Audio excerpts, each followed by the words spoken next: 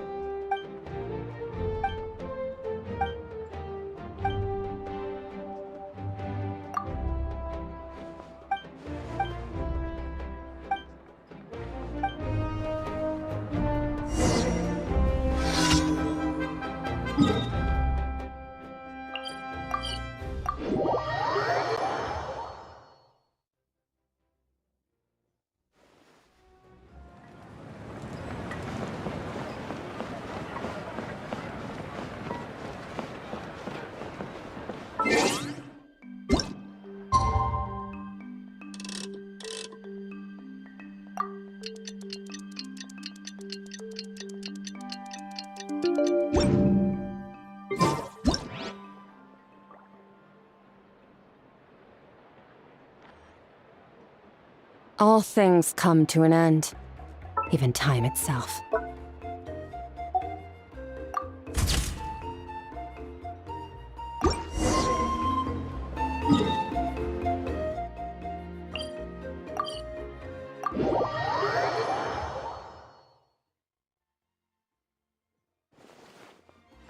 Merciless.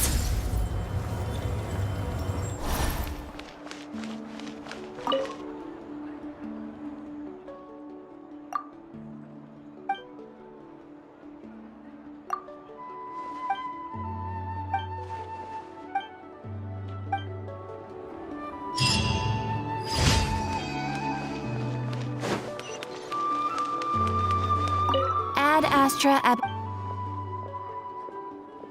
Thank you for completing. Ad Astra.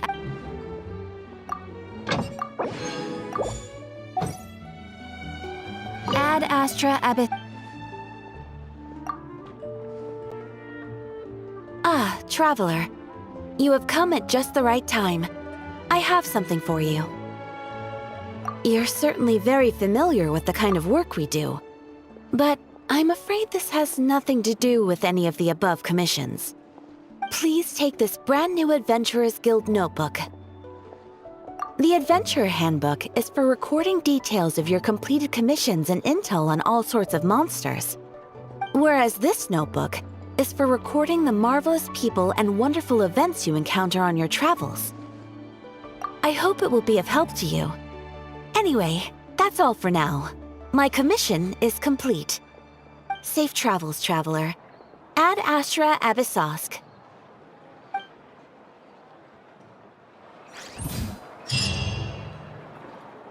You might want to get a guide if you're not familiar with.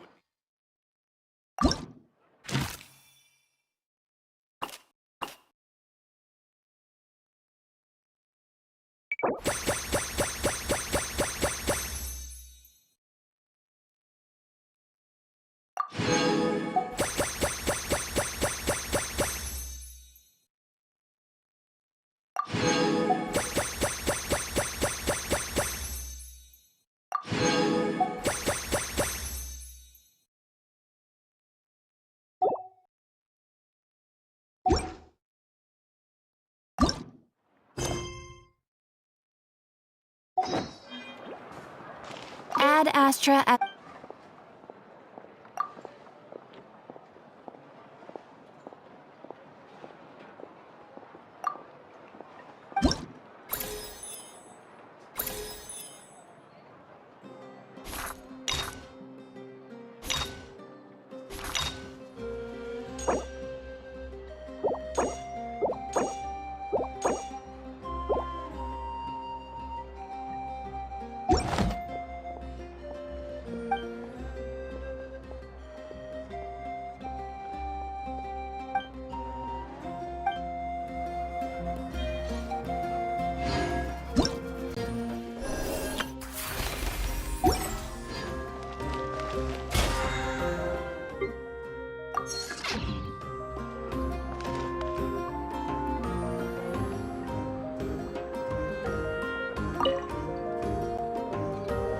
Another commission asking for me by name?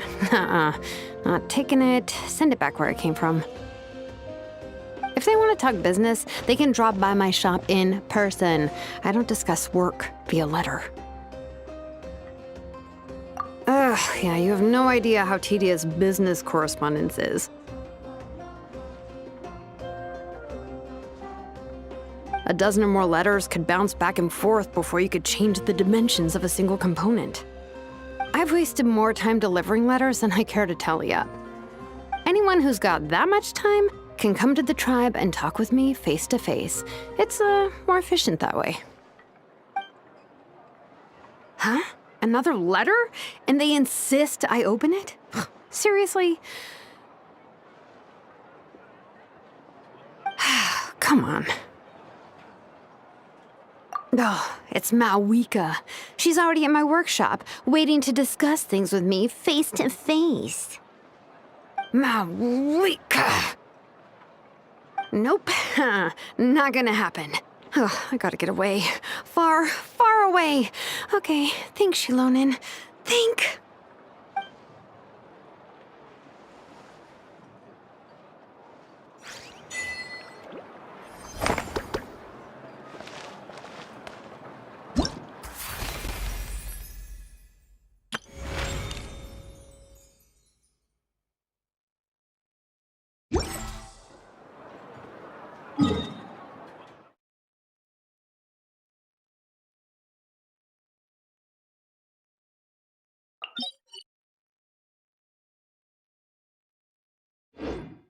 Where do we come from?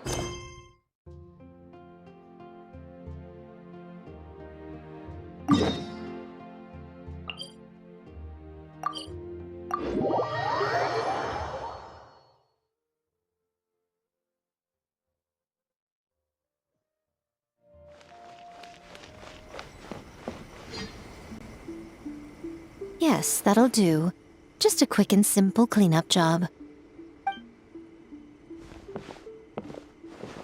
Ah, little one, you're just in time.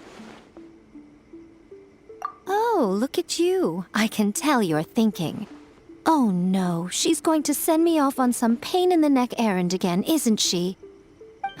Don't worry. I was just going to say that we finished renovating the shrine and are preparing to roll out a brand new service. Now, I haven't had the chance to announce it yet, but here you are already. Wouldn't you agree that's good timing? See this offering box beside me? There's going to be another place to make wishes here soon. That's different.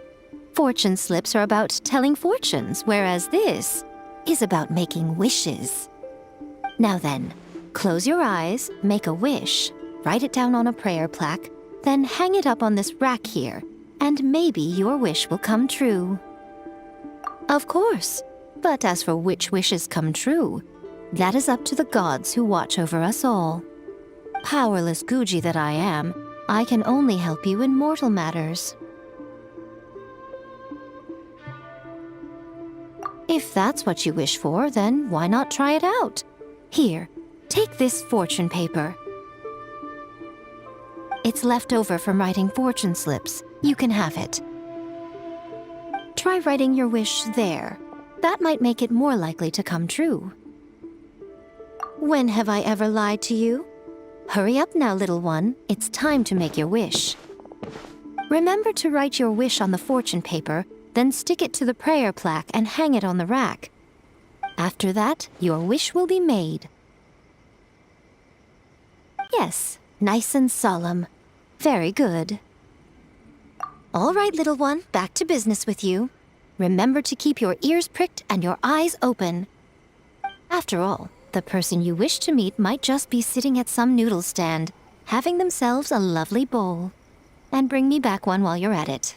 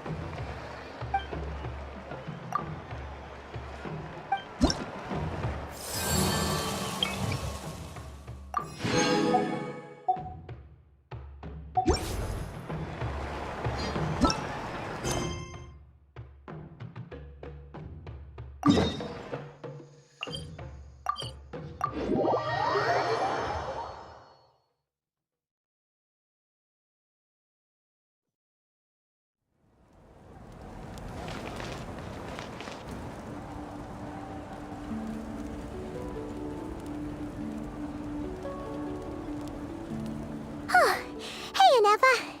Sorry to keep you waiting. That is perfectly all right. My data indicates clear skies in the coming days. Current conditions for maritime travel, optimal. I'll be ready whenever you are. But are we really gonna set off without telling anyone again?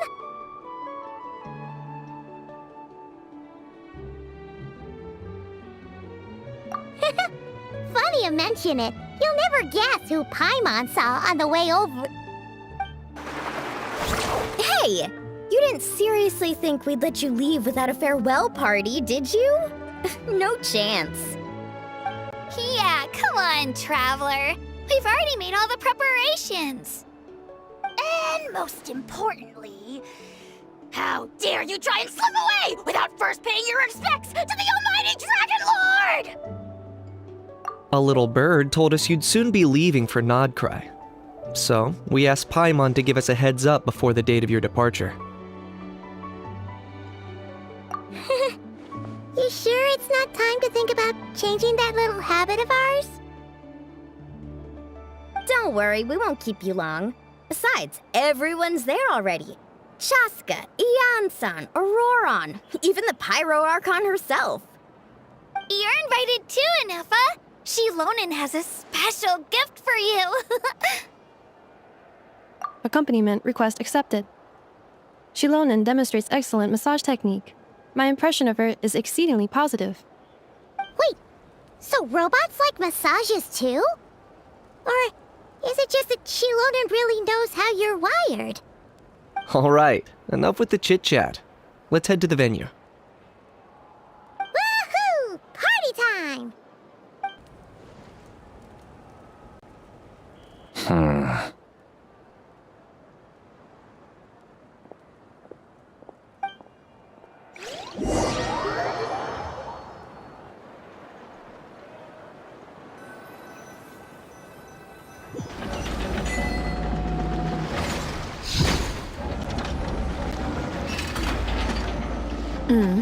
Spit it out then. They've set off. Just as my calculations projected. About time I met this variable in person.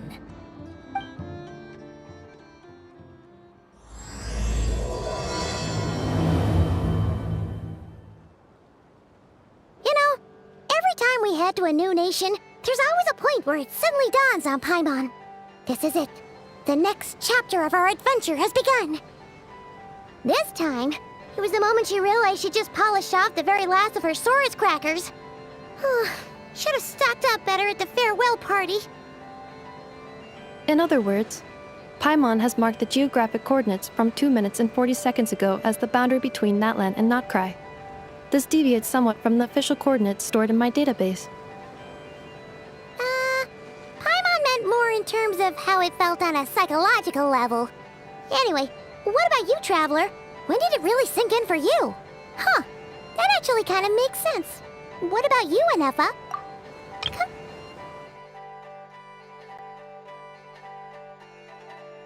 In Natlan, what was the moment you felt like you'd left Nodcry? In that case, probably when my sensors could no longer detect the moon's power. The moon? You mean that one we can all see in the sky? Negative. I was referring to... Here we are. Paimon, Traveler, we have arrived in Notcry. Oh, wow!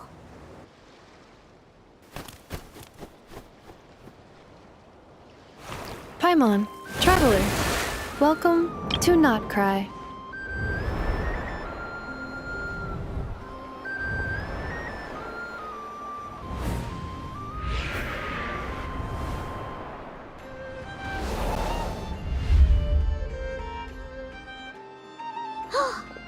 That must be Nasha Town up ahead! That's the place you were telling us about on the way over, right?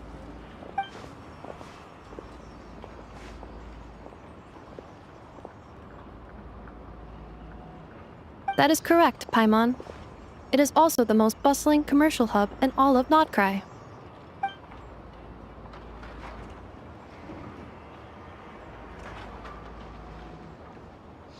Oh, so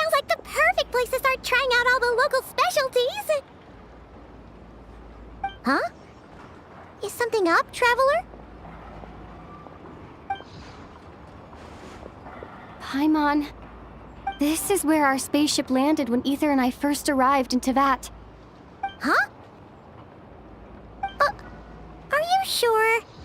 But how come you've never mentioned that before? Seems pretty important to Paimon. Well, because those memories are really hazy. All I remember is Ether waking me up and us leaving the ship. But just now, setting foot on this land, I felt something. The kind of power I sensed in those moments. Are you referring to Kuvaki? Kuva, what now? The locals refer to it as Kuvaki. It is a unique elemental force found only in Notcry, or rather, a pure, primordial form of elemental energy. That is correct. Another similar concept I have found in my database is the primordial sea. Legend has it that long, long ago, the moon that shines in the sky above us once rose from the land of Notcry. Modern geological surveys and meteorite studies conducted in the region have since supported this claim.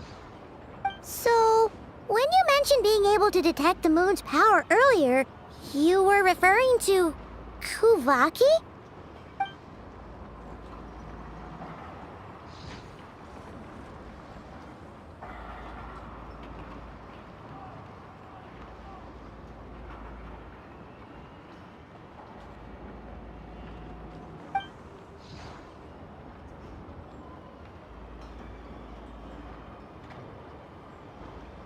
Wait, Traveler, you're saying we might actually find your spaceship here? Do you still remember where it landed? Notcry is surrounded by the ocean. In other words, it could have been anywhere along its coastline. Negative. Description still lacks sufficient detail to pinpoint target location. Hey, it's okay if you can't remember everything right away. After all, it's been a really long time. Let's just do what we've always done and keep searching as we explore. Besides, what have you got to fear with your sidekick Paimon still here? I'd be more than happy to help you out as well. Our pleasure. Anyway, just knowing that your spaceship's here in Notcry surely counts as a big step forward, huh? Like we've crossed another boundary? Paimon couldn't have put it better herself. You sure are a quick learner, Inefa.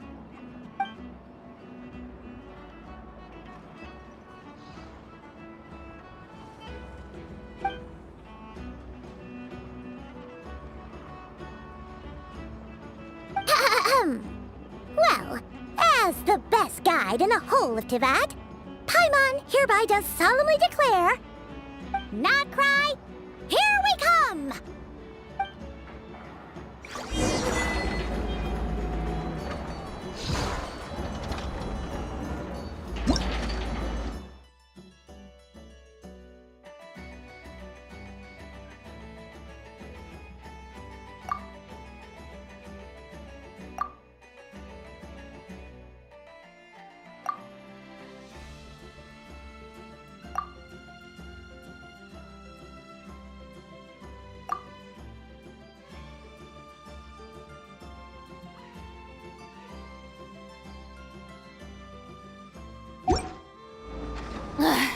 Boring! Isn't there anything else more interesting to do?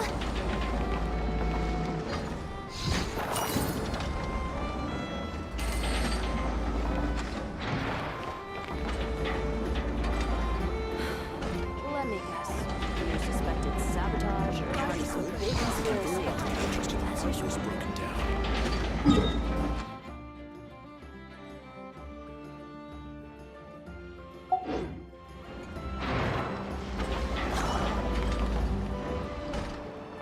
It's at times like these that you've got to stay extra vigilant.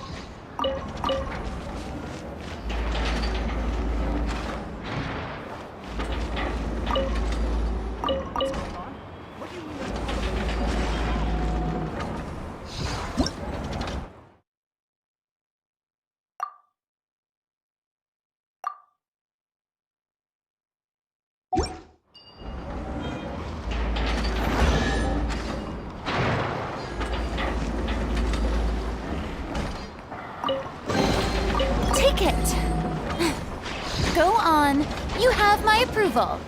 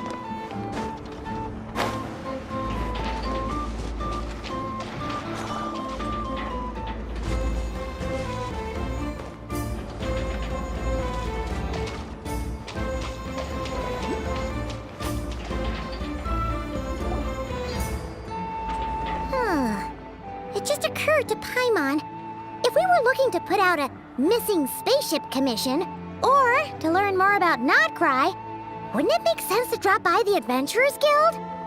The guild is located in Nasha Town. Simply follow this road and you'll reach it.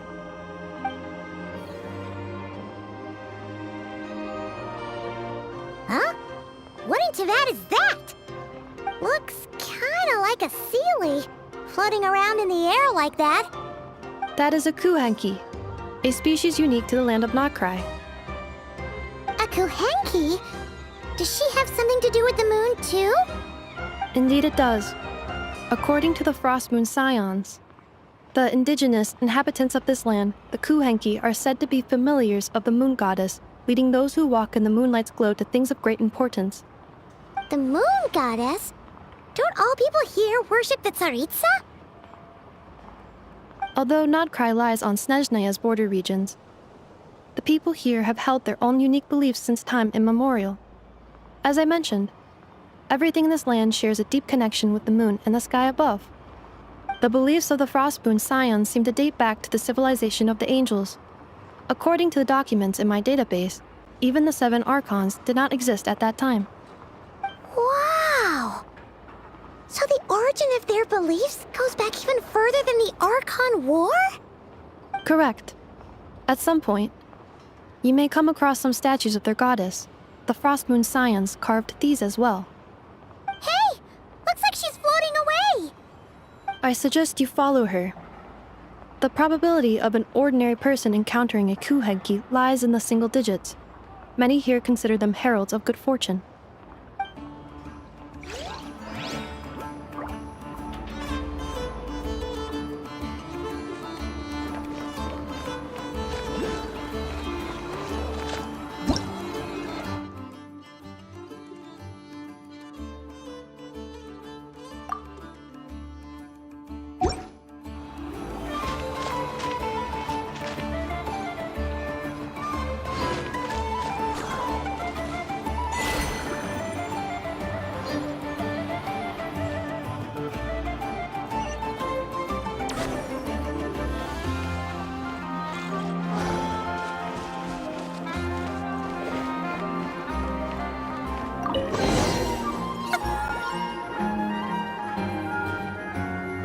Is this a travel guide? Huh. It actually led us to something useful.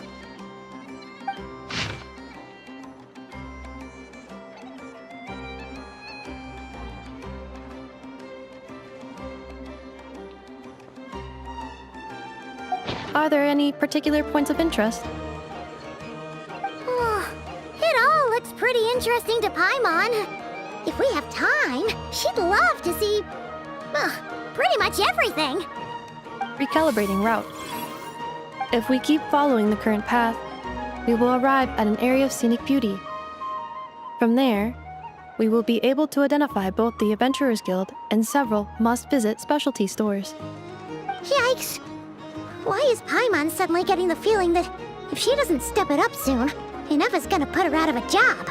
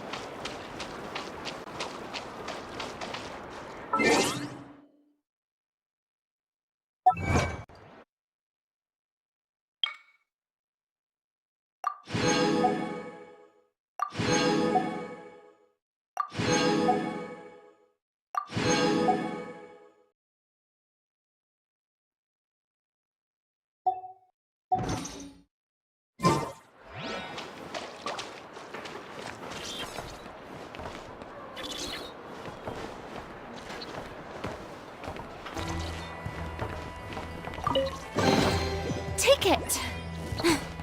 Go on. You have my approval. Nothing here is particularly take your pick.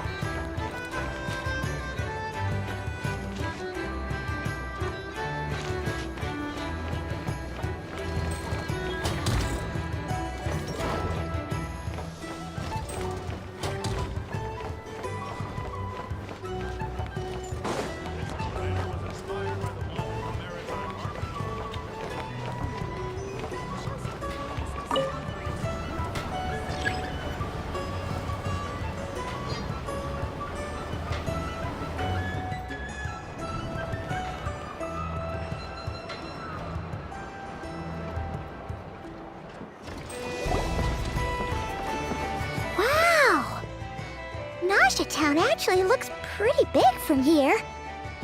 Feels a bit different than Paimon imagined, though.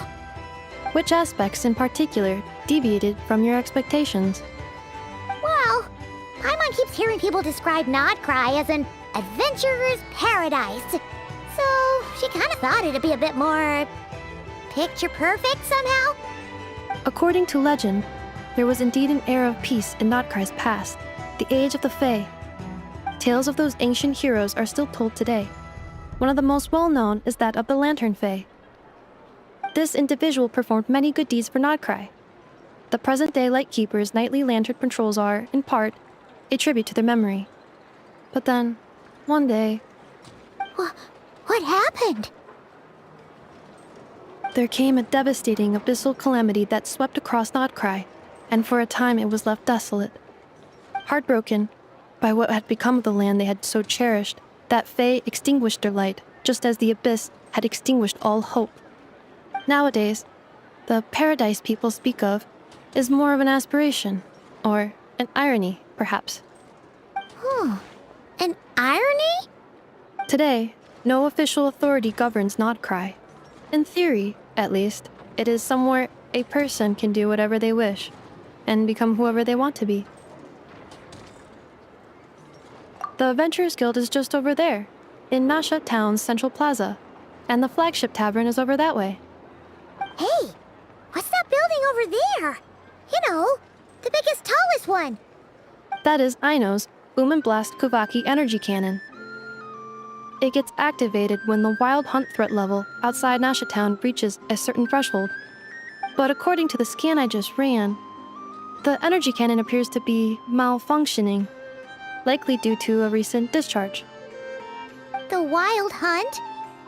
Isn't that the abyssal calamity you mentioned that's specific to Nodcry? It is a phenomenon that has been occurring for several centuries now. Yet the time and location of wild hunt attacks are seemingly random. At first, it was more of an old wives' tale that adults used to scare children. If you don't start behaving, kid, some night, the wild hunt's gonna come for you. Listen, do you hear that? That weeping in the fog? Those are the cries of a young woman being dragged away. You're saying people actually hear things like that? I have not witnessed enough wild hunt attacks to give a statistically sound answer.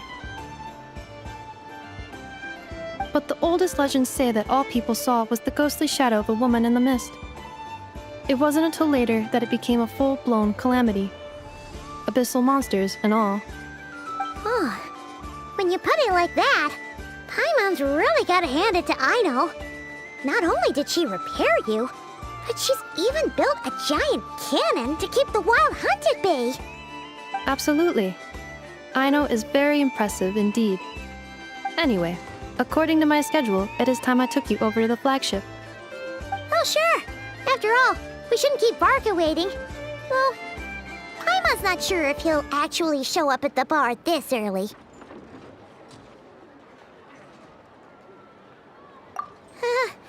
You're right about that.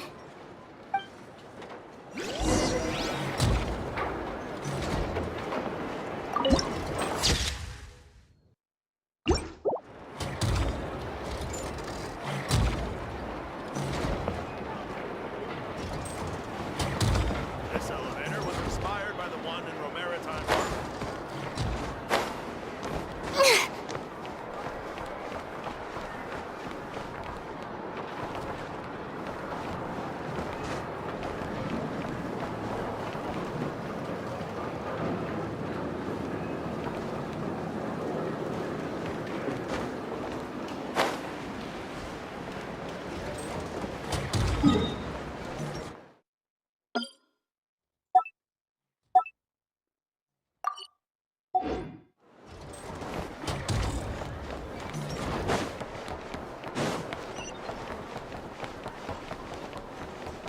Huh.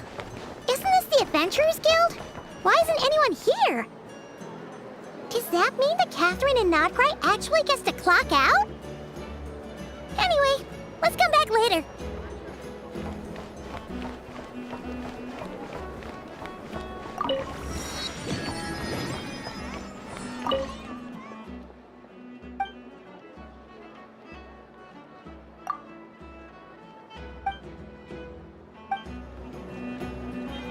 This land holds nothing but promise for adventurers from all walks of life.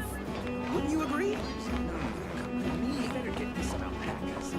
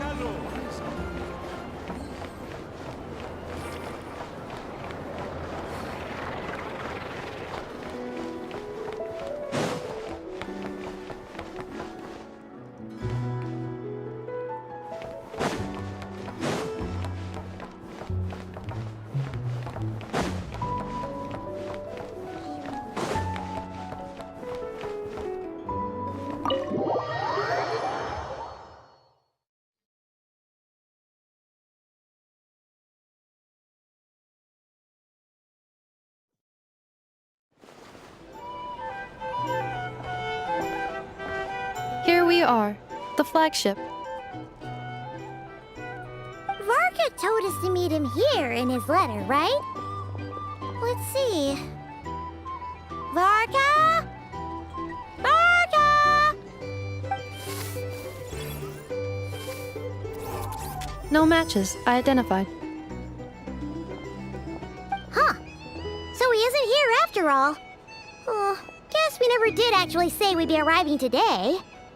Hey, why don't we go ask the owner? If what they say is true, Varka's drinking prowess must have left quite the impression.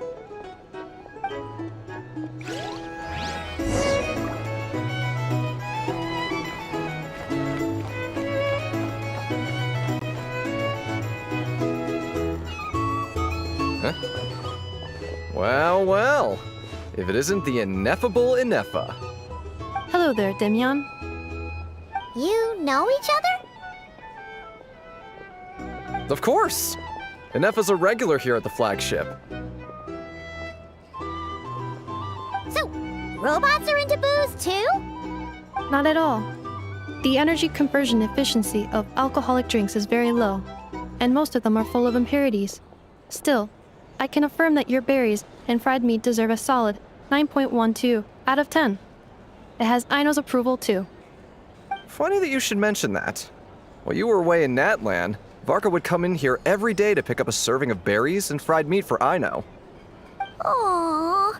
He must have been worried sick that she wasn't eating properly on account of being so hung up about Inefa being gone. Actually it's 'cause Varka found out that Aino went wild after Inefa left, gorging herself on snacks she normally couldn't get her hands on. So it was more worry that she wasn't getting a balanced diet.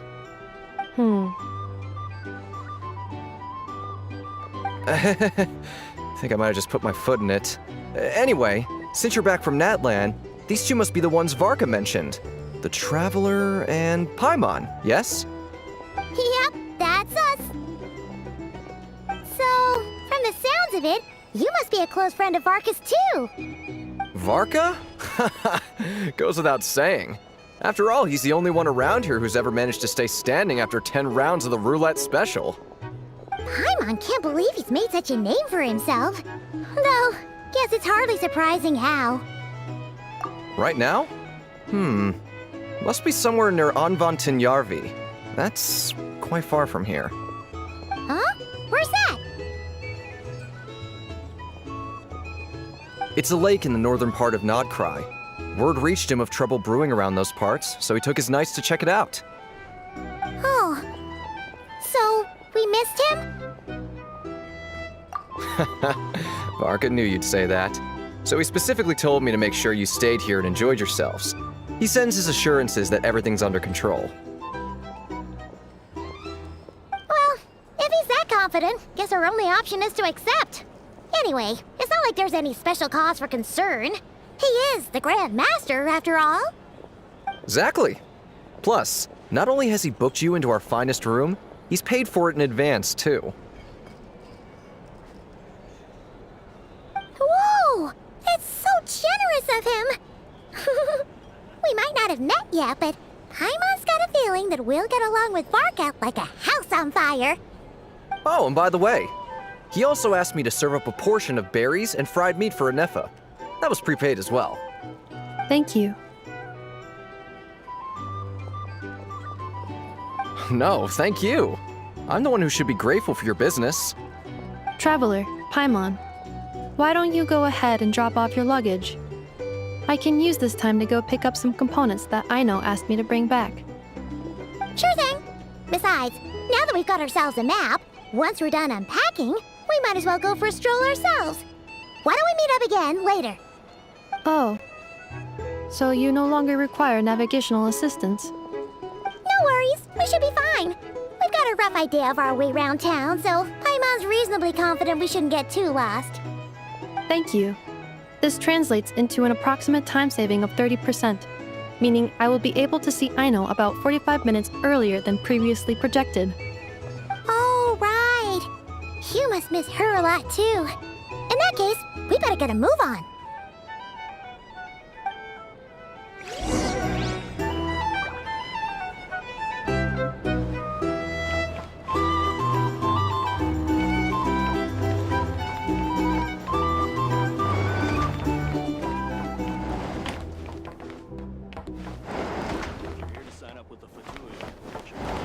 It's so noisy here.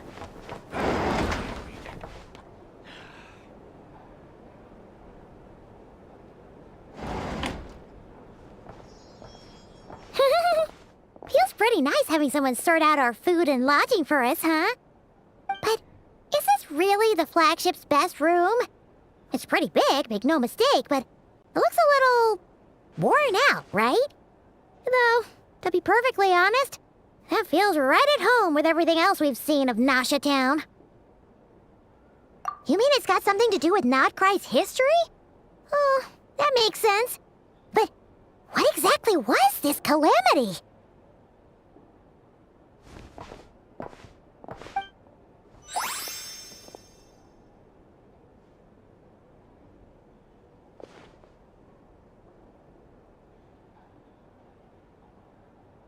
Oh, should we try the berries and fried meat too? Paimon's getting hungrier and hungrier every time someone mentions it. Oh, sorry about that. Paimon wasn't watching where she was going. Please, there's no need to apologize. If anything, I'm the one who should be sorry. Clearly, I shouldn't have gotten lost in my thoughts in the middle of a hallway. Wait a sec. Are you staying in the room next to ours? Ah, quite the perceptive one, I see. First things first, allow me to introduce myself. My name is Kirill Chudamirovich Flintz, but please, just call me Flintz.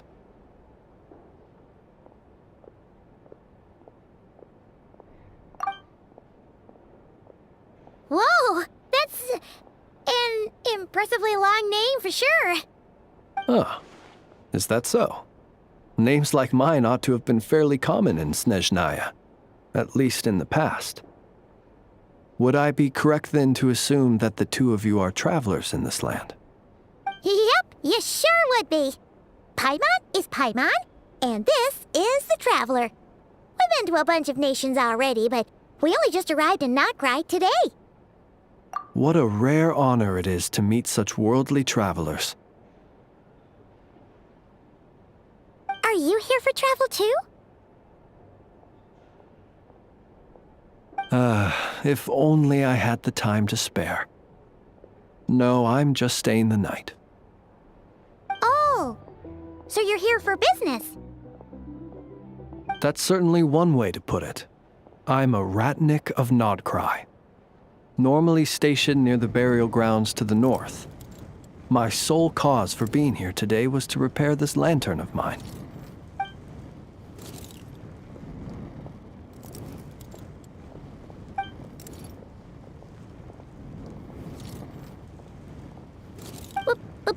Burial grounds?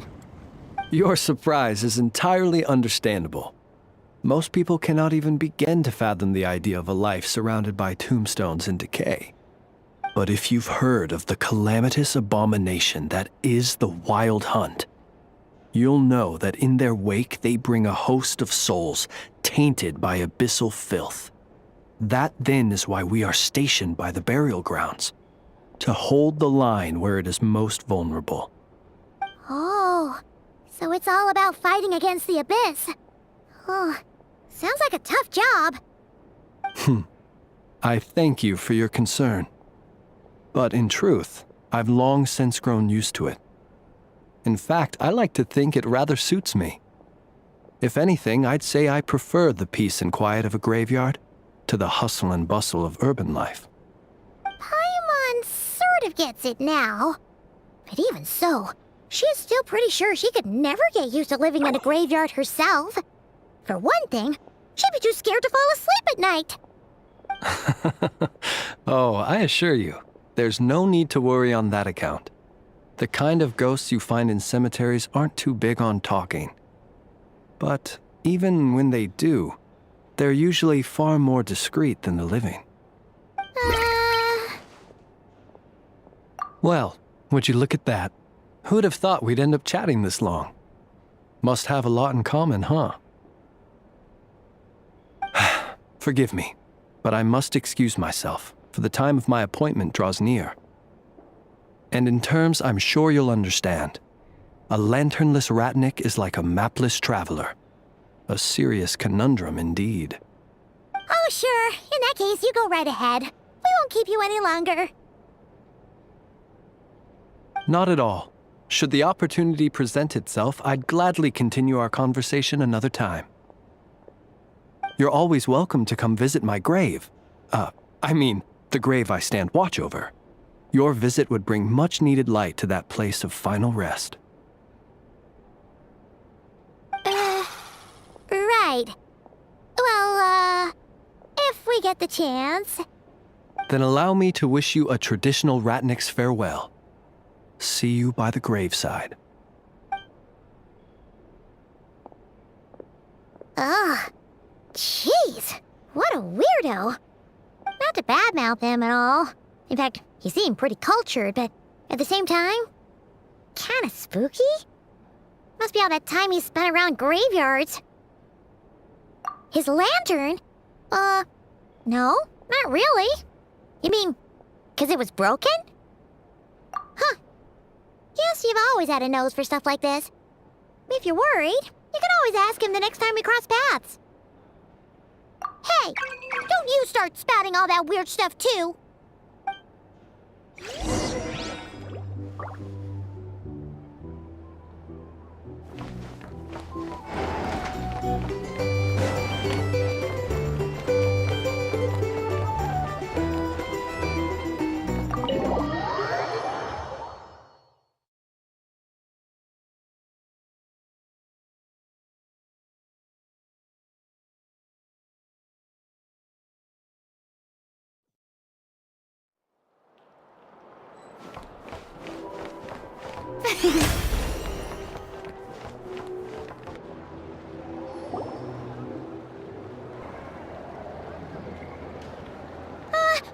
Paimon almost forgot something super important. Were we gonna go try out the berries and fried meat? But now, heading all the way back to the flagship feels like such a waste. Please, accept today's boon. Come night or day, may the blessings of the moon goddess shine down upon you. Huh? What's going on over there? Wait, free food? Wow, the people here are so nice! Quick, let's grab some too. Paimon's super curious what their food tastes like.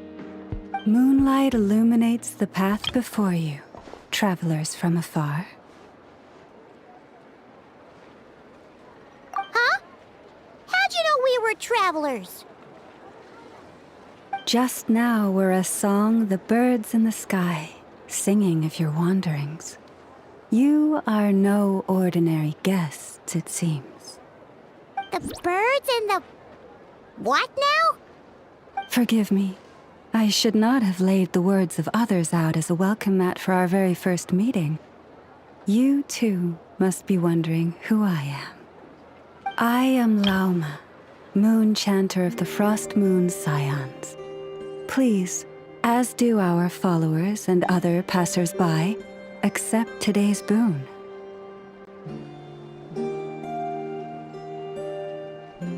Happy to oblige. Paimon's name is Paimon, and this here is the Traveler. Thanks so much for sharing your yummy food with us. We'll take one each. Think nothing of it. These fruits were the finest we found, delicacies gathered in the wake of the morning dew. It is my hope that partaking of them may lift your spirits to heights anew. The finest you found? Wow! That sure is kind of you, but wouldn't you want to keep those for yourselves? The first fruit of the harvest must be placed upon the moonlight altar, not as an offering to the gods, but as a spark for lost hunters. For it is the blade of the starving that darkness most easily corrupts. As perhaps you have already heard, we Frost Moon's scions revere and worship the moon goddess. We believe that together, virtue and compassion are the shining light that will lead us all out of the long, dark night. And now, with tides of haughty Fatui swarming into Nodcry, driven by greed and greed alone, more than ever before, we must all unite under the banner of virtue. Huh, look who it is again. Those unsufferably kind-hearted Frost Moon scions. Got enough for us too? That's right! 2 servings each! We're starving over here! The Fatui! After what you've been doing to our sacred statues, how dare you even show your faces! Wilhelmina, bestow today's boon upon our guests. You hear that? No slacking now. We'll have the very best you got. But, my lady, they... Please, you two, accept this meal. But remember this. Kindness is the first lantern left to guide those who stumble in ignorance. Come again? Let me finish. But should they still refuse to follow the moonlit path, then by our frosted blades shall we show them its shadow. You! Hey, look who it is. Whatever. Just you wait. We'll be coming for you next. Huh? Where's the meat? Who wants to eat this garbage? Those stooges really are the worst. Ever since they came to Nodcry with all their weird equipment and built that so-called experimental design bureau, our lives have been turned completely upside down.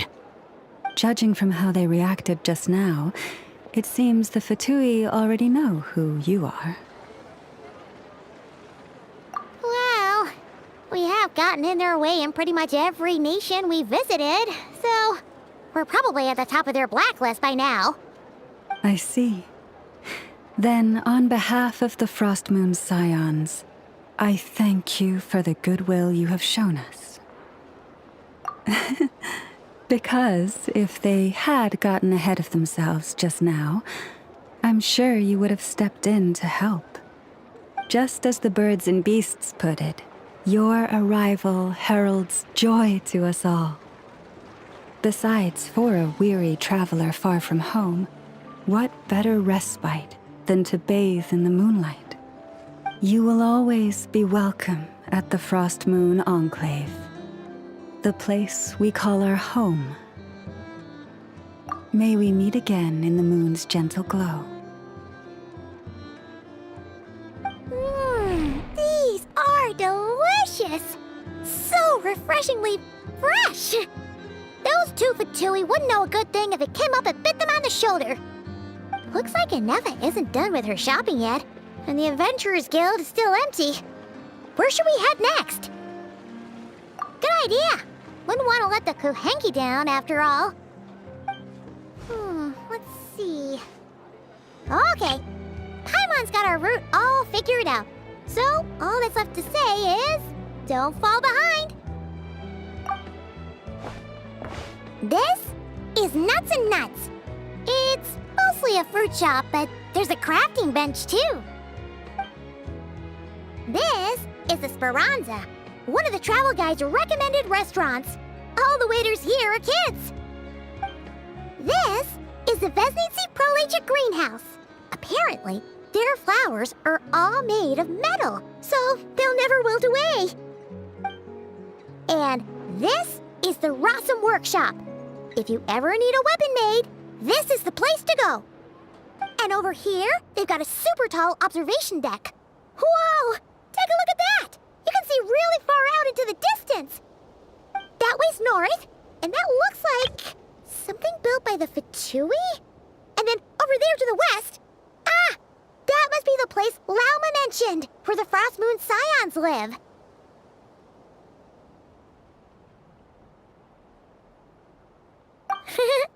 So, what'd you think?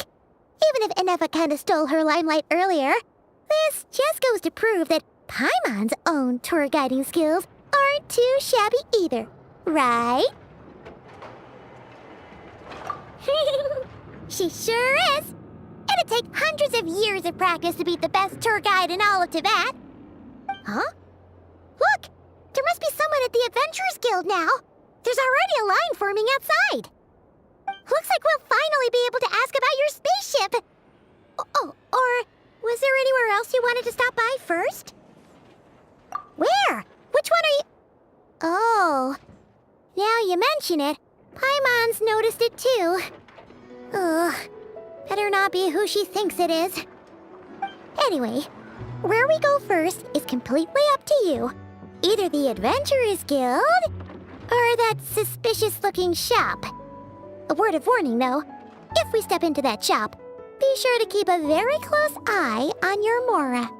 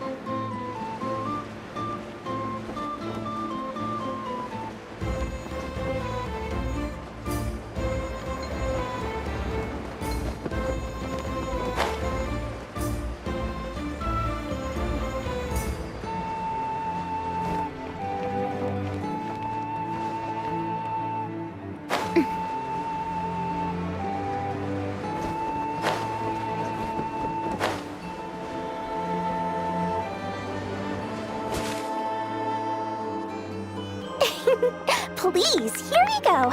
And if you ever need anything else, don't forget to make the great Lord Sangama Bay your first port of call. Oh dear. So it is the real deal. Of course it's the real deal. Everything you'll find here is 110% real, meaning every one of my deals is as real as a deal can... Wait a minute. Well, if it isn't my two most valued clients! And with no small thanks to your munificent patronage. Come. How could you just sneak into Not Cry like this without telling your dear Lord Sangama Bay? If I'd known earlier, I would have made an absolute pulled out all the stops to ensure that your boat ride over was as comfortable as humanly possible. Thank the archons we didn't tell you. Oh, come now. You know as well as anyone how impeccably and conscientiously above board I am when it comes to doing business. Well, regardless of whether that's true or not, the main issue here is that we had no idea you had a branch in Not Cry. A clever merchant always has a backup plan, or two, or three up their sleeves. As the saying goes, a rabbit with many burrows fears not the hunter's arrows. A merchant with stores galore hears no debtors at the door. Since you're both here in Not Cry, would you care for some of my finest local souvenirs? Whatever you're looking for, I have it. Or if it's Sumeru you're missing, I've got that covered too. We literally just arrived. Do we look like we're on the hunt for tourist trinkets to take back for our friends? My, your high-minded tastes never cease to impress. In that case, I know just the thing. You must be on the hunt for something like this? What's that? Your hat? Information, of course. Information about Nodcry, locked securely in the otherwise impenetrable vaults of the Lord Sangama Bey's brilliant mind. I knew it! I just knew you'd appreciate the value of my wares. On the back of all our pleasant dealings in the past, I'll even take a hit by throwing in some insider info for free. Wow. You sure are feeling uncharacteristically generous today. What do you mean by uncharacteristically? I am the most generous person forget it. Anyway, the long and the short of it is this. The moment I set up shop in Nodcry, it struck me how many different factions there were, all competing against each other for power and influence. Well, as they say, there's no time for business like a crisis. Things got even more turbulent after the Fatui pulled down 2 Ancient Moon's remnants. People began to catch a whiff of the coming chaos. And the more troubled the waters, the greater the potential profit. Not at all sorry to interrupt, but we're not here for Mora. Oh, really? But surely it was the tales of an adventurer's paradise that brought you here. The chance to take your very own slice of all the latest and greatest business opportunities? In that case, what would you like to know about?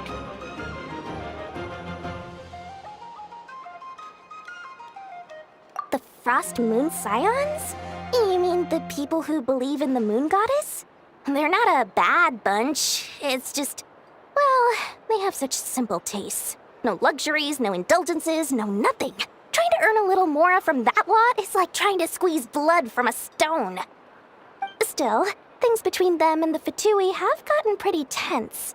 It's only a matter of time before the powder keg goes boom. And when that happens, that's when business will start to boom too. Oh, they're an organization set up to keep the locals safe. Apparently, they have a long and glorious history, and they're made up entirely of volunteers. But seriously, a volunteer organization in Nodcry? This place is hardly a magnet for noble hearts. No pay, all work. That's not a business model, and it's certainly not for me. Everyone knows they're here for the Ancient Moon's remnants, but no one's sure why they pulled them down in Nodcry of all places. Anyway, they've been acting mysterious enough, but if you ask me, that Kuvaki Experimental Design Bureau of theirs up north hides secrets wilder still. That bunch of booze-loving monstators? Ugh, don't even get me started. As fellow Outlanders, I thought they'd be easy pickings, but somehow, every single one of our business negotiations wound up at the flagship. I've done plenty of deals with heavy drinkers before, but those guys? I never once made it to the contract signing before blacking out. I'm getting flashbacks of the hangovers just thinking about it.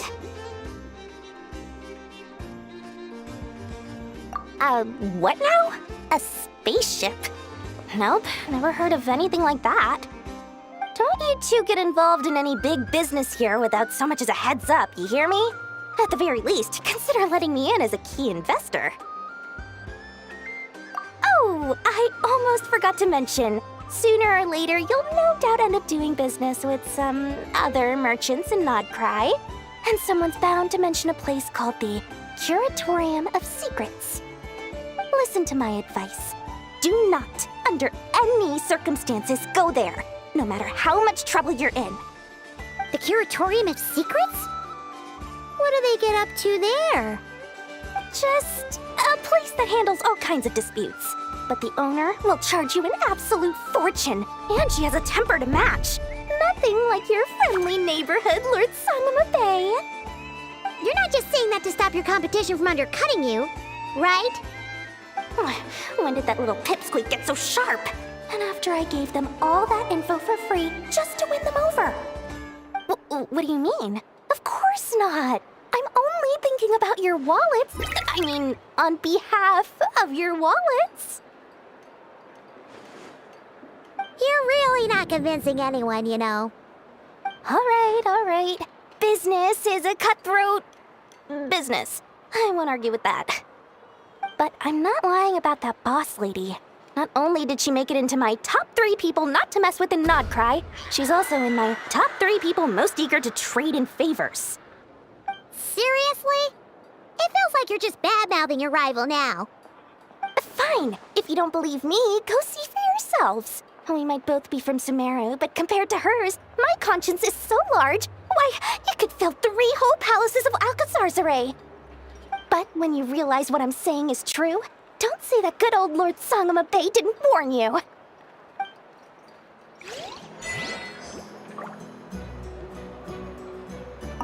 Anyway, don't be a stranger now. We might be in Nodcry, but don't forget, Dory's doors are always open for you.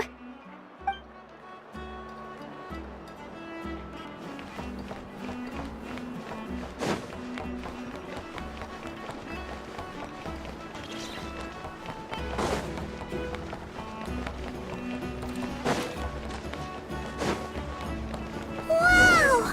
This place is buzzing with activity! Oh, hey! There's a notice board over there.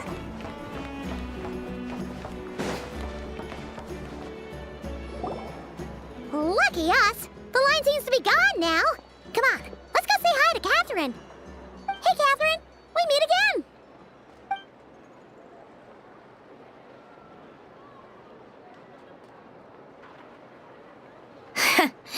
How ridiculous.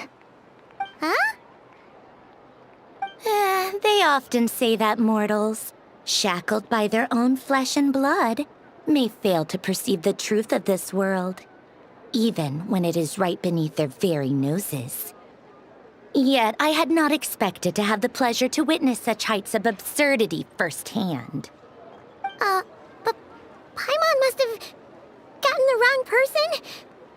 At second glance, you do seem a bit younger than Catherine. And you certainly sound a lot less friendly. A creator might forgive ignorance, but being mistaken for one of my own creations is beyond all pardon. Look very closely, for standing before you is none other than Marionette, 7th of the Fatui Harbingers. A Harbinger?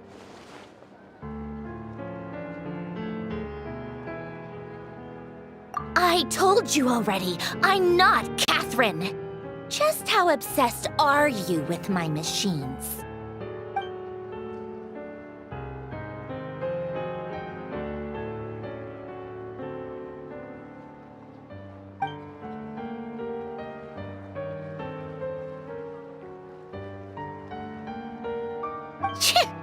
Today's encounter is merely a courtesy call.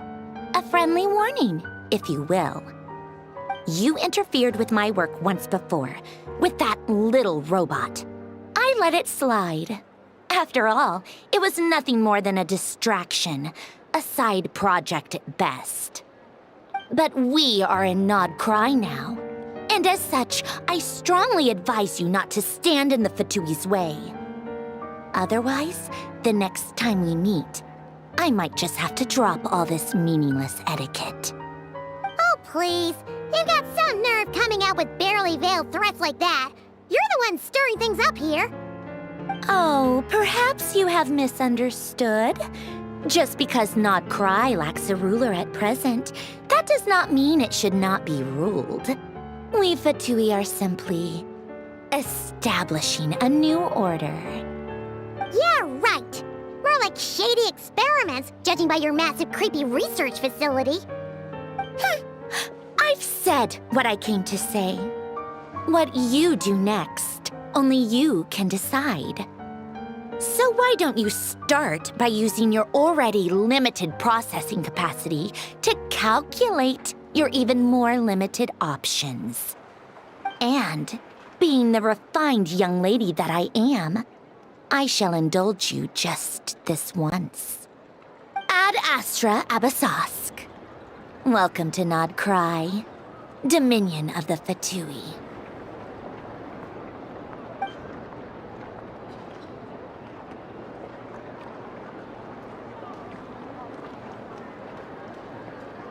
Ugh! Paimon's so mad right now! How can anyone so obviously evil be so annoyingly self-righteous? But if a Fatui Harbinger is here to greet us in person, that can only mean one thing. We'll have to be extra careful from here on out. Paimon hates feeling like she's being watched. Hey! The real Catherine's back! Ad Astra Abyssosk. Welcome to the Adventurers Guild. How may I help? I will do everything I can to assist you. Oh, you're so much nicer to talk to, Catherine. Please don't leave us again, okay? Hmm?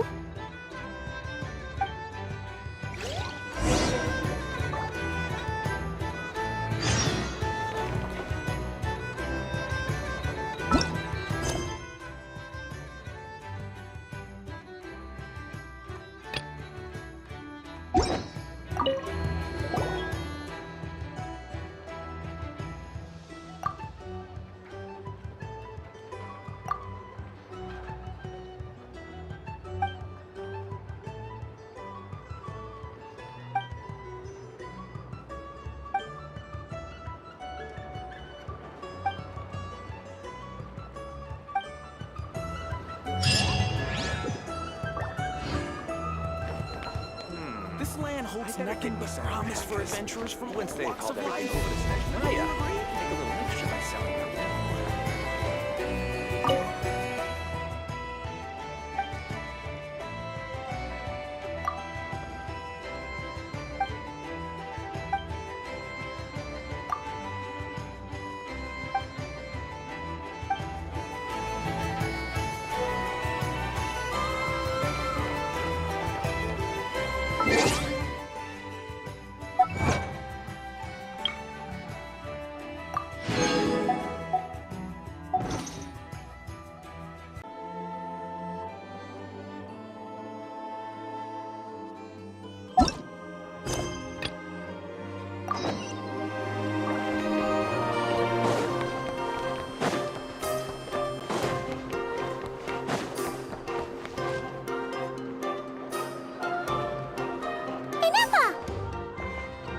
Hello. I was just about to start tracking your whereabouts. Did you manage to get everything Aino asked for? I did. What about you? Do you need me to navigate or introduce any more places around town? Not for now. We've seen most of it already. We probably need some time to process everything we've learned, though. Any progress with the spaceship? No. Catherine came back just now, so we asked her, but even she hasn't heard a thing. One possible explanation is the vast stretch of time that has elapsed. Additionally, given the limited resources available in Nodcry, it is entirely plausible that the wreck was scrapped for parts, or even mistaken for a pile of broken machinery. Aww. Understood. In that case, why don't we go ask Aino together? After all, she was the one who salvaged me, ancient dragon technology and all.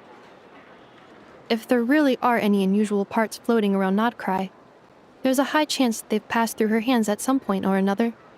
Good point. And since you keep mentioning her, we're curious to meet this whiz-kid mechanic, too. Understood. Then I'll handle navigation as before.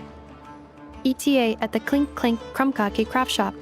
34 minutes ahead of schedule.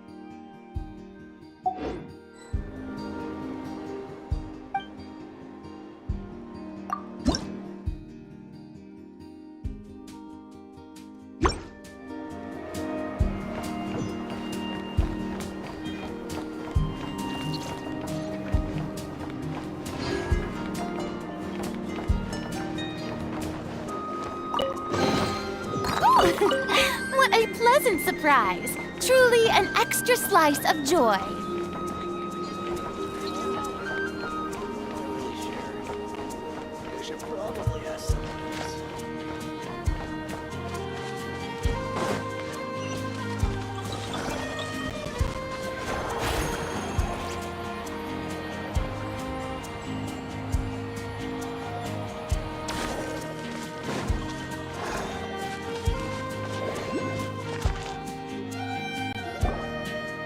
Oh no!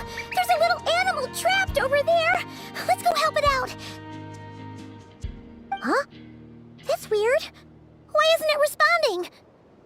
The tides of Kuvaki affect everything in Nodcry. So much so that many creatures have evolved a kind of dependency upon it, growing stronger or weaker as it waxes and wanes. This little animal must have been caught here unprepared. So you're saying we need to use Kuvaki? Paimon will leave it to you guys then. Don't be scared! We'll get you out of there soon!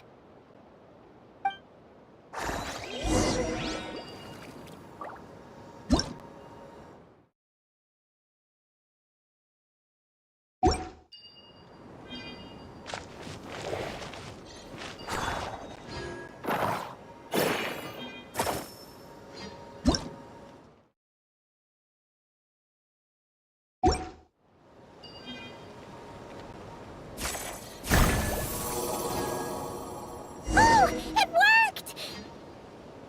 Off you go now, little one. Don't go getting yourself caught again.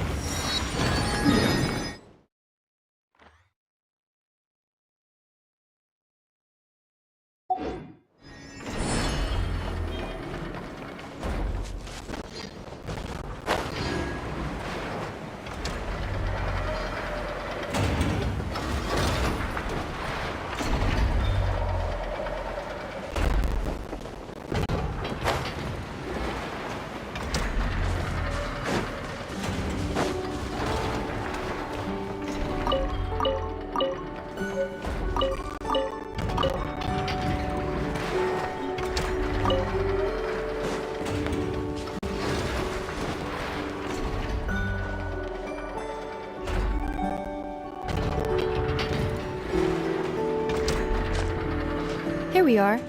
The place Aino and I call home. Whoa! So many machines that Paimon's never even seen before. And then there's all these little robots. Did Aino build them all? That is correct. It looks like Aino has created 3 more little bots since I've been gone. Aww. Well, you were gone for quite a bit. She must have missed you.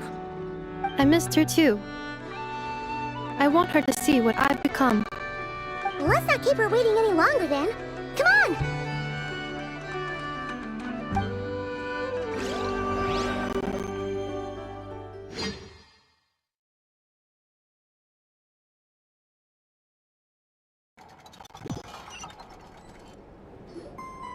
Aino, I'm back.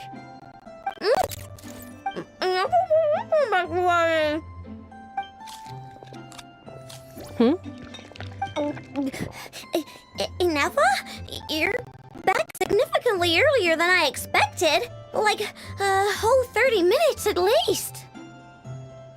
Everything went very smoothly, which saved me quite a bit of time, so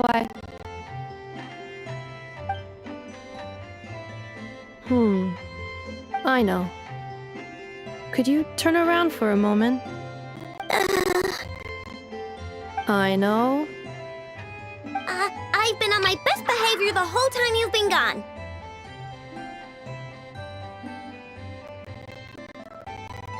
She's got chocolate all over her mouth. I know. While I was away, did you strictly abide by my tailor-made snack intake schedule? Oh, of course I did. 1 whole cake, 1 crumb cupcake, and 1 pack of chocolates a day, right? It was either a cake or a crumb cake or a pack of chocolates per day. Oh, shoot. When did you finish the snack stash I left for you? Literally just earlier today. Let me just go run a scan on that. I meant today, a week ago. And then you restocked an entire week's worth on your own initiative?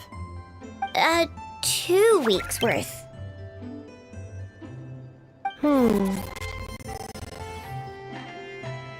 Why does Paimon feel like the roles in this household are pretty much the opposite of what she imagined? Calculation complete.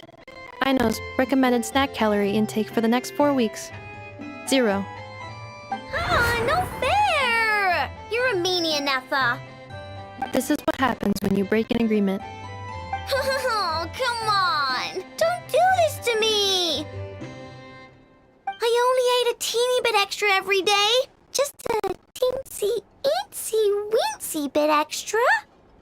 That is objectively not a teensy bit extra. Oh, seriously? If you'd only arrived half an hour later, I would have had everything cleaned up and you wouldn't have noticed a thing. But now that I think about it, you even said you'd come back a bit earlier than you did, so I wouldn't have to worry. But then, you were away so long, and I was so worried about you. And that's the only reason I even... Oh... I know. I'm very sorry to have kept you waiting. I'm back now. Welcome home. Oh!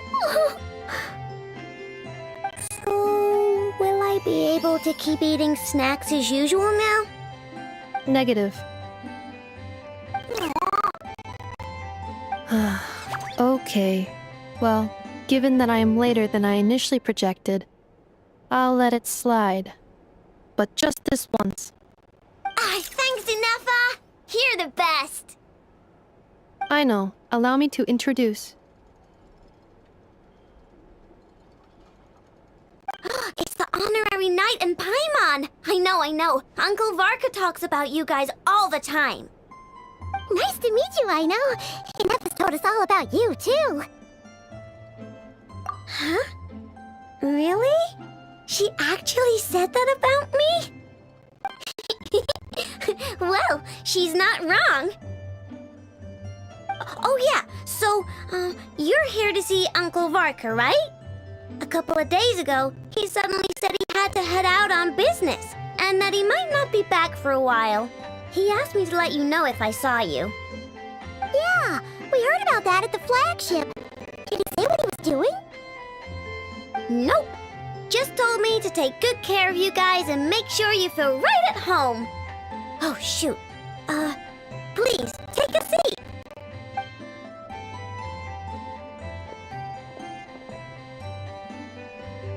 Do either of you need my help with anything? Anything at all? After all, I'm the head of this household. Sure wouldn't know it from that snack tantrum she just threw.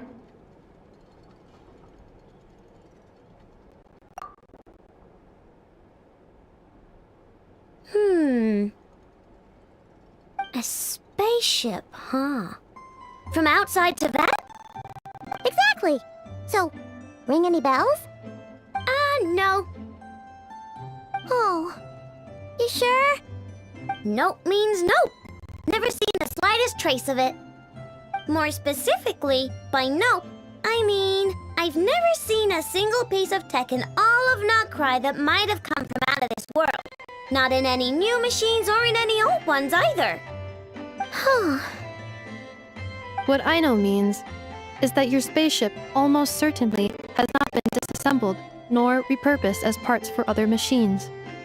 Oh, so that's what she was getting at. Yep.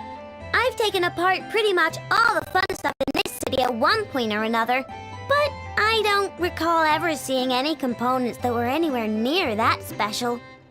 So, either your spaceship crashed somewhere it's never been found, or someone did find it and then hid it really, really well. But who would even do something like that? Beats me. Maybe someone who thought they could stash it away for a rainy day. Just like how I sometimes hide snacks in the...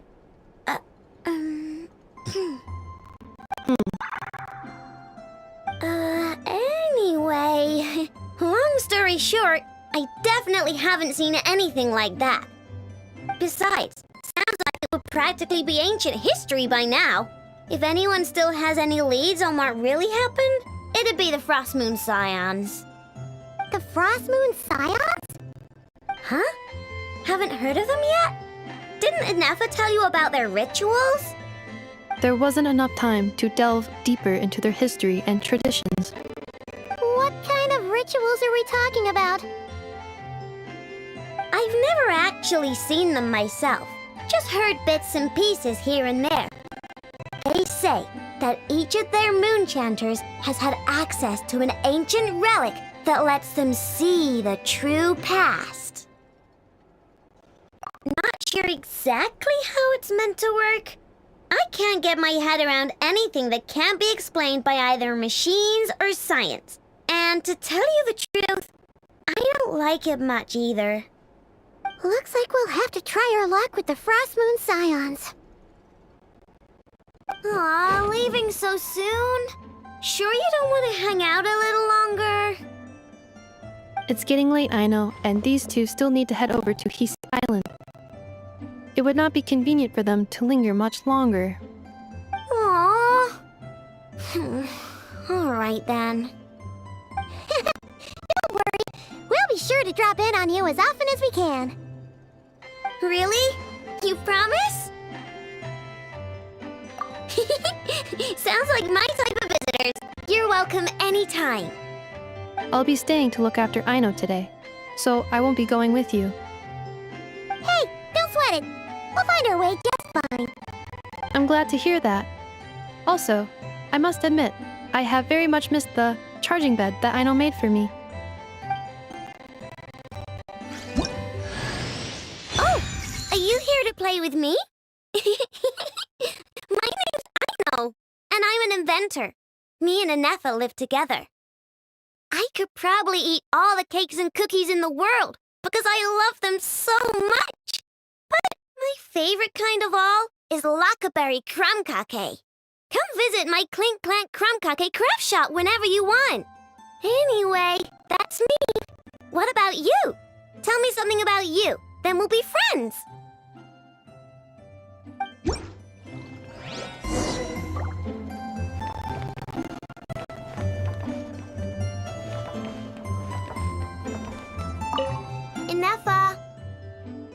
Yes, Feeling comfortable? I am indeed. No bed in the world is as comfortable as this one. Enough, Yes, Want me to increase the charging rate? please, if you would. Thank you, Aino. Enough, Yes. I'm hungry. In that case, please enable quick charge mode.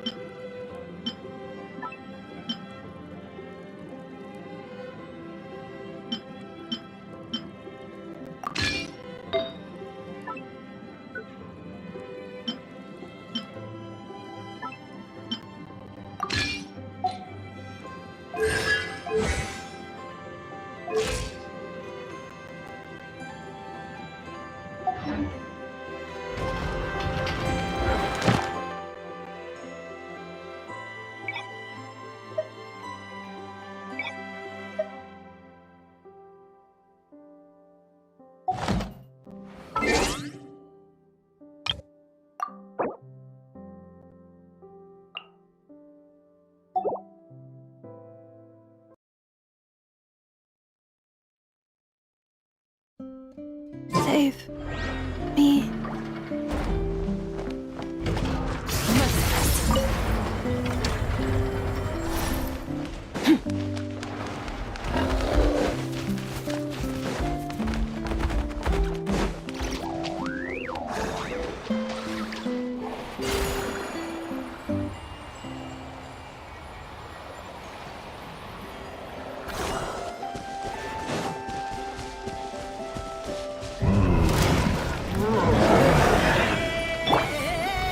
How brilliant!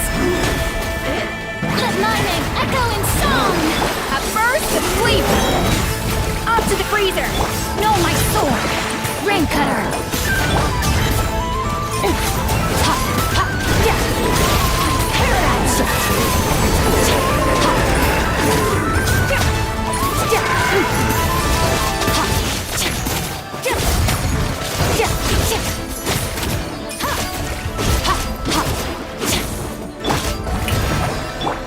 A little amuse-bouche! Rain outlines your face.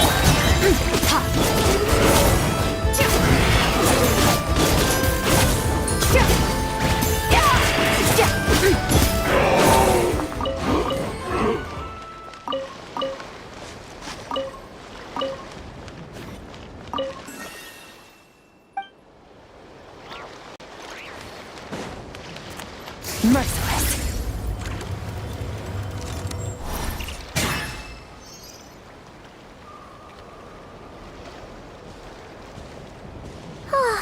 Seeing Anafa and Aino reunited like that sure was heartwarming. We should definitely hang out with them more in the future.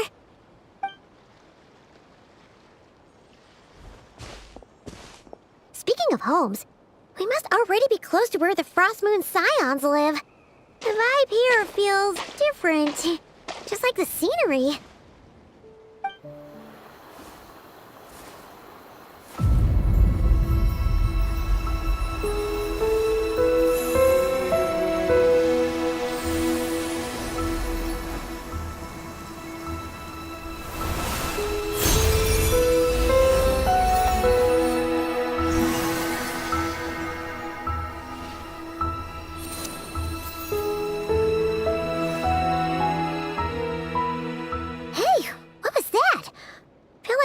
Sort of breeze blew by, and then the petals suddenly turned into... Huh? Is that a Kuhenki? She looks different from the ones we saw before. Hey there! What's your name? Huh. Doesn't seem able to speak.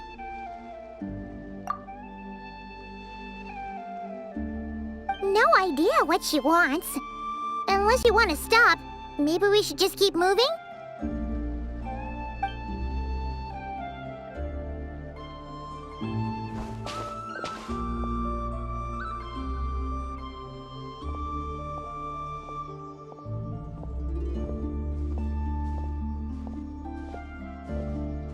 She's following us! Go on. Go on now. We've got stuff to do. Best you find someone else to hang out with. Hey! Don't make it sound like Paimon's some kind of meanie. Paimon had no idea what she wanted, okay? Ugh. Anyway, next time Paimon sees her, Paimon promises she'll be nicer. Seeing as we're on our way over to meet Lauma anyway, we can ask her about it while we're there.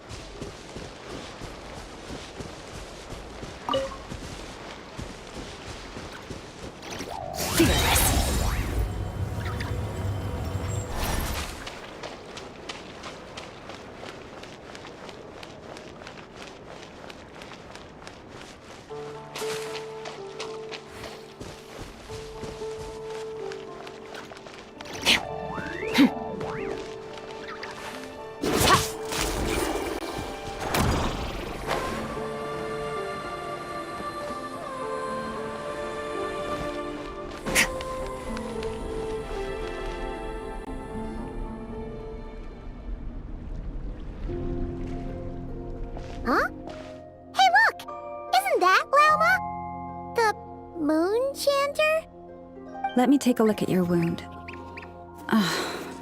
You must be more careful. Doesn't matter how much of a rush you're in, your safety always comes first. Oh, you're back too. How was your day? You what? Those two Fatui? The ones who were causing trouble in Nasha Town? You went to teach them a lesson? And you put that in their food? You naughty little thing! How could you do that? They didn't notice. That's not the point. You mustn't do that again, okay? Next time, at the very least, bring a few of your friends along too. You'll be an easy target if it's just you on your own. Hey, Llama! Still remember us? Oh, it's the Traveler and Paimon, isn't it? Welcome to Hisi Island. Not at all. Those who come with kindness in their hearts are always welcome with the Frost Moon Scions. Were you just talking to those animals? I was indeed. The Frost Moon Scions bloodline is unique, for throughout our history, there have been many among us who could communicate with all living things. What was that? Oh, is that so? She says she was trapped in a plant earlier, and that you were the ones who rescued her. She wants me to thank you on her behalf. Oh, it was nothing. Barely lifted a finger. If you both are free, why don't you join us at the Frost Moon Enclave for dinner? Consider it a small token of thanks for your kindness. We'd love to! And actually, we had something we wanted to ask you anyway.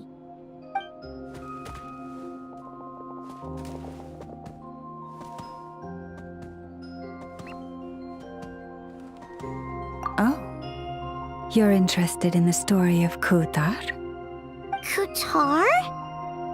Yes, Kutar is our moon goddess, the moon maiden who guides us. But up close, this one somehow seems a bit different from the one in Nasha Town. It's like it's more... natural? Or like... more harmonized in its design. That is because ever since the Fatui arrived in Nodcry, they have been modifying and defacing our statues as they please. These statues were made by the Frost Moon Scions who settled here hundreds of years ago, crafted from the very finest Lunasol stone. Not only is this stone exceedingly rare, but it also brims with Kuvaki. I suppose the latter must be what caught the Fatui's eye. For a time, we put up fierce resistance. But now, this is the only one left that still retains her original form. We heard they even pulled some ancient moon's remnants down from the sky. That's right. The two largest remnants landed in Nodcry. One here on Hisi Island, and the other on Paha Isle. The Fatui built their research facility on top of the remnant over on Paha Isle, but they've had their sights set on the one here, too.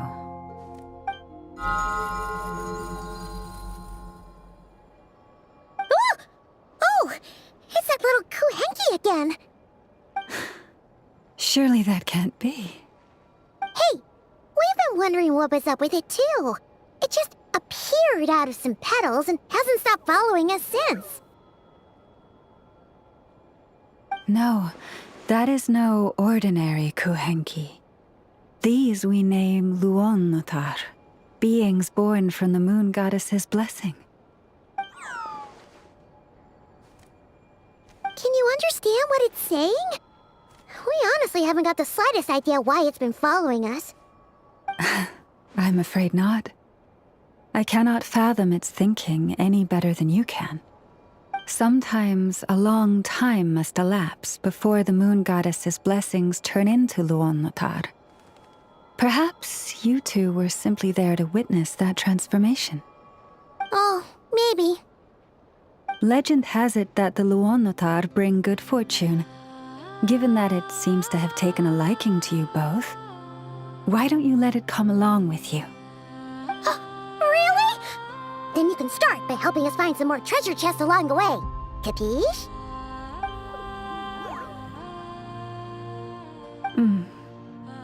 Twilight approaches.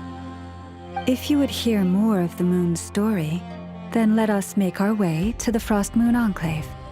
Beneath the gentle moonlight, I shall share this tale in full.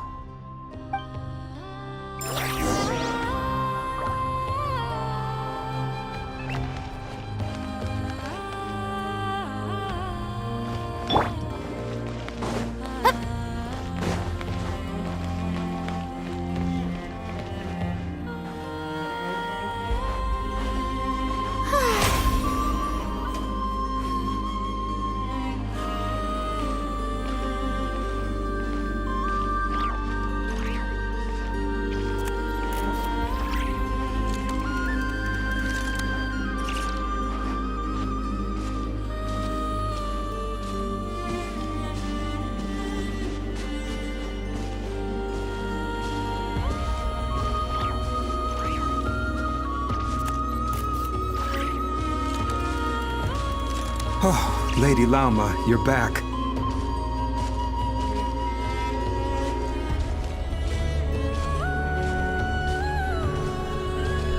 Come day or night, may the blessings of the moon goddess shine down upon you.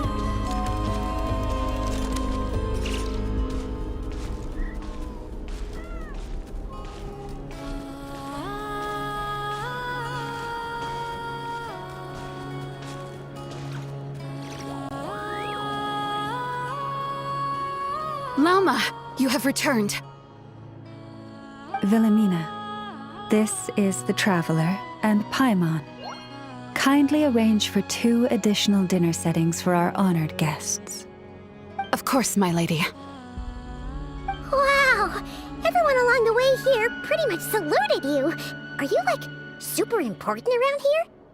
I am but a moon chanter, one entrusted to convey the moon goddess's will. Nothing more. She's just being modest. The Moon Chanter holds the highest rank among us Frost Moon Scions. Lauma is our leader. Wilhelmina? I know. I'll send word to the kitchen. 2 meals coming up. Whoa! Paimon had no idea you were such a big shot. It is merely that the unique traits of our bloodline have manifested themselves especially strongly in my person. That is no accomplishment of my own. Please, follow me this way.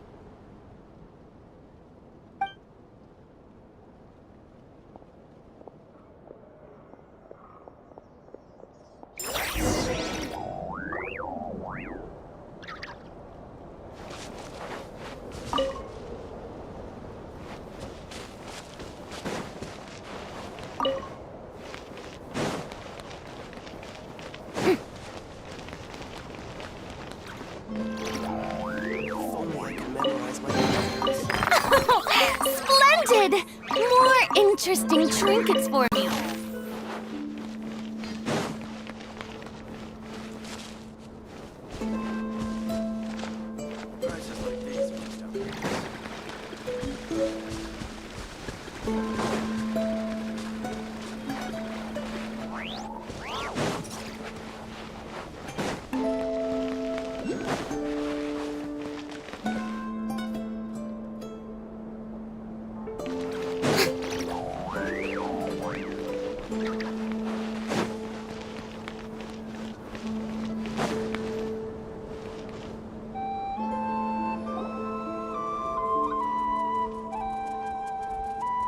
Even to this day, I am still trying to piece together the many fragments of our past. It is a story not only of the Frost Moon Scions, but also of the moons themselves. A story of the moons? Yes. We Frost Moon Scions are the last descendants of the ancient golden realm of Hyperborea. Its former glory may have faded, but what remains is a memory uniquely ours. In the distant past, Teyvat had not just one moon, but 3. It is said that they were created by the primordial master of this world, cast into the firmament to keep peace in the land below. Firstborn was the eternal moon, largest of the 3. Legend has it that it was her immense Kuvaki that gave rise to the ocean tides. Next was the frost moon. Smaller than her big sister, yet brightest in radiance. Her glow became the cold, undying lantern of the night.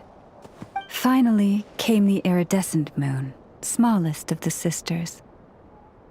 Most of the time, her light was barely visible to the naked eye. Yet when she shone, her fleeting halos were all the more mysterious for it. Wow! Sounds like it all happened so long ago. So, what happened to them afterwards? Afterwards, well, as you have seen, the 3 moon goddesses perished. This happened in a war triggered by the Descenders, and of the 3 lunar husks, only the frost moon survived unbroken, while the others were shattered to pieces. Oh, so that's why there were ancient moon's remnants in the sky. Yes. It is also said that when the moons shattered, most of their fragments rained down upon this land like stardust. That is why Nodcry is blessed with such an abundance of Kuvaki. As for the remnant that the Fatui recently pulled down, that belonged to the Eternal Moon. Wait a sec. But you just said that 2 of the moons were shattered, so where are the remnants of the iridescent moon? The iridescent moon's remnants were never found. What happened to her after the war remains a mystery. Some say she vanished in an instant, while others believe that her remnants are simply too delicate to leave a trace.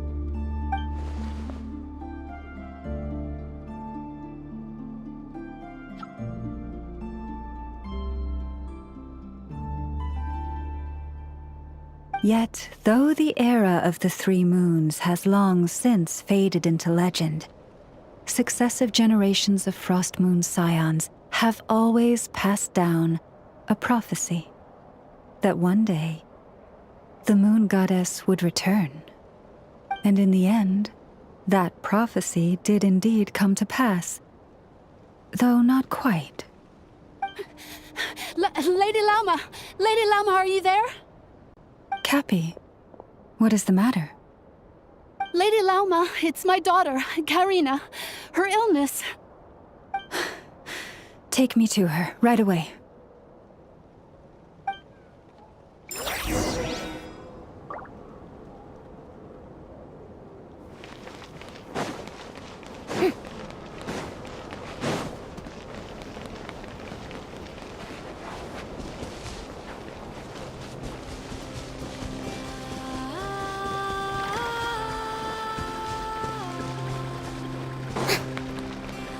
Prices like these are just outrageous.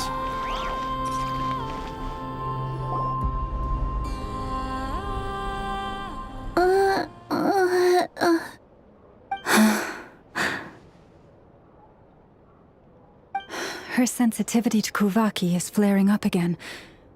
After her last treatment, did you follow my advice and seek medical help in Nasha Town? But those doctors are all Snezhnayan. They're outsiders, compatriots of those brutes who invaded our homeland. How can we possibly trust them? Not all outsiders are enemies, Cappy. They've been treating this condition for generations. They have the experience we lack. But we're Frost Moon Scions. Should we not remember what the outsiders did to our moons? Surely the Lady Kutar will reward our devotion. But Cappy, Kutar is long... This isn't the time for debate.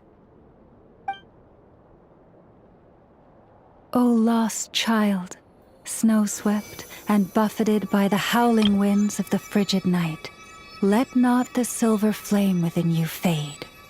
By the frost moon's grace, I shall warm you, curled up as a fledgling in frozen soil.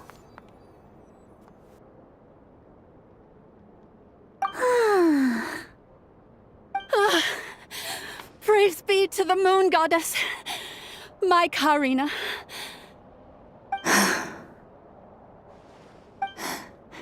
Remember, she must take powdered laka berries daily.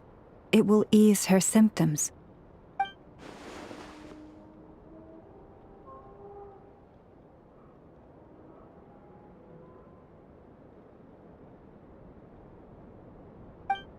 Llama? Philomena, what is it? Dinner is ready. I see. Cappy, let her rest here for the night. I'll have someone bring her a blanket. All right. Thank you so much, Lady Llama.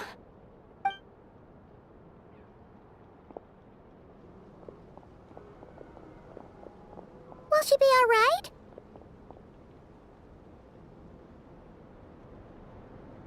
Yeah. If there's anything at all we can do, please don't hesitate to ask. Thank you for your kindness. For now, though, Karina should be fine. She'll be feeling a lot better tomorrow.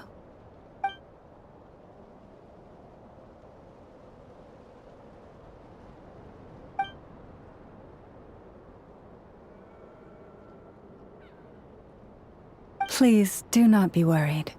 Come, let us head to dinner. I believe you still have some questions for me.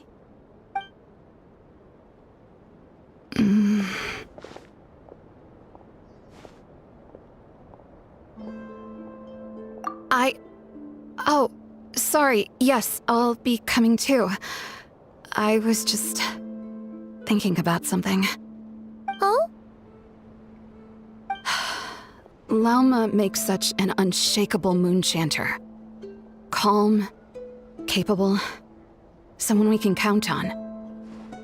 Deep down, though, I know she's been quietly carrying the burden for the rest of us.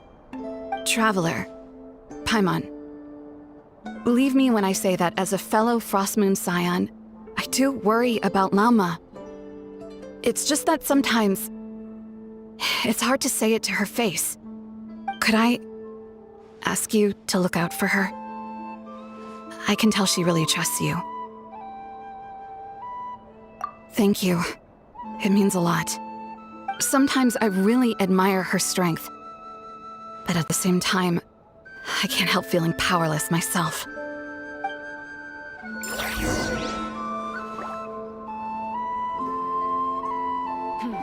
This is more than a fair price already.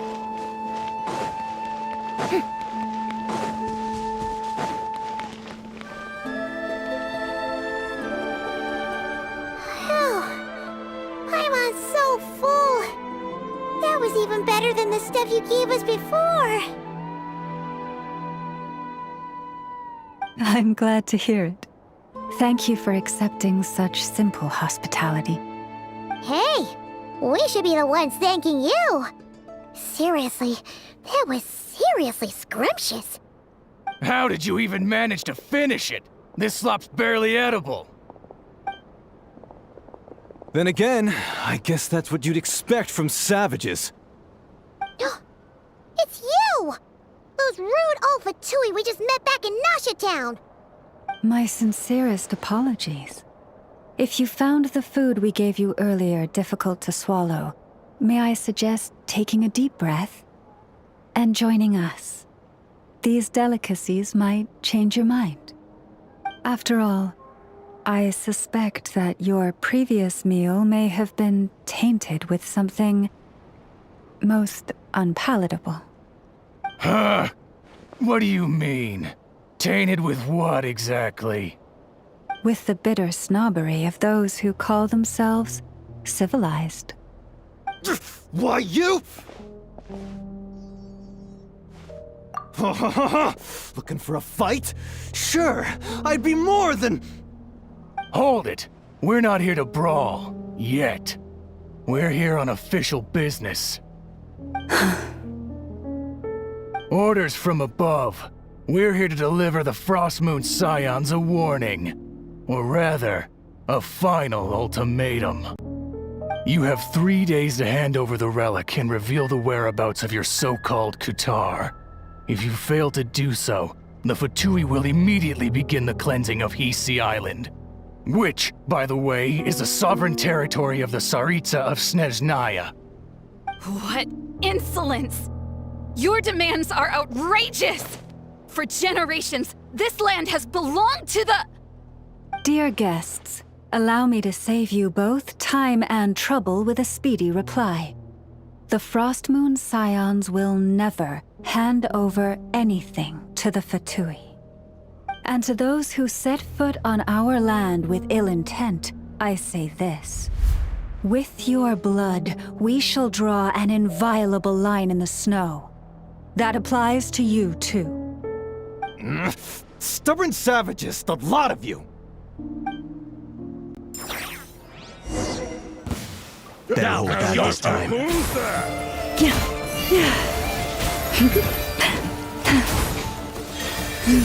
Do it.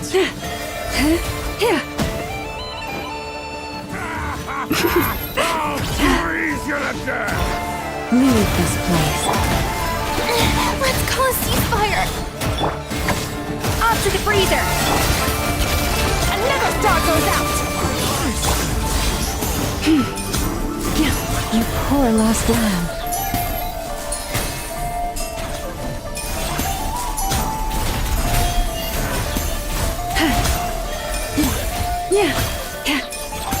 Leave this place.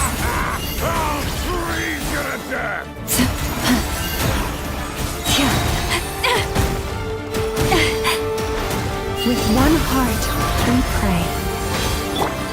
The show begins!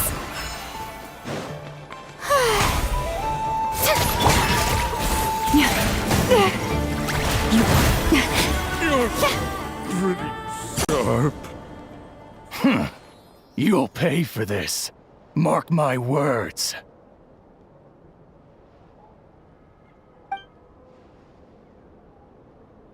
Hey, if you're so tough, get back here and put him up! Huh. Guess all they're good for is running away. I'm so sorry. You've had to put up with far too much unpleasantness today. Come on, it's not your fault. We don't like bullies like them either.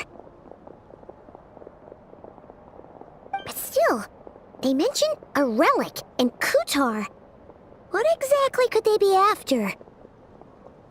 Oh yeah, so this might not be the best time to bring this up, but we kinda have a favor to ask of you, Lama.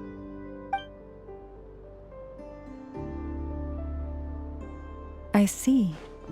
So your questions concern the sacred relic too. Please, do not hesitate to speak your mind. Unlike those insolent intruders, you walk in the moonlight with open hearts. You stood by us when we needed your help, so it's only right that I return the favor. But let us continue this conversation somewhere more fitting. As it happens, there's something I'd like to show you, too.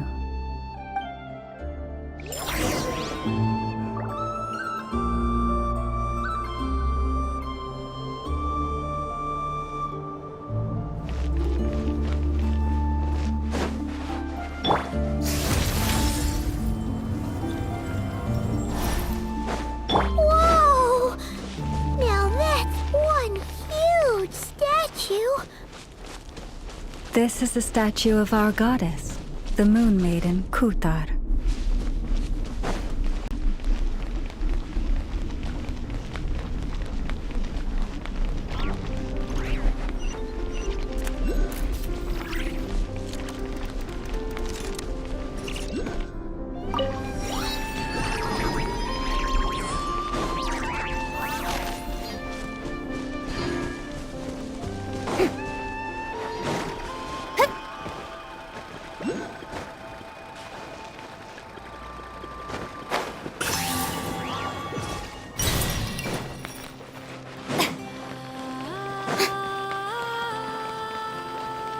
May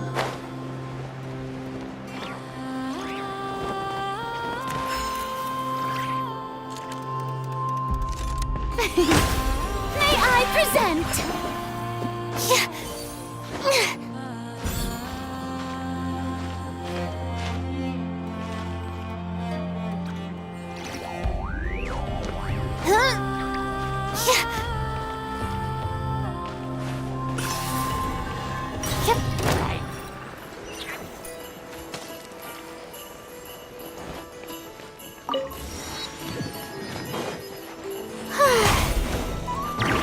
Strike a pose!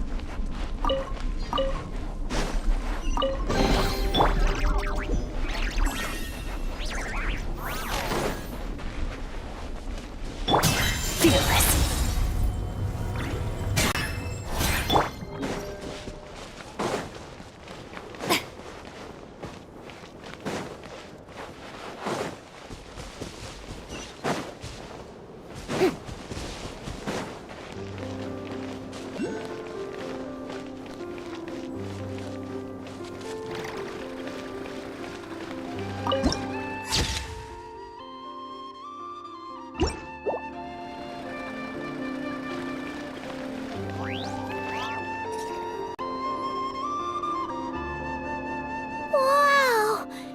It's spectacular! Kutar was born here on Hisi Island around 500 years ago. As it just so happened, a priestess of the Frost Moon Scions witnessed the moment of her birth. Instantly realizing that this was the prophesied rebirth, she quietly recorded the event and carved this statue to honor that miracle. According to legend, Kutar's birth was accompanied by the sudden appearance of many Kuhenki, who wove the moonlight that bathed her into silken vestments fit for a goddess. Hey! It's like it knows we're talking about it. From that day forth, the Kuhenki have been regarded as Kutar's familiars. Some believe that their habit of guiding travelers to hidden treasure stems from an instinct. The same one that not only drives them to protect the moon goddess, but also to make her smile. After all, according to the records, Kutar always looked lonely as she gazed up at the distant moon. Kutar left Hisi Island before I was even born. According to the previous moon chanter, the goddess was angered by our people's greed, and that is why she left us. Where did she go? No one knows what happened after she left. But just a few months ago, after those 2 ancient moon's remnants fell from the sky, she was spotted on Hisi Island once more. And the Fatui have been harassing and threatening us ever since. Judging from what they've said, our moon goddess is actually their missing harbinger, Columbina, the damselette. The damselette? But isn't she number 3 amongst the Fatui harbingers? So she's actually the moon goddess. Why would she join the Fatui then?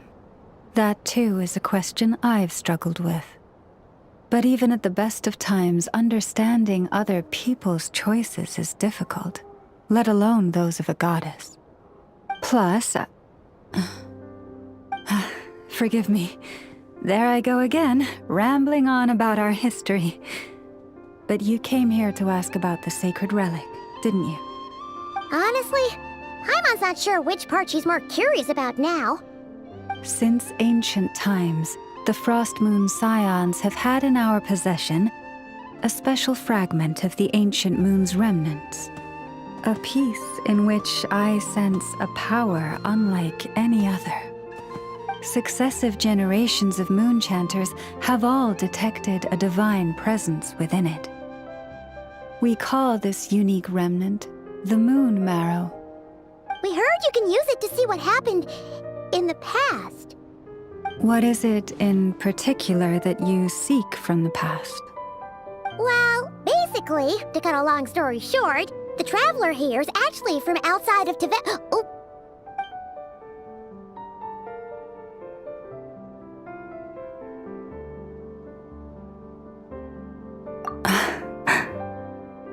Thank you.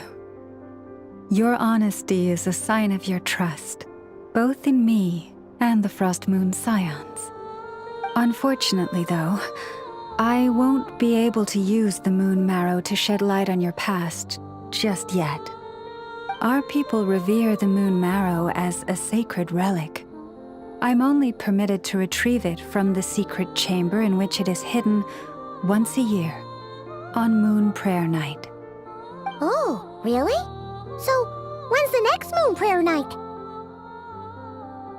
Judging from the tides this evening, a little less than 2 months. Huh? Does that mean the date changes every year? The ceremony is held on the night when the moon is closest to Tevat. This is also when Nodcry's Kuvaki reaches its peak. Only then can the seal on the secret chamber be lifted. Oh, guess we've got no choice but to wait. I am truly sorry that I cannot help you sooner. But, as the Moon Chanter, I swear that I will do everything I can to help you find the answers you seek. Think nothing of it. After all you've done for us, you deserve nothing less. Who'd have thought today was only our first day in Nodcry? Feels like so much has happened already. If I may be so bold, what does family mean to you?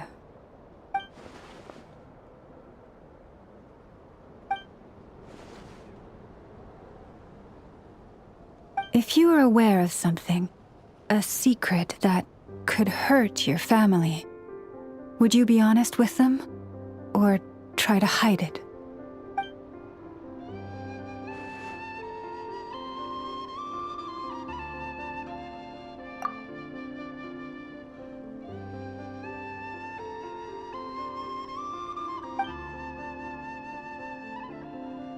Oh, I'm so sorry. That was a strange question. I didn't mean to put you on the spot. I guess I've just never met anyone with a story quite like yours before. I just suddenly had the urge to ask. It's getting late, and you two must be rather tired too. Would you like to stay the night here on Hisi Island? I can have someone prepare some lodgings.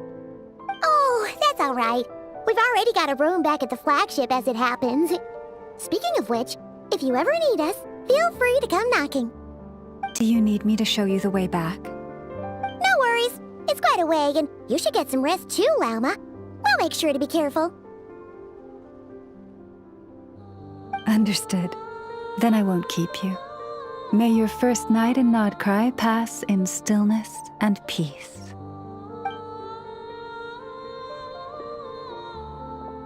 So, what you thinking?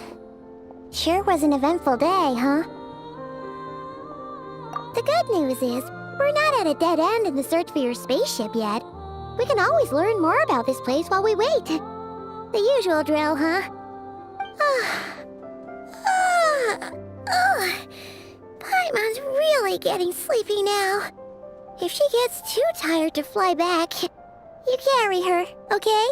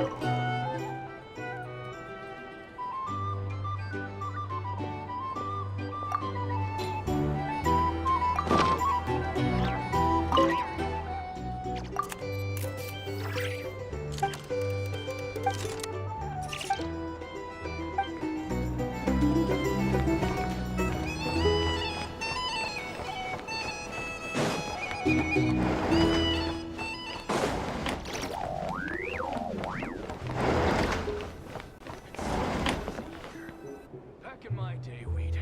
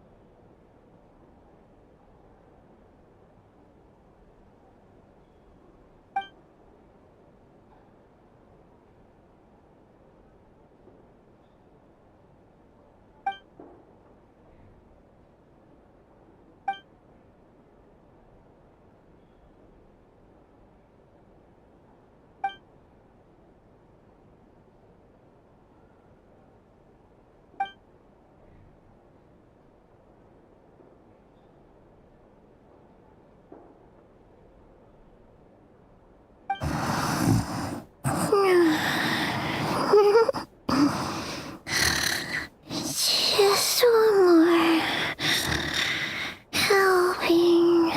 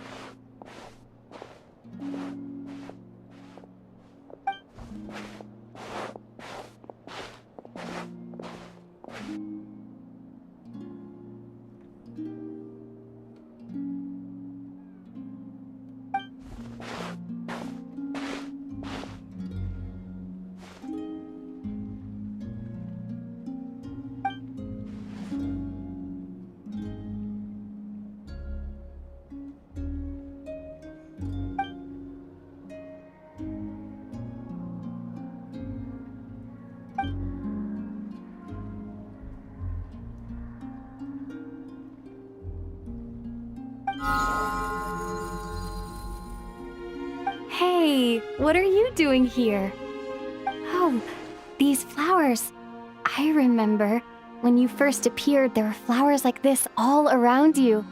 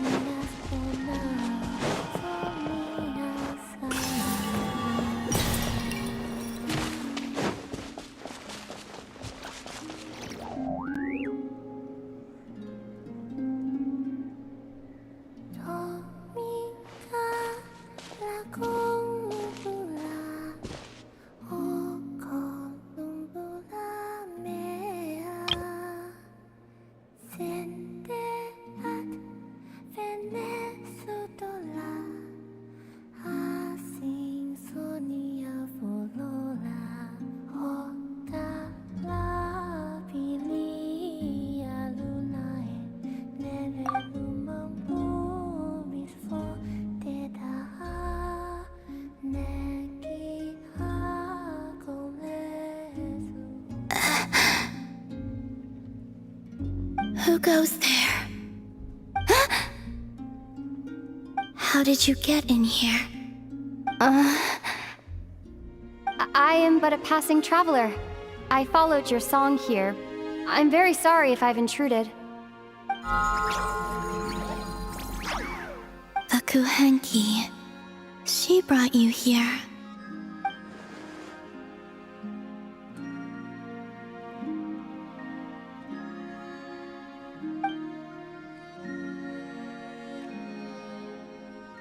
May I ask, are you the one they call Kutar? And the harbinger that the Fatui referred to as the Damselette? The Fatui? Are you here at their behest?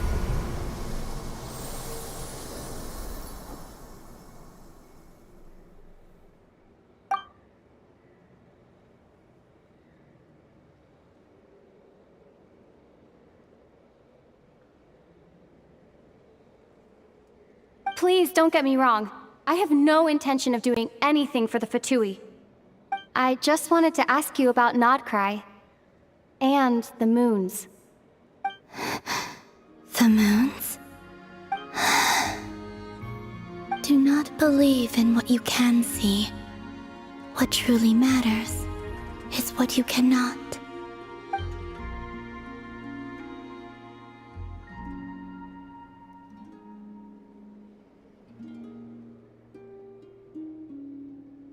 What do you mean?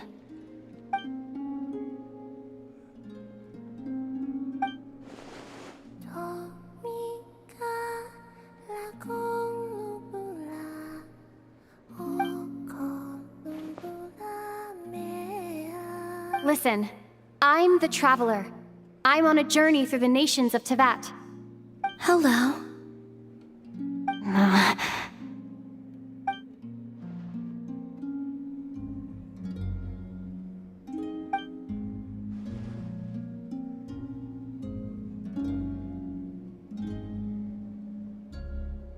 Could you tell me your name? Columbina.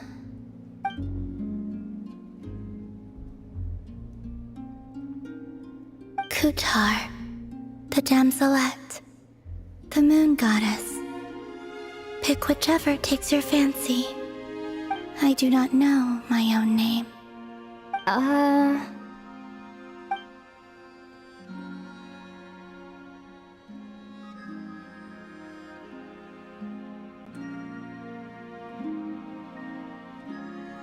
Then... Columbina. Hmm?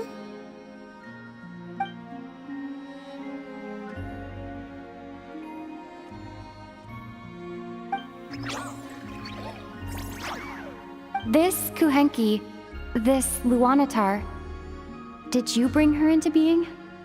Come here, little one.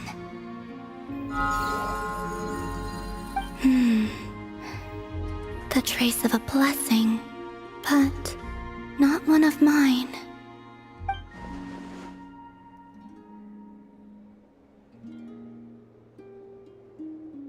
People always assume I can do many things. Assume I have done many things. But I haven't. All I ever wanted was to.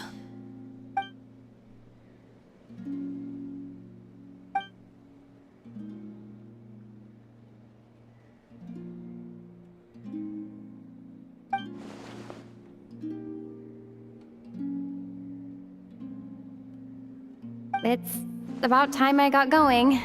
I'm very sorry for disturbing you today.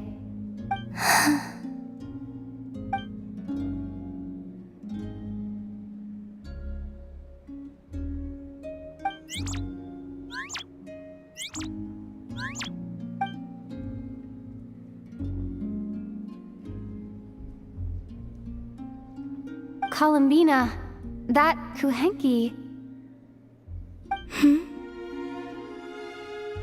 Oh, you're leaving?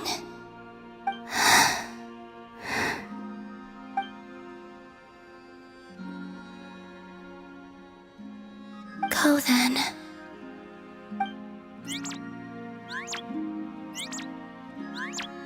Goodbye. Take care. The moon can be treacherous.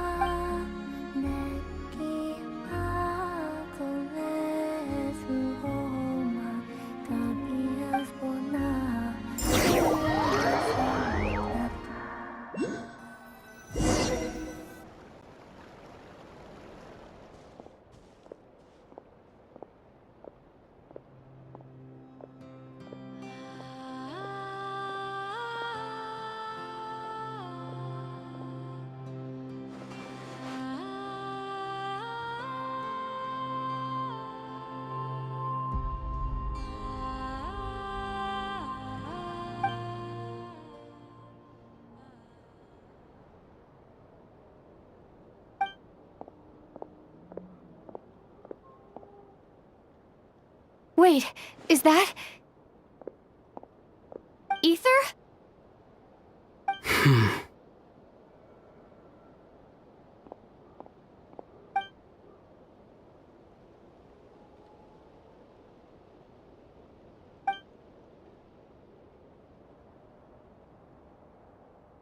Ether!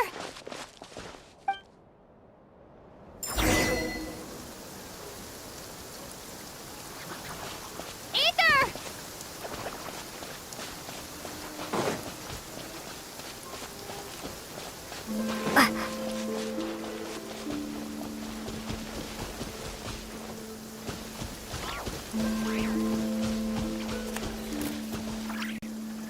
Ether...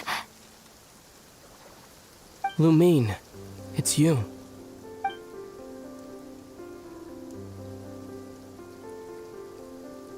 Why are you here on Hisi Island? If I told you I was here in search of the Frost Moon Scion's sacred relic, what would you think?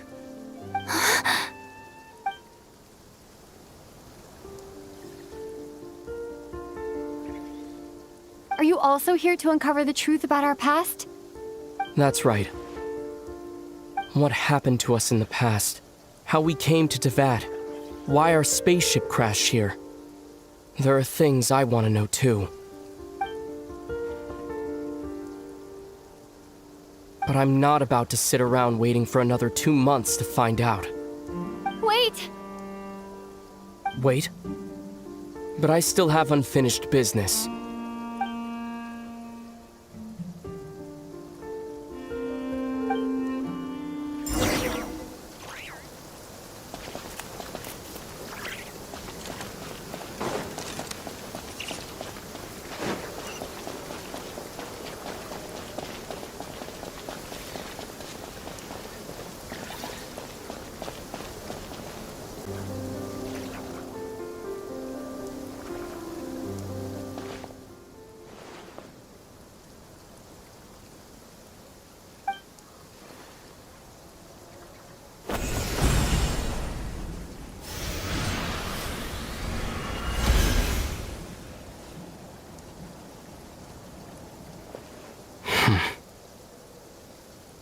Hold on a second.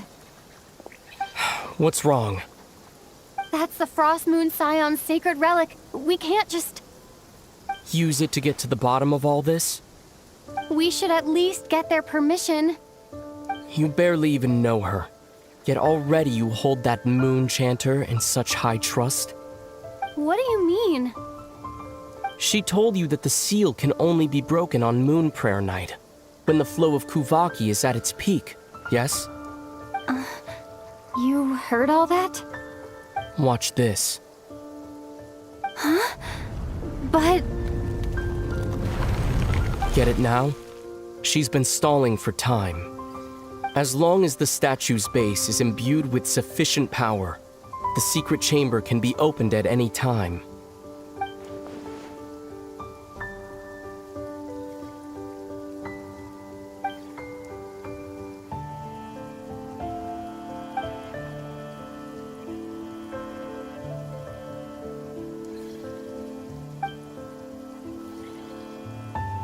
Is it such a sin when I don't put all my cards on the table for you, but not when someone else is doing it?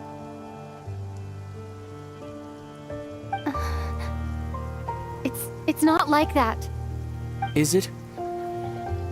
Ether, you've got it all wrong.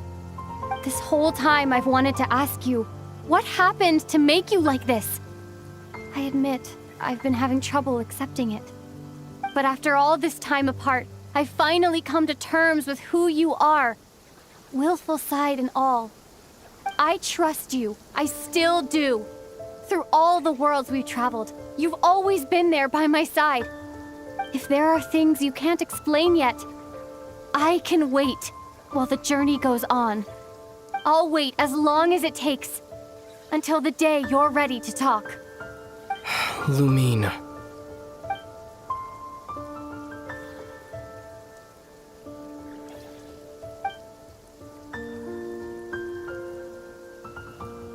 I'm not looking to borrow the Moon Marrow simply because of our past.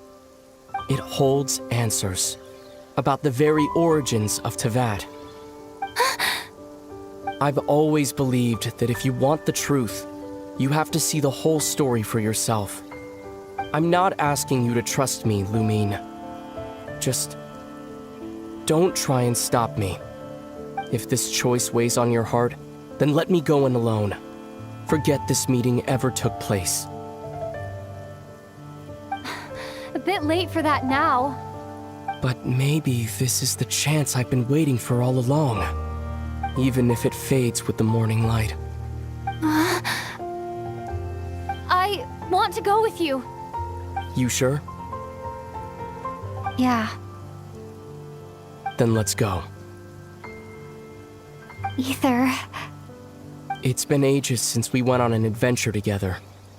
I can't wait. Really? You think I'd lie to my little sis?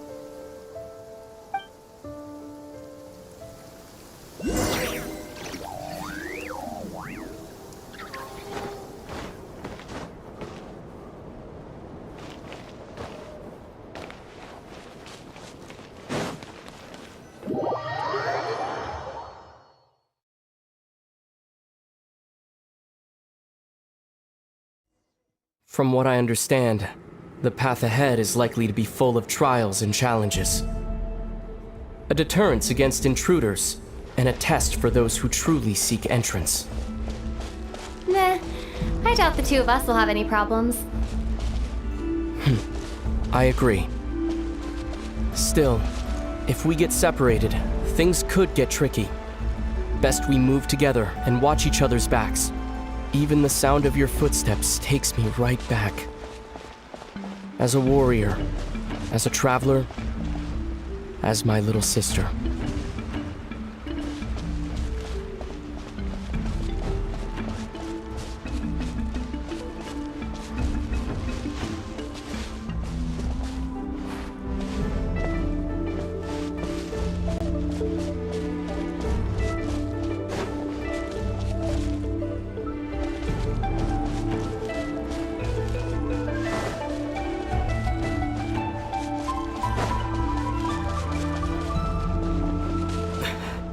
Looks like this is the first trial.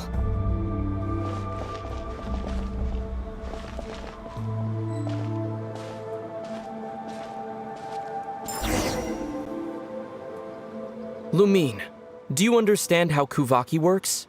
How it exacts force through push and pull? Okay, I'll leave it to you then.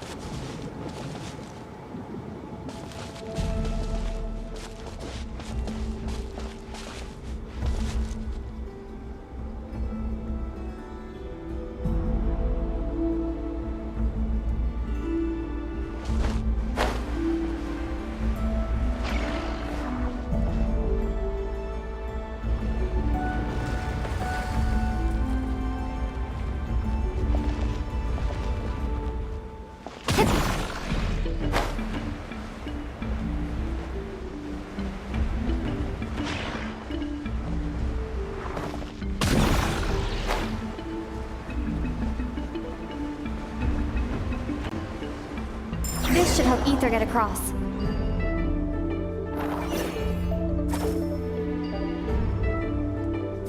Ether!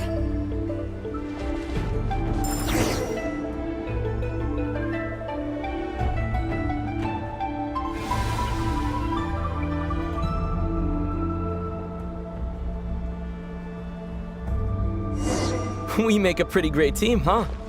Just like the old days.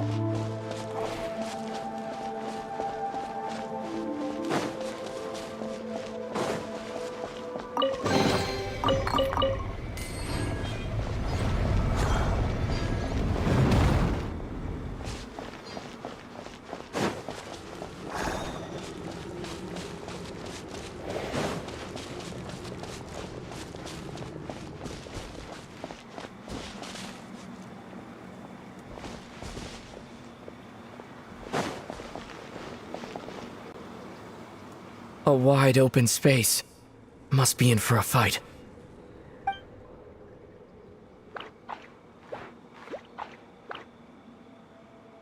Was that it?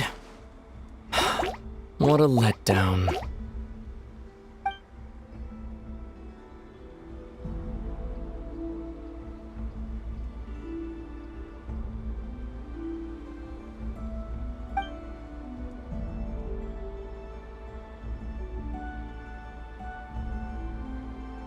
Lumine. What is it? Why are you looking at me like that? Those enemies were weak, were they not? Maybe it's because the trial's only just begun. Actually, I've got an idea. Why don't we have ourselves a little friendly competition? Let's see if your journey has made you rusty. You're on.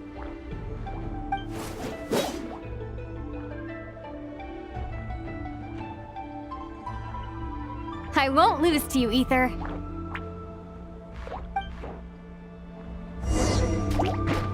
If memory serves, I used to come out on top more often than not.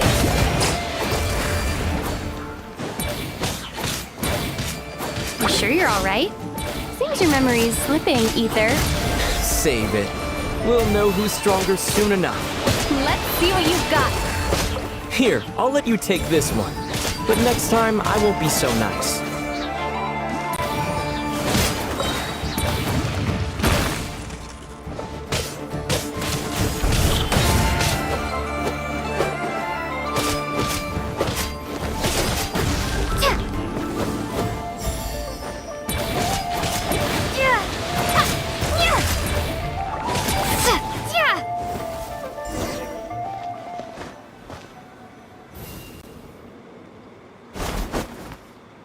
Fine, you win. Didn't feel like you really wanted it anyway. Going all out in a place like this? Sounds like overkill to me.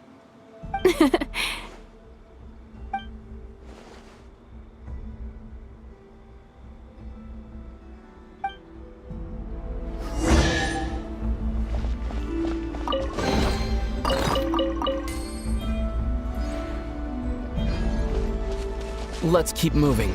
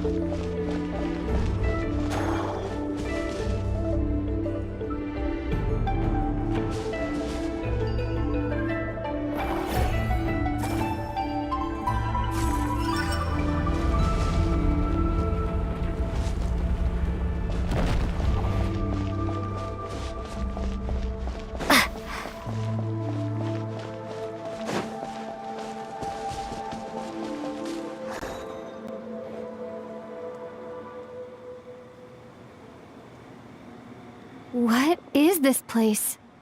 No sign of any monsters. Feels like a ritual site, but something's missing. It's ahead, inside that thing that looks like a mirror. I can feel it. But maybe it's sealed within? Can you open it using Kuvaki? Apparently not. Do you think it might have something to do with the Frost Moon Scion's bloodline? Ether? If this is about strength of blood, what could possibly stop us? Let me give it a try. Why don't you check around for other clues? Sure.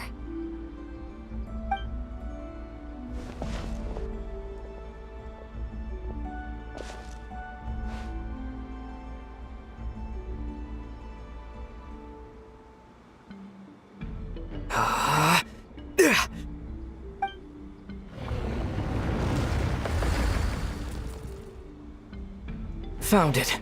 This should do the trick. Okay.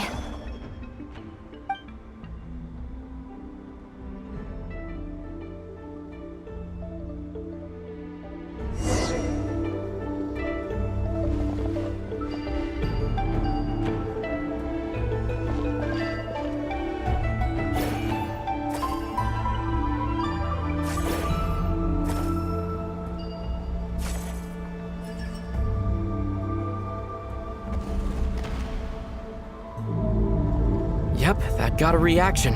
That's one down.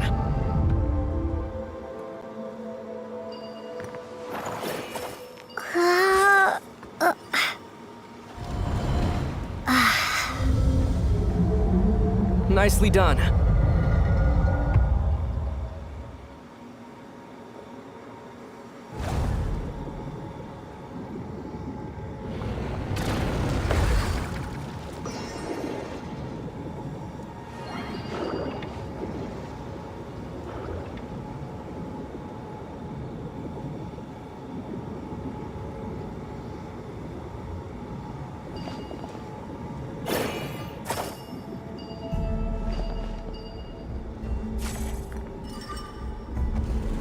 You've got this. One more to go.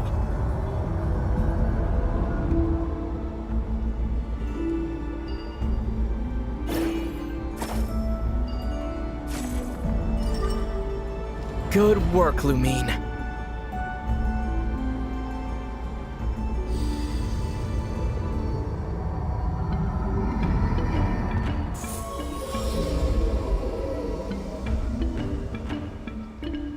The door's open. Come, we must be close.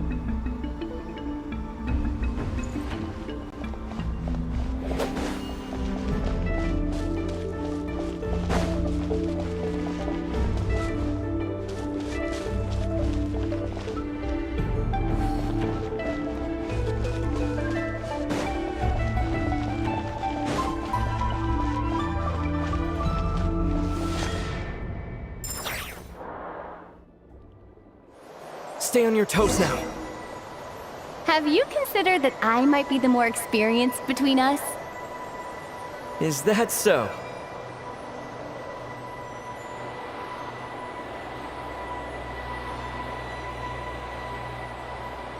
So, will you be heading off again after we're done here? Maybe. Maybe not. Another cryptic response. Don't worry about things that haven't happened yet.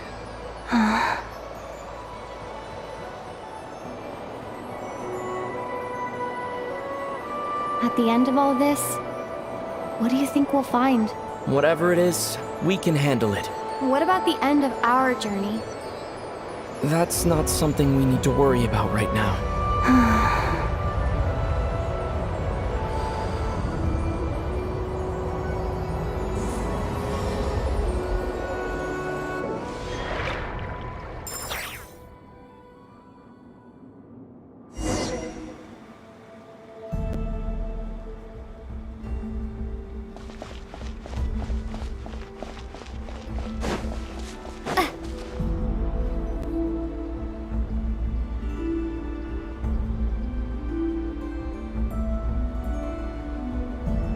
Looks like the final trial is just up ahead.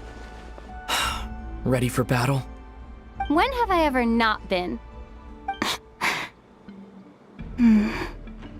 What's wrong? Going on an adventure with you side by side, it's been so exciting. But at the same time, it just feels surreal, I guess. Maybe because it's been so long. You know, this is only the second time we fought together since the day we both woke up in Teyvat. Maybe that's it. Lumine, let the light of our blades come together once more, just like they did in the past. Ether.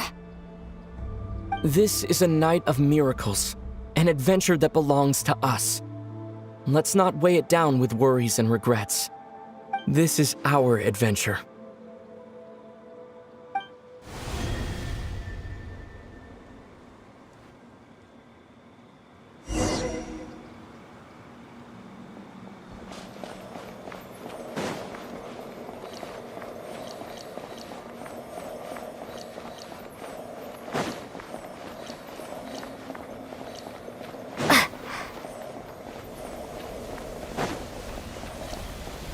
Here goes nothing. Prepare for battle. Stay focused! Dodge its attacks!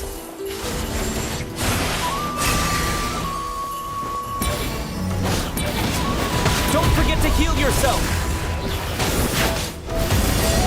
Now's our chance!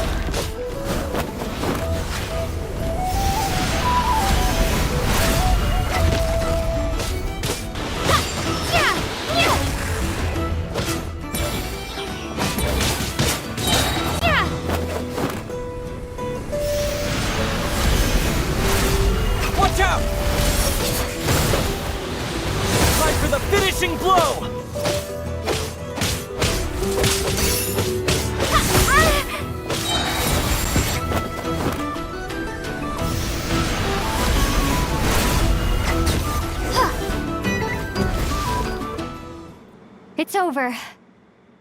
Nicely done. Flawless execution. Couldn't have pulled it off without your backup. Not too shabby at all.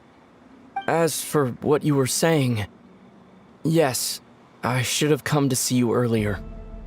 Or at the very least. Spent more time with me, going on adventures like this? Something like that. Instead of just running off and expecting you to follow my trail. Wait a sec. That's not an official apology, is it? That goes without saying.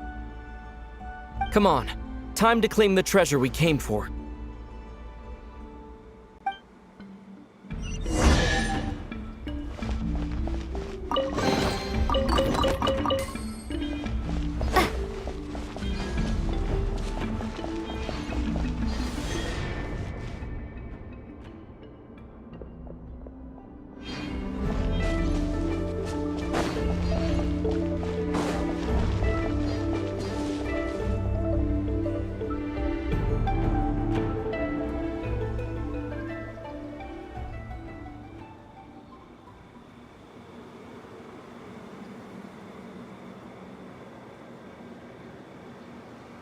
So this is the Moon Marrow, the treasure we've been after.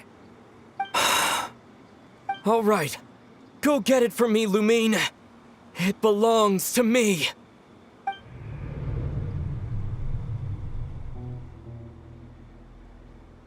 What's wrong, Lumine? After everything we've just been through, you still don't trust me? Don't you want to know the truth too? Just like I do? Rest assured, I'll share the truth with you afterwards. Now go, bring it to me.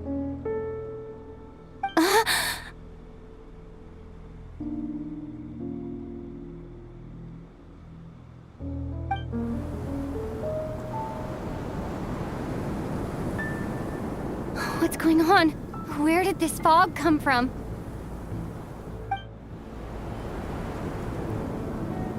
Ether!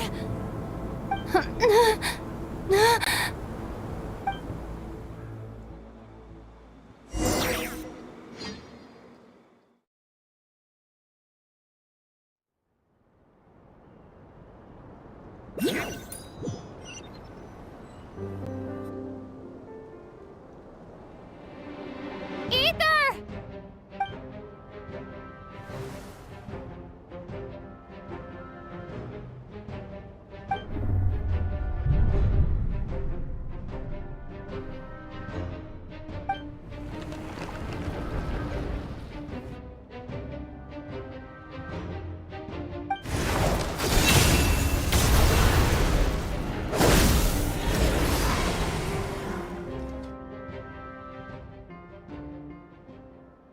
Ether!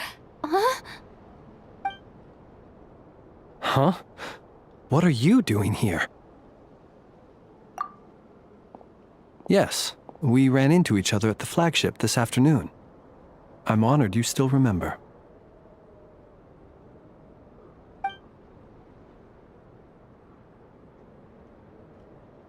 Are you looking for something here?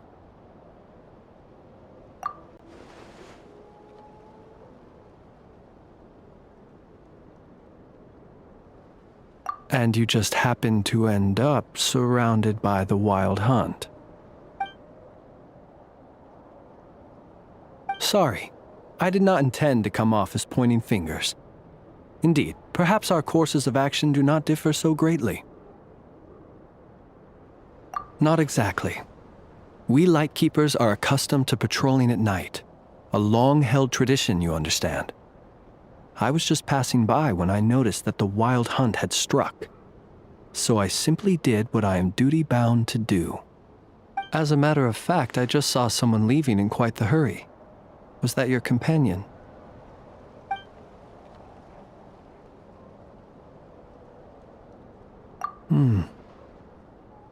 Perhaps I should take my leave now. After all, my patrol isn't over yet. Nodcry is a dangerous place to be at night. I'd advise that you head back soon as well.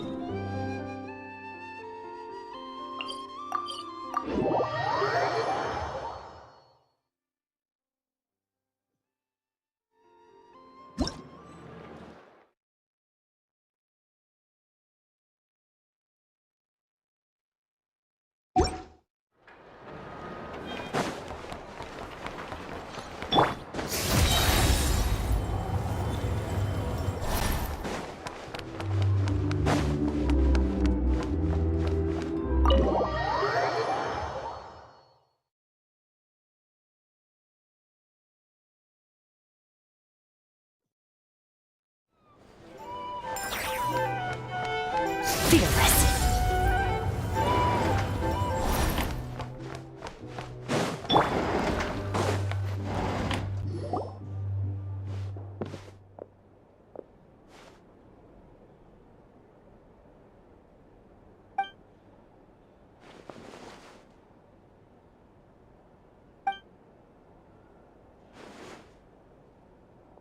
Paimon woke up and saw you were gone, so she made you a cup of berry juice to help you sleep.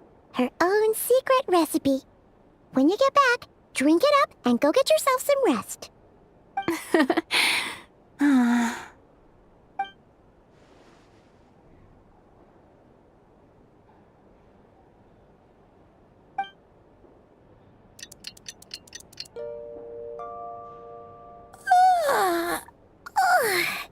Good morning?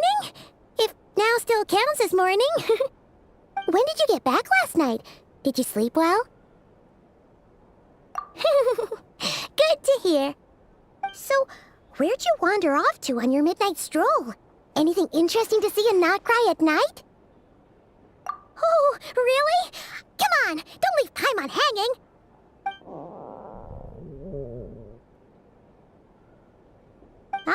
All right. Guess we'll have to feed your stomach before we feed Paimon's curiosity. Let's go grab something to eat while we talk.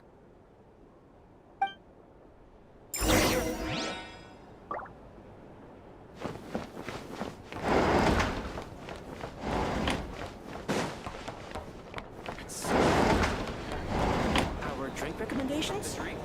Well, for starters, I recommend you drink less.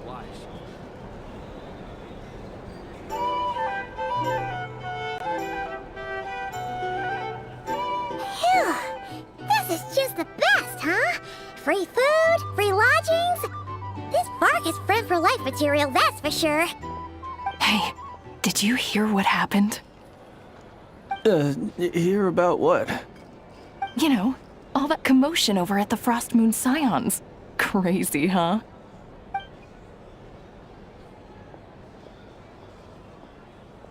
Huh? What happened? See what I mean? Completely oblivious to what's going on around you. The sacred relic of theirs. It's been stolen. Hey, slow down. Paimon knows you're hungry, but you don't have to worry about her stealing your food. At least, not today. What? Was it those Fatui? No idea, but the news has already spread right through Nasha Town. What did their high priestess... what did they call her again? The moon... something... Anyway, what did she say about it? What could she say? She's the one who discovered it was missing.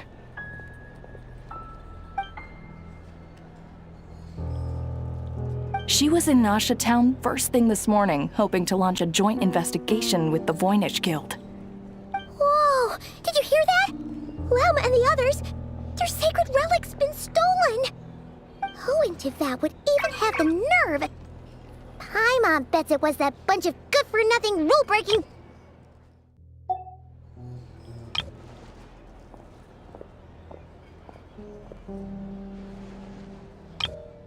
Who in Tivat would even have the nerve? Paimon bets it was that bunch of good-for-nothing, rule-breaking, troublemaking Fatui!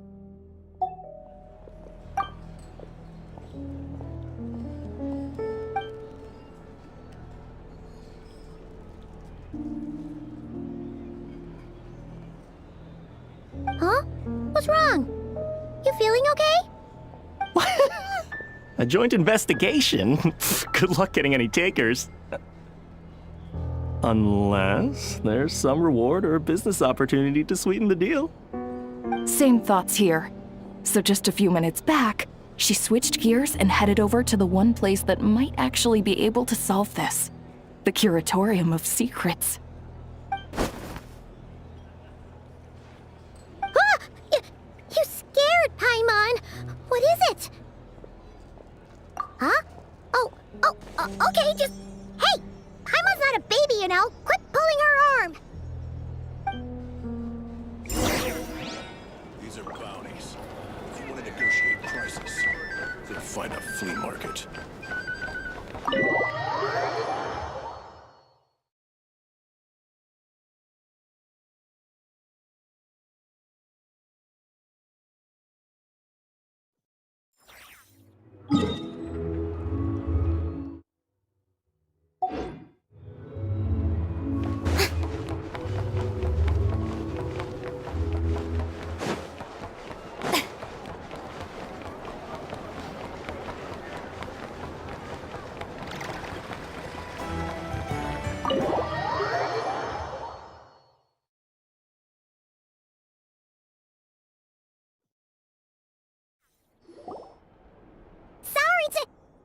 Huh?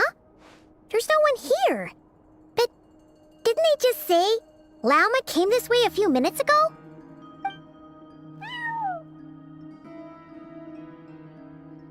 No one except for a cat watching over the front desk. Excuse meow? Are we supposed to check in here?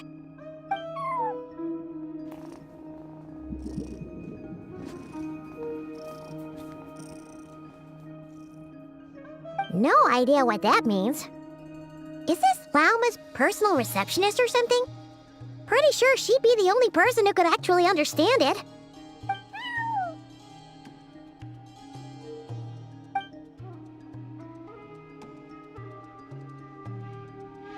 Huh? It's heading into that room! But why not? Like I told you already, that's just... Huh? Another client.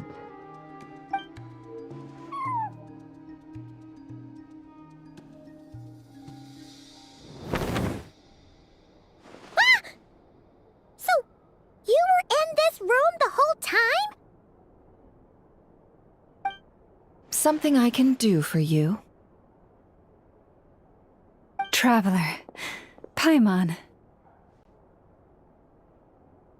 Oh, you're acquainted then? Yes. They visited Hisi Island yesterday. We had dinner together. Allow me to introduce you. Traveler, Paimon. This is Nefer, boss of the Curatorium of Secrets. Pleasure to meet you.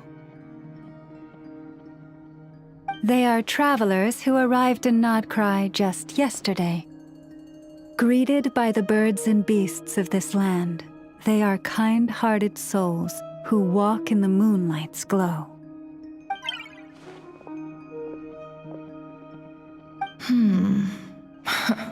Interesting. Thank you, Lauma, but you need not have introduced them. They are great heroes, renowned throughout the nations beyond our borders. Oh, really? Do not forget, I deal in information. Just because most people in Nodcry pay scant attention to foreign affairs, that does not mean the same goes for the Curatorium of Secrets. They're the heroes everyone was talking about before. The ones who saved Natlan during the Abyss crisis.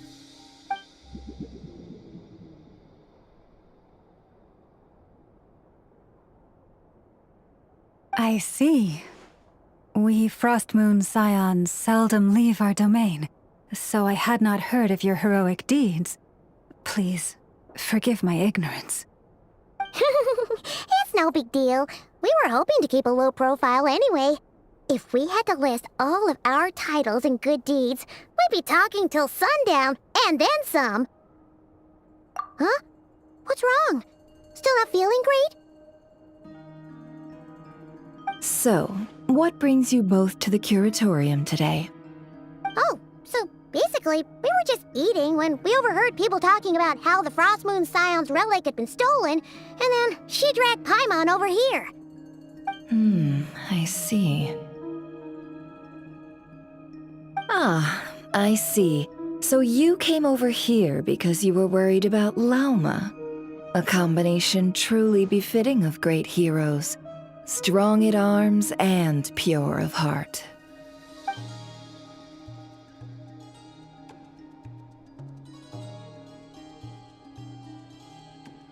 In that case, Lauma, I've got a suggestion.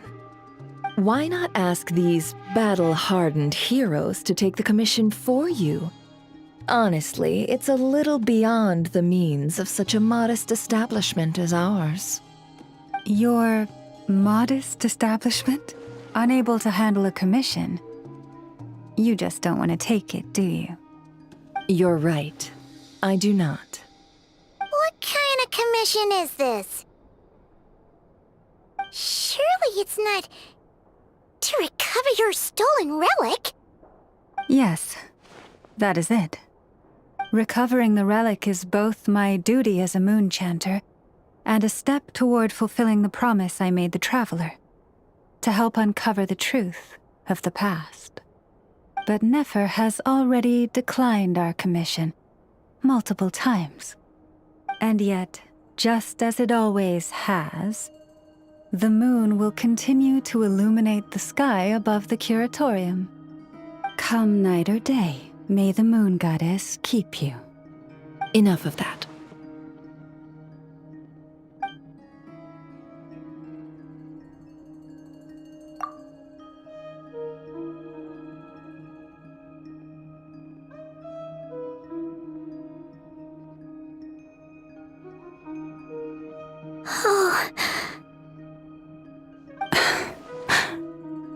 So, according to her, she never came into contact with the relic. So she suspects her brother may have taken it. I understand. The Frost Moon Scion's secret chamber has remained hidden from the world for generations. But the reason outsiders are forbidden entry is not only to prevent theft. Within the chamber lie ancient trials, challenges designed to test the worthiness of those who enter. To intrude without rightful cause is a most perilous act indeed. So please, don't be too hard on yourself. The fact that you made it through those trials proves your right to stand before the relic. To put it simply, the Moon Marrow itself has deemed you worthy. No. Your honesty tells me everything. You never sought to take the Moon Marrow for yourself. As for what happened at the end, I suspect the chamber's protection mechanism may have been activated. Among those who entered the final chamber, there was either someone with impure intent, or else an abyssal presence. The Abyss? Perhaps that's why, then. Either way, the Moon Marrow was taken. And I believe you. So the problem remains the same. I need to recover our relic. See? Didn't I tell you it would all work out in the end? But before everyone starts celebrating, forgive me for asking just one more thing. Are you absolutely sure your brother took the relic? What do you mean? Weren't they the only ones inside at the time? Who knows? Think about it. After your brother broke the seal with abyssal power, what was to stop someone else from following you in there? In theory, nothing. And as it just so happens, I received a tip-off from one of my sources earlier this morning. Word is, today of all days, the Fatui suddenly called off their search for the relic. What? Huh? Why? Well, either they woke up this morning and suddenly decided they'd lost all interest, or... Exactly.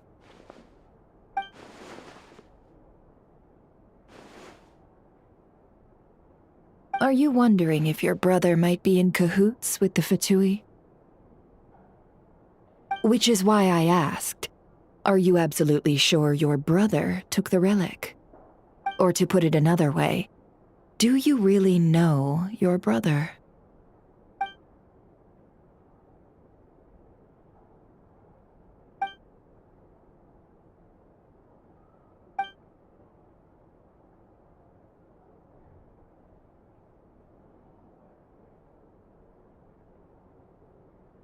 In other words, it's highly likely that the Fatui already have the moon marrow. So, basically, all we need to do is find our way into that Fatui research facility, and we should be able to get to the bottom of this, right? Congratulations, you've found your answer. Looks like the curatorium won't need to lift a finger this time. Well, Lauma, there we are. On behalf of our long-standing cooperation and the great hero by your side, I'll waive your consultation fee, but just this once. You're really not planning on helping us? I think I've helped more than enough already. If we're to stand any chance of infiltrating that facility, we'll need the help of a specialist. Just so you don't get the wrong idea, let me make myself crystal clear. The Curatorium of Secrets has always striven to abide by a policy of strict neutrality. We do not take sides with any faction in Nodcry. I cannot help the leader of the Frost Moon Scions sneak into a Fatui facility. That would make me their enemy. When one of their harbingers asked me to help them infiltrate your territory, I gave them the same answer. No. All right, I understand. But I do have one final request. I promise it's my last. It had better be. No matter who it is, I want you to help us persuade the next person who walks through that door to join us. What is she up to? You're that desperate for help? What if it's a member of the Fatui? It doesn't matter. You're welcome to tell them everything, even about our plans to infiltrate the Experimental Design Bureau. All I'm asking is for you to say one thing, just one thing to help persuade them. If you do that, I promise I won't ask you for anything else. Made up your mind? Fine. Fine, I'll play along with your little game. Besides, as long as I'm not personally involved, no one can accuse us of taking sides. Boss, I'm back!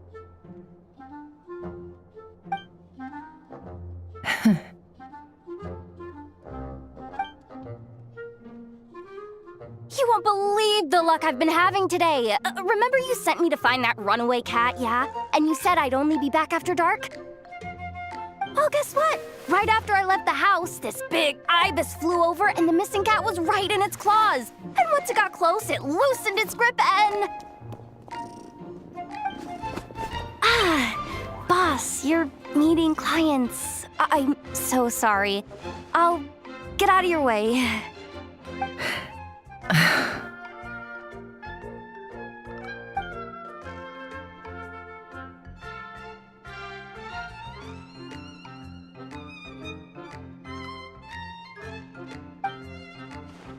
Yehoda, dear, come here. Huh? Me? Is something the matter? Oh, hi there. My dear Yehoda, I have a request. Yikes! Why does the boss sound so scary? Did I do something wrong? Would you be so kind as to accompany these 3 delightful clients of ours and help them infiltrate the Fatui's Kuvaki Experimental Design Bureau? What is going on here? Boss usually just says things like, hey, go do this, or you, go take care of that. Why is she being so scarily polite?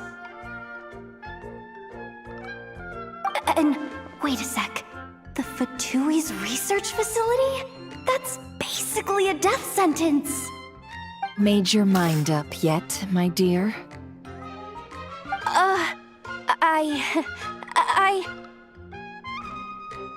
What is up with Boss today? Am I supposed to say yes to this? Or maybe it's because the mission's too risky, so she's actually looking out for me? Why is everyone looking at me like that? Is this some kind of test? I can't let the boss down. Can I? Have you made up your mind?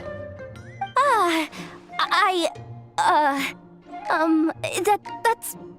Sure, why not? Really? You really don't mind helping us? Huh? Oh, yes. I mean, no. Of course, I guess I do. Oh, thanks so much! We owe you big time! On behalf of the Frost Moon Scions, too, thank you, Yehoda, for your help. What the? Seriously, what just happened? Why does the boss look so fed up? Oh no, was I supposed to turn them down? All that mentoring, time spent teaching her how to deal with different factions. In one ear and out the other. Never. You got what you wanted. You promised that was it. I know this goes against your principles. I won't forget the favor. Trying to get me to change my mind now? Of course not. I just wanted to say thank you. So, thank you. Oh.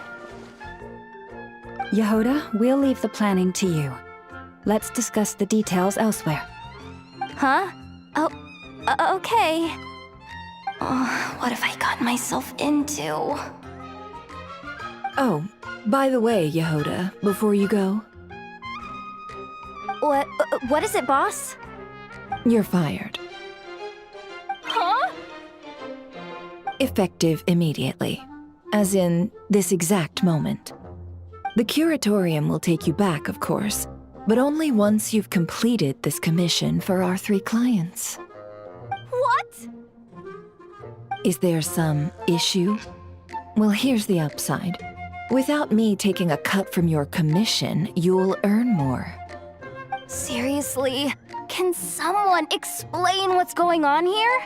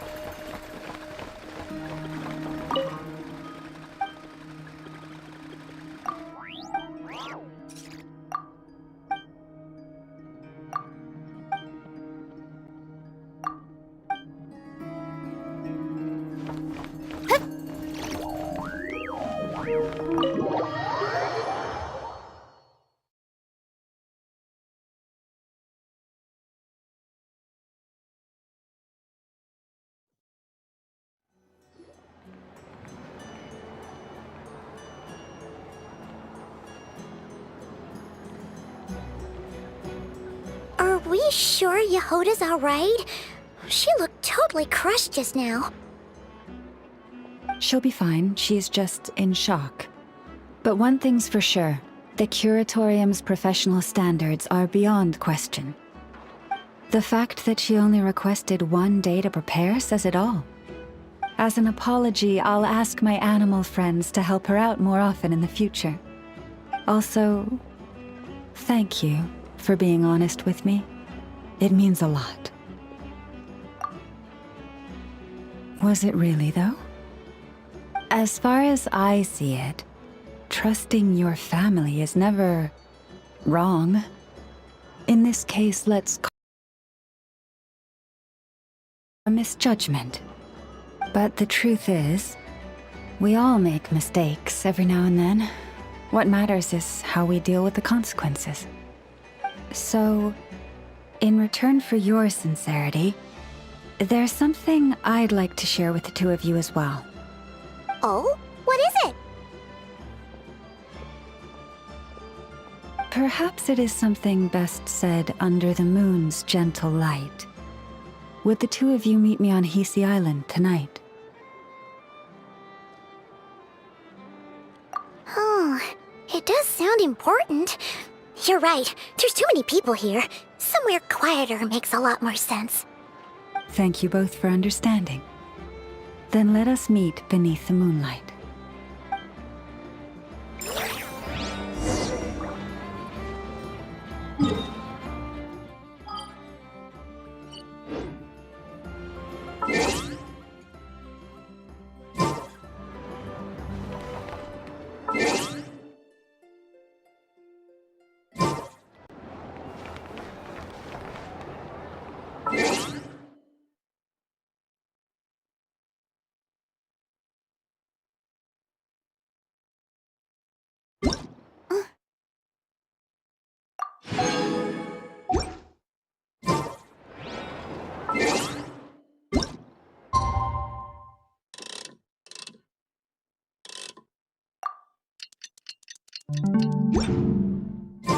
It's about time, and the moon's already up.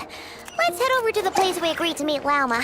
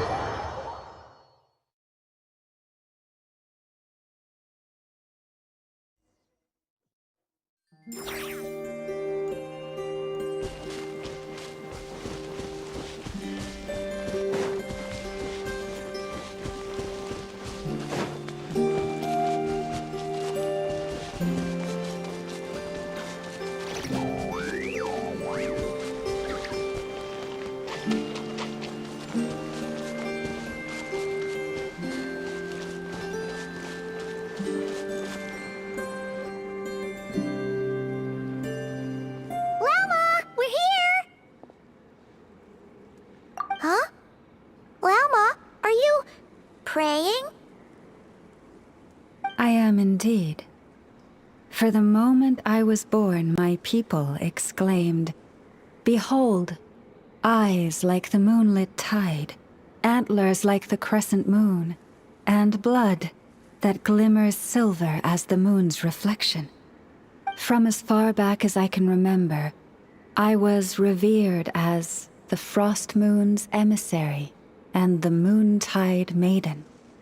The first words I ever learned were prayers to the Frost Moon. The first gestures, those of our sacred rites. Wow, that must have been tough. Back then, I didn't know any better. It all just seemed so natural.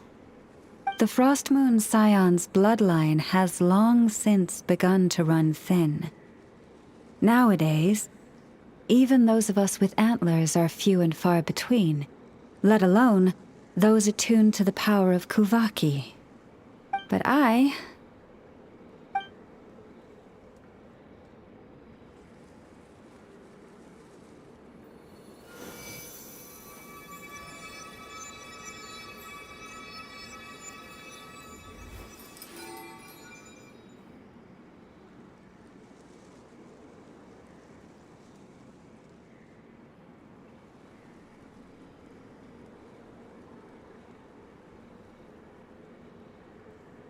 Whoa! Your antlers are so pretty. They say it's an extraordinarily rare condition. Once in a century, if that. I am unusually sensitive to the moonlight, as well as to the Kuvaki's ebb and flow. As a child, I could barely sleep because of it. Oh no! It was that serious? To others, fluctuations in Kuvaki are something you easily get used to, like a gentle tide lapping away at the shore. But to me, that same tide is a towering tsunami, a surging swell crashing against me. Of course, as the years went by, I learned how to suppress my senses and my power, enough to keep it all from overwhelming me. But because of that, I also had to walk the path of concealment. Concealment? From the moment I was first taught to pray, my kin would point up to the night sky telling me, that Lauma is the Frost Moon, the last of the moons, the sole surviving truth. But I would ask them in response, why? Why can't I feel anything from it at all? Later, I came to understand that they simply could not tell where the real tide was coming from. They couldn't sense it. The true moon beyond the sky's veil.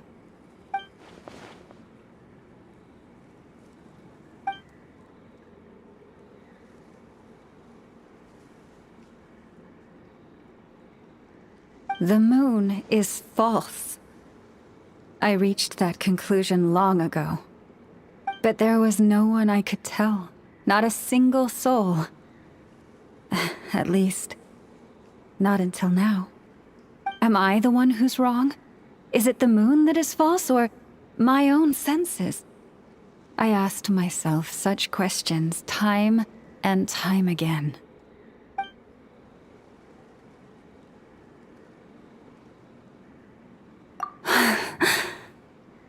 Thank you.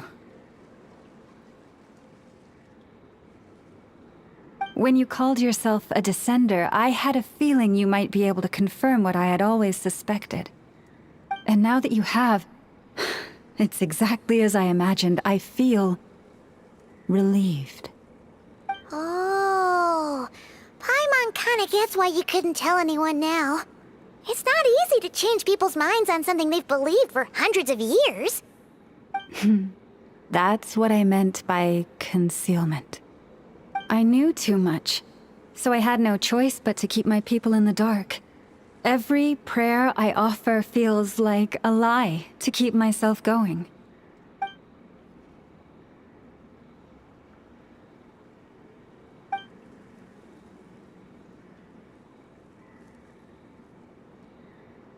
You've already met our Kutar, haven't you? Huh? When was that? And, more importantly, when were you planning on telling Paimon? Ah, no wonder. What did you think of her?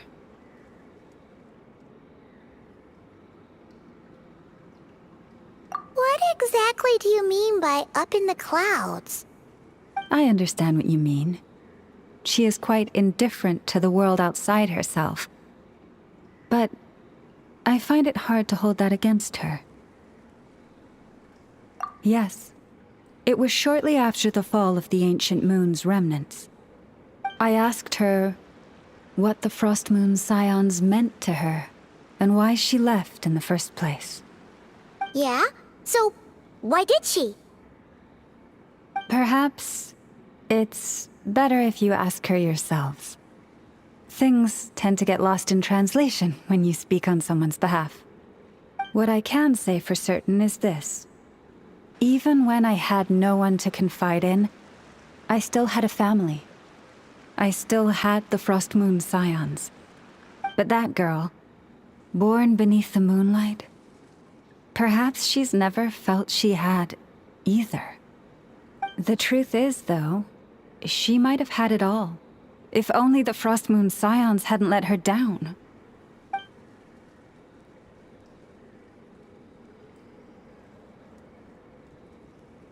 The Frost Moon Scions now walk a path of error. They offer their prayers to a false moon, and to a goddess who can no longer answer them. I want to change all that. But with the Fatui closing in on us day by day, the Frost Moon Scions must stand united, now more than ever.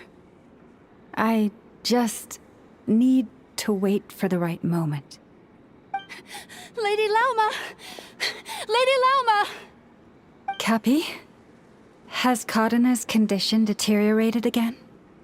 Traveler, Paimon, we'll have to continue this conversation later. We'll come too!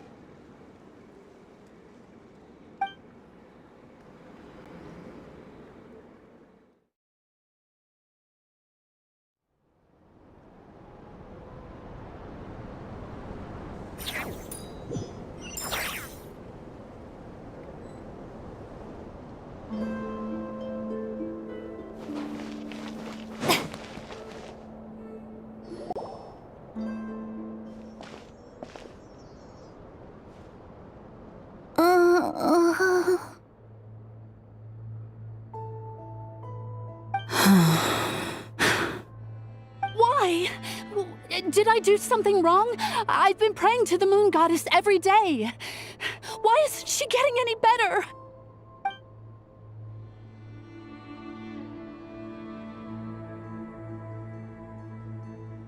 Cappy, I need you to wait outside. I'm about to start her treatment.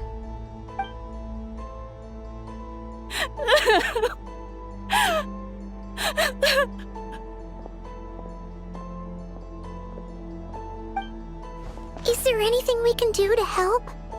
Just don't be alarmed by what you're about to see. And please, don't let her mother see it.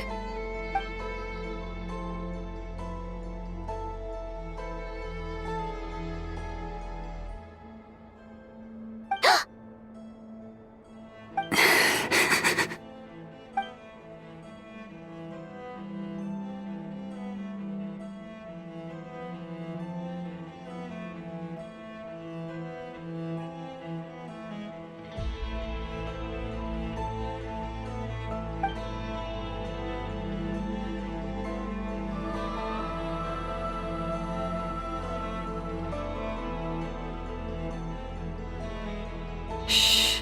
Please. Help me keep this a secret. She looks much better now. But, Lauma, was that? A medicine prescribed by a local doctor. For ordinary people, my blood has the power to counteract any adverse reactions to Kuvaki.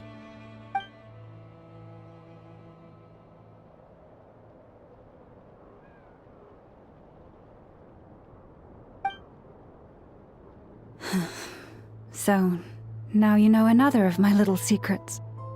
I had hoped to guide the Scions out of error before Karena's illness reached this stage, but clearly, I was too late.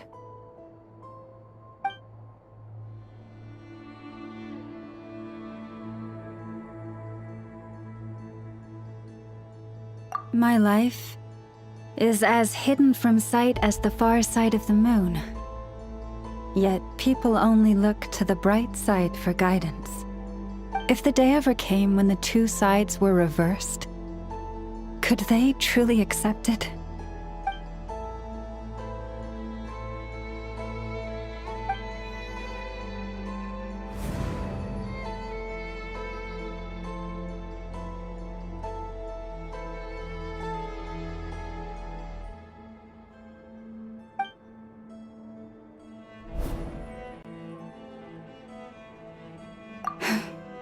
Hearing you say that puts my heart at ease. Mm-hmm. And if there's anything we can do to help the Frost Moon Scions, just let us know. Our priority right now is reclaiming our relic from the Fatui. But I now understand that the day I will tell everyone the truth is no longer far off.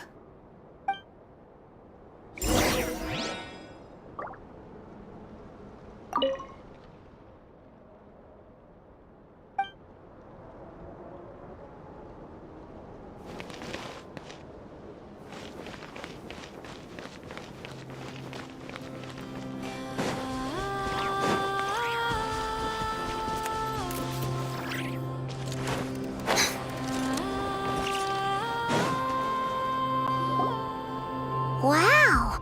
Paimon would never have guessed Llama had all that bottled up inside. Hey! Watch your step! Ah! What's wrong? Oh, you scared Paimon. You scared me there too. Almost stepped right into one of my traps. A trap? Why would you leave a trap somewhere like this? Well, it's not like this is a main path. And besides, we Frost Moon Scions would recognize it instantly.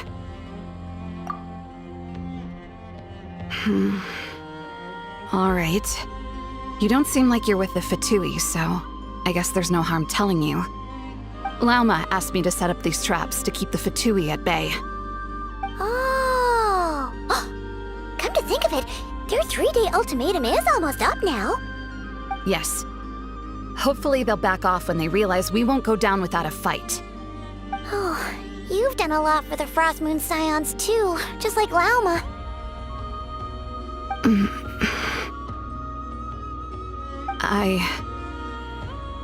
Philomena?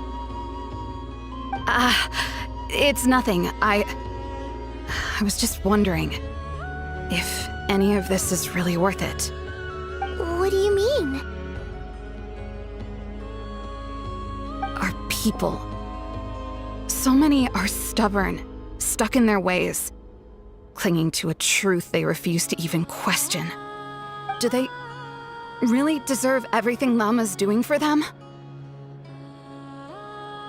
Well, yes, but even so, no.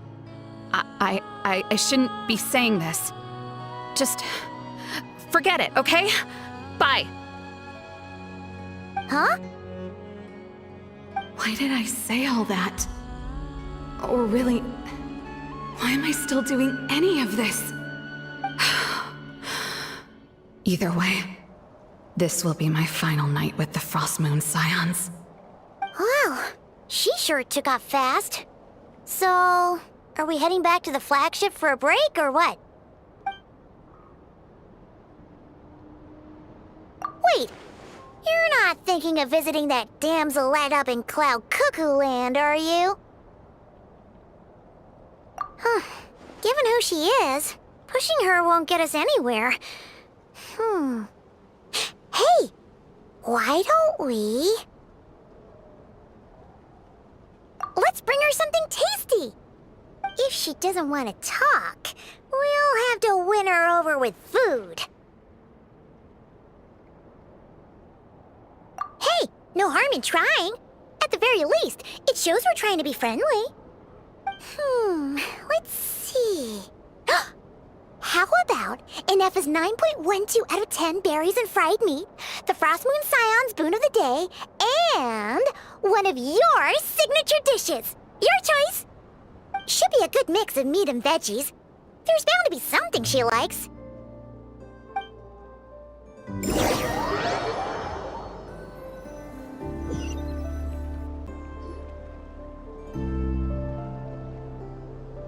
Alright, food's packed and ready. This is the place, right? Why does it feel like we're going to visit a patient? Oh, no. Take this seriously, Paimon.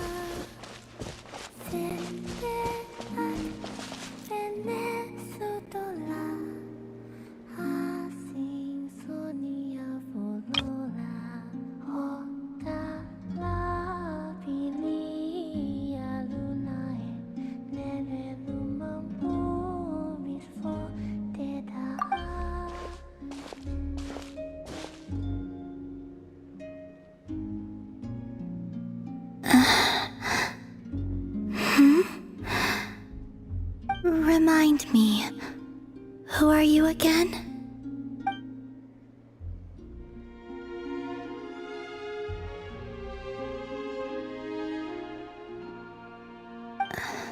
A different one floats by your side today. A different one? What's that even supposed to mean? Oh, there goes Paimon's perfect conversation starter. Hi there! Paimon is Paimon, and this is the Traveler.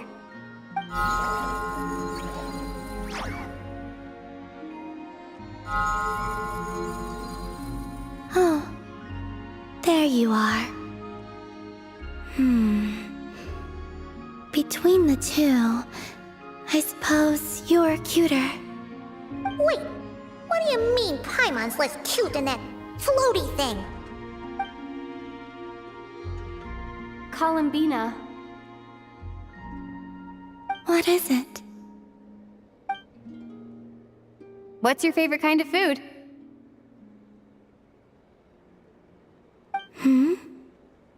Is this a treat? Or an offering? Let's go with treat. Anyway, this is all the Traveler's cooking, so please, help yourself.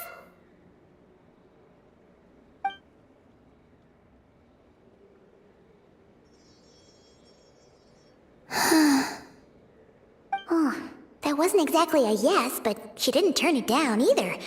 What could she be thinking?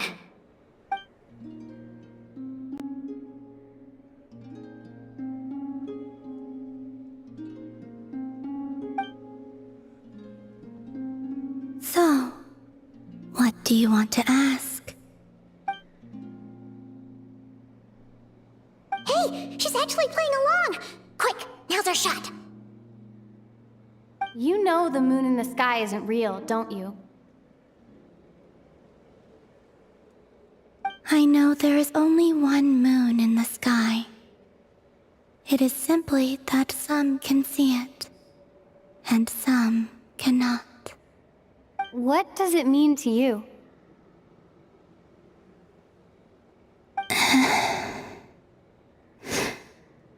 The missing prologue. What?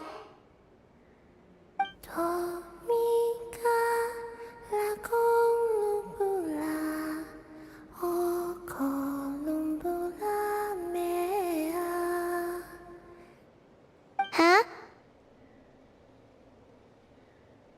What does that mean?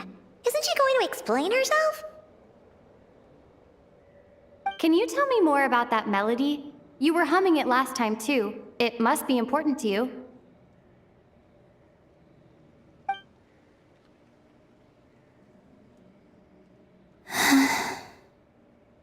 It is all I remember from the moment of my birth. A melody. A few lines of lyrics. Like a lullaby from a foggy dream. Oh, so who was singing it? I do not know. I have nothing else. Just that song. Huh? And the Frost Moon Scions who found me. They had nothing either, but hope. Before I even knew what was happening, they were already calling me their goddess. And I had no reason to decline. Like two lost infants unknowingly exchanged, I adopted their faith, and in return, they adopted me.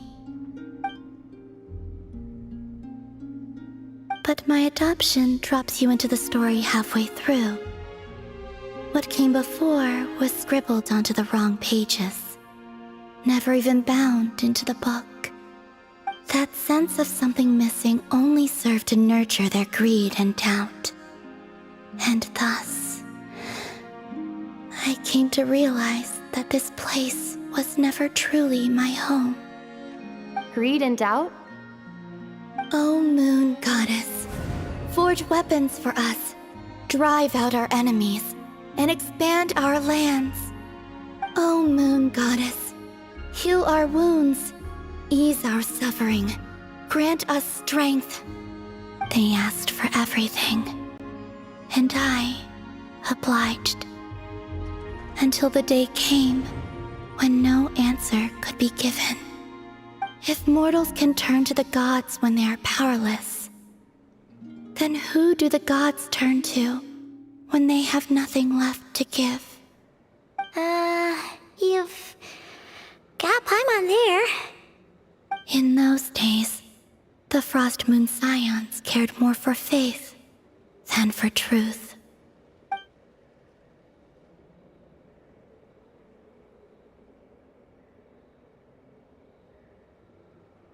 Reality rewrote the sky in words I could not understand. I did not want to read a tampered version, so I simply stopped looking. The real beginning of my story lies up there, on the moon, forever beyond my reach. Like a message carved for blind hands, sealed away where no fingers can find it. Huh. So that's how it is.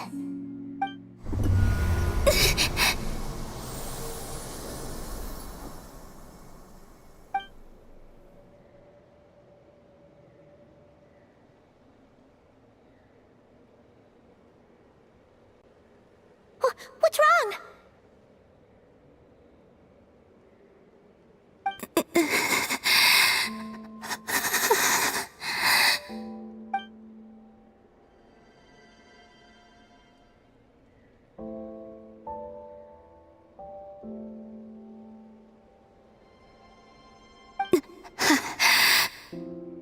You should go. What, now? But you really don't look well. Did something just happen? Is there anything we can do to help? No. Aside from answers, I have nothing else to give you in return. This is the price of running away from home a second time. Running away from home?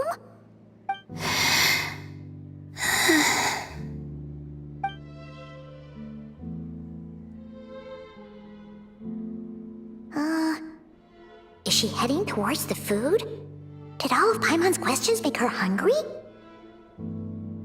Do you still have many questions?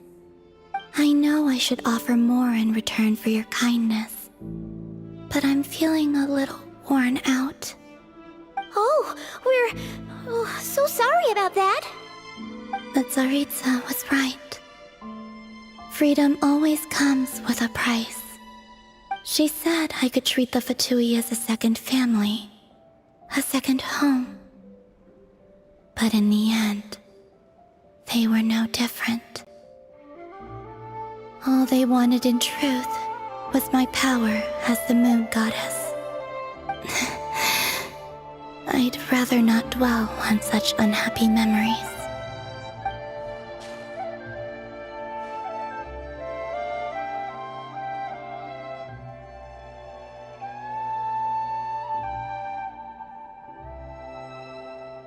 I have fulfilled my promise to the Tsaritsa, though it has used up much of my power.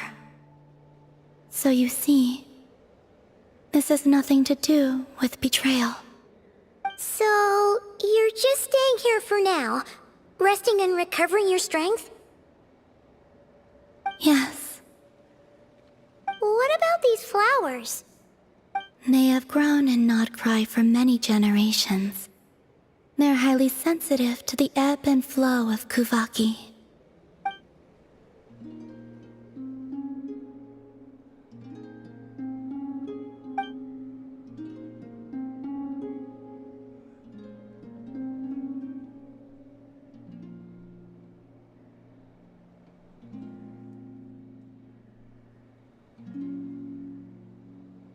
At times, I thought about using that relic the Frost Moon Scions had hidden away. I could sense the power within it. But going out is such a hassle. People might see me, and I promised Lauma I wouldn't show myself to anyone. Besides, I know it's gone now anyway. Really?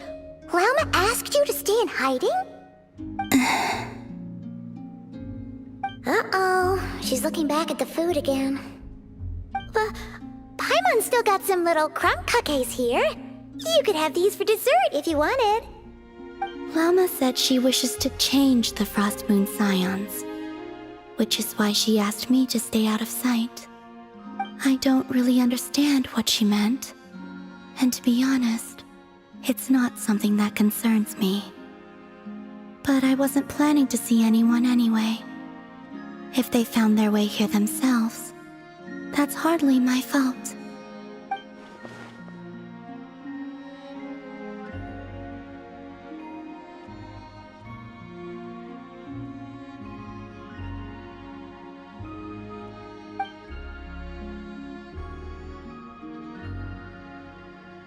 Lauma, the Maiden of the Grove. She is quite unlike any Frost Moon Scion I have ever met before. After hearing my story, she actually apologized for how the Frost Moon Scions treated me back then. She told us she feels like she's been living on the far side of the moon. Is that so? I actually got the opposite impression. She's been keeping her true power hidden away, afraid that people might be dazzled by its brilliance, and that they'd no longer be willing to look her way.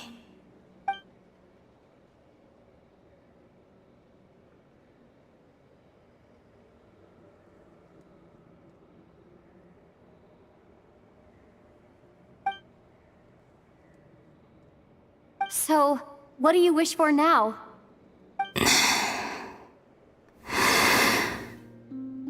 I wish to return to the moon, to the home where my story is written. Right now, that is all I wish for.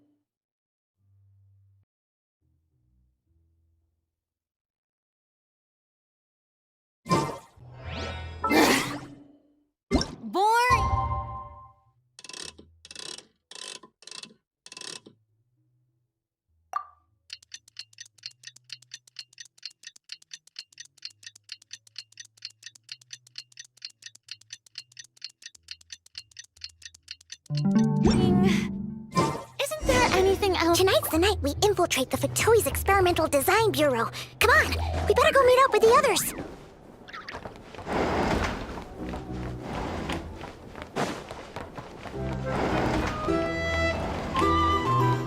Recommendations?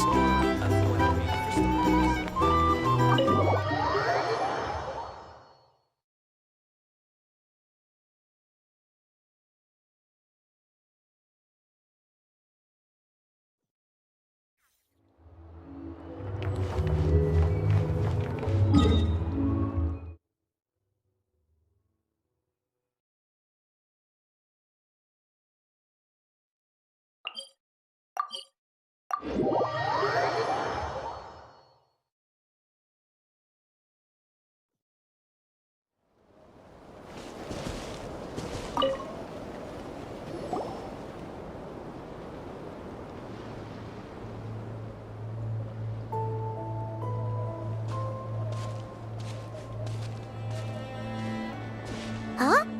How come you're here by yourself, Lauma? Where's Yehoda? I haven't seen her. Seriously? Don't tell Paimon she's ditched us on our first mission together. I don't believe so. Nefer and I have our differences, but that shouldn't interfere with our shared objective. Recovering the relic is my duty. But as far as she's concerned, there's plenty to gain here too. In Nodcry, it's common knowledge that the Curatorium has a nose for profit and opportunity. The same way aphids flit from flower to flower in a never-ending quest to make honey. Huh. Sounds like you know her pretty well.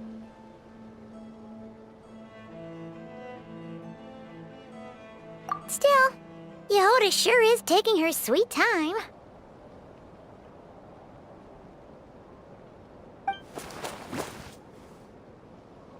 Hmm?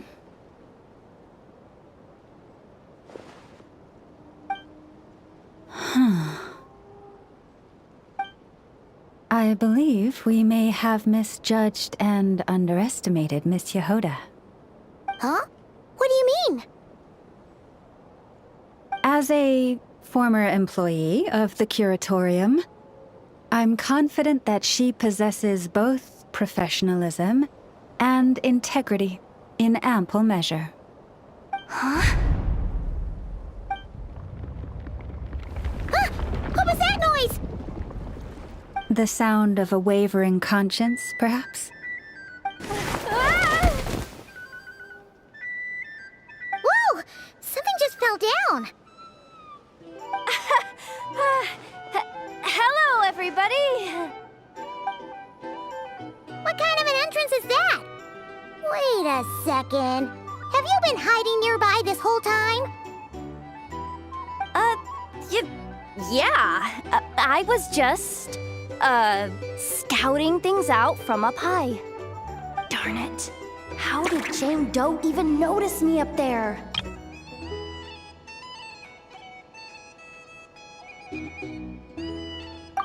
I can't believe I'd only realized I'd run out of smoke bombs this morning. What if something goes wrong inside? How am I supposed to make a quick getaway now? Thought I could just hang back and wait for the clients to get cold feet. But nope, turns out they're all completely fearless. Don't they know how scary the Fatui are?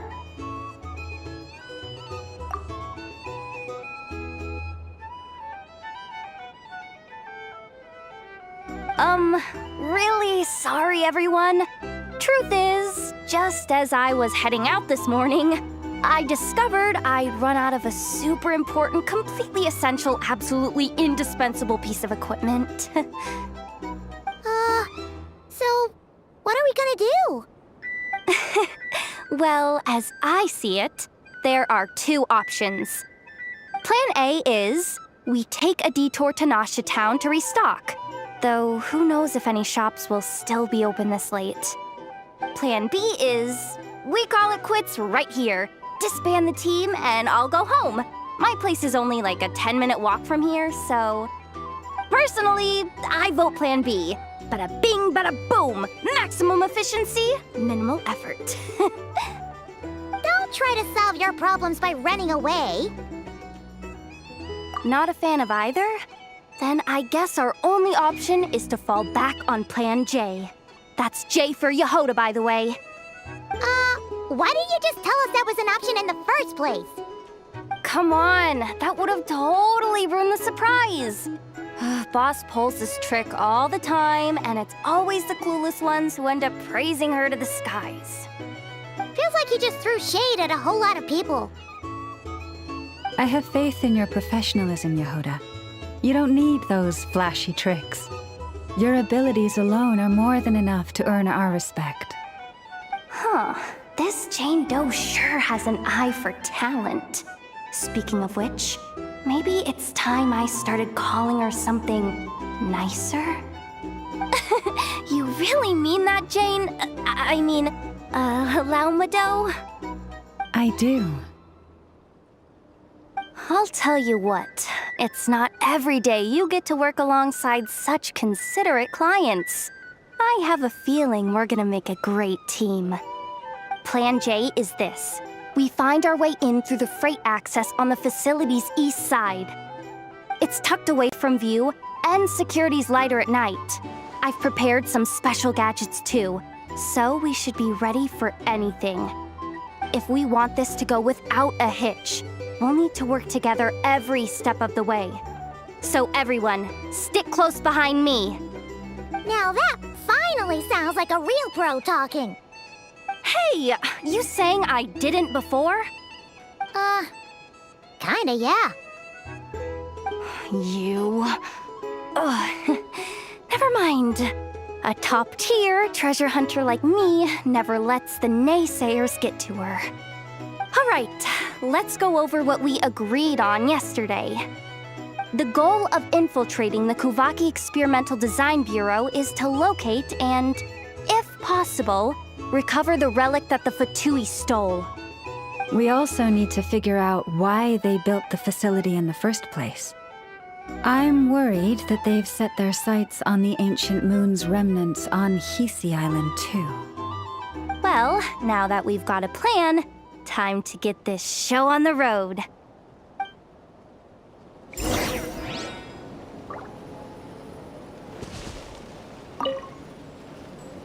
Everyone ready? Yeah?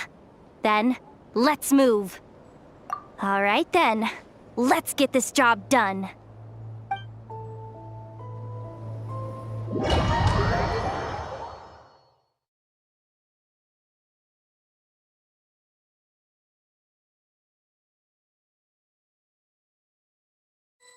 Go, go, go! But make sure you stick to the side.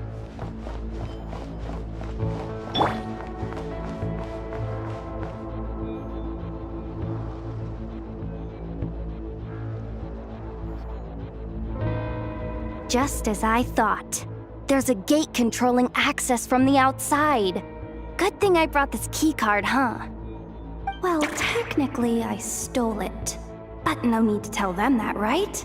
Blame that chump who thought it was a good idea to get wasted at the flagship during work hours.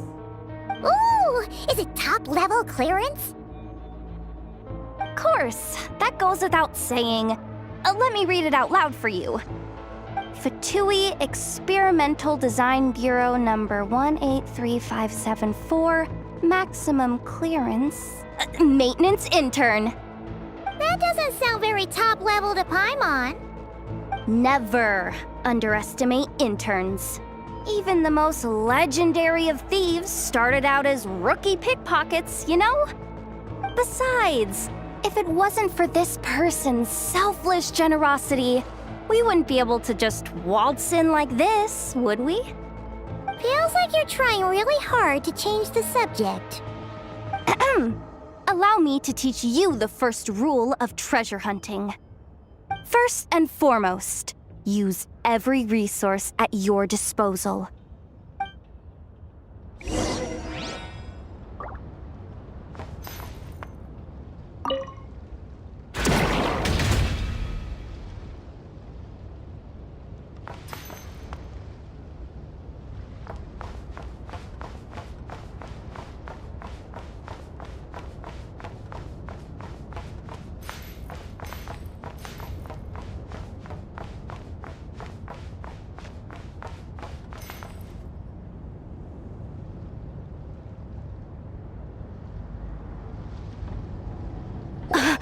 I get it now. It's like a pair of light bulbs just lit up in my head. What did you just get? The blue light, aka Plan A, is telling me to take the path along the left side. It'll be a lot stealthier, but that might mean a bit of a detour. The red light, aka Plan B, is saying, just charge straight in. But that'll mean dealing with, like, a dozen sentry bots already powering up. Although, I might be able to switch them to training mode. Their attacks will be weaker, but we'll still be in for a fight. Can't you just put them in sleep mode? Hey, I told you, I'm just a maintenance intern. Give the new recruits some time and space to blossom, will ya?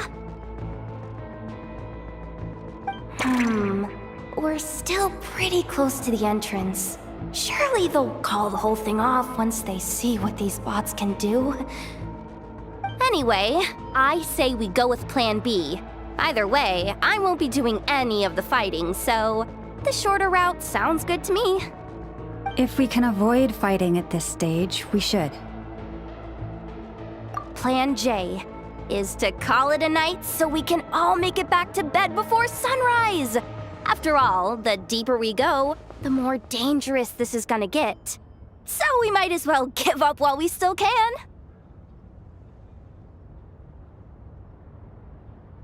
Okay, here are the bosses. Just don't forget, whatever you do, don't let those recon bots spot you. Let's see. No kidding. Anefa told me about something like this before. I can't believe that dumb robot actually helped me out for once. All you gotta do is this, and the recon bots will be reassigned to another position. That way, when it's time to move forward, the path will be clear. Which reminds me, it's about time I taught you the third rule of treasure hunting. Go with the flow. What about the second one? You skipped that one. Huh? Did I? Oh geez, must have gotten them muddled again.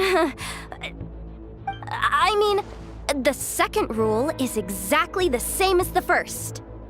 Guess that's what you meant by going with the flow, huh?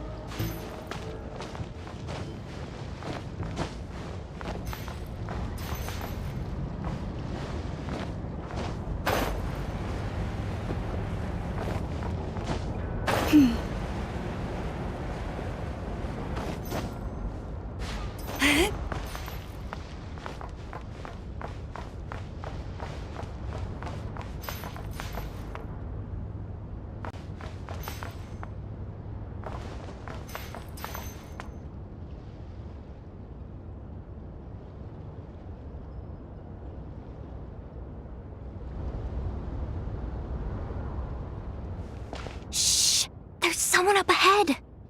Has the lockdown been initiated? Move it, soldier! The cargo has already been transferred. The lockdown procedure is complete, Commander. That sector is now fully sealed. The night shift. Just our luck. Don't they usually handle deliveries during the daytime? There's not supposed to be anyone here. We've come this far already, and they're really trying their best. If I suggest backing out again, it's not gonna look good. Come on, brain. Think!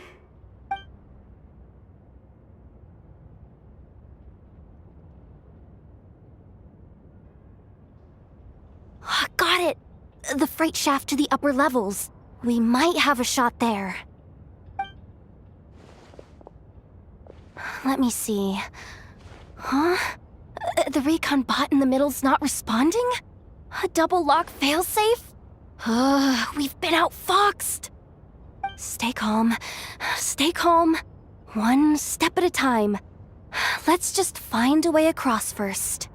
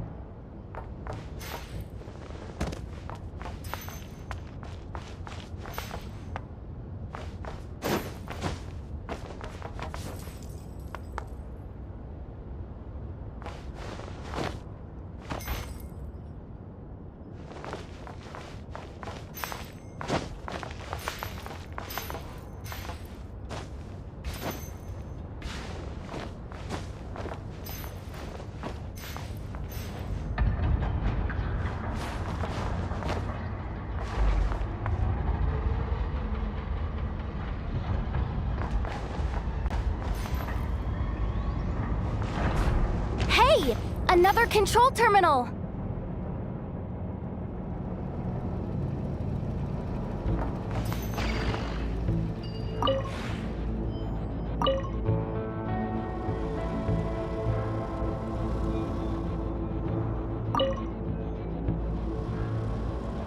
All set. Let's head down this way.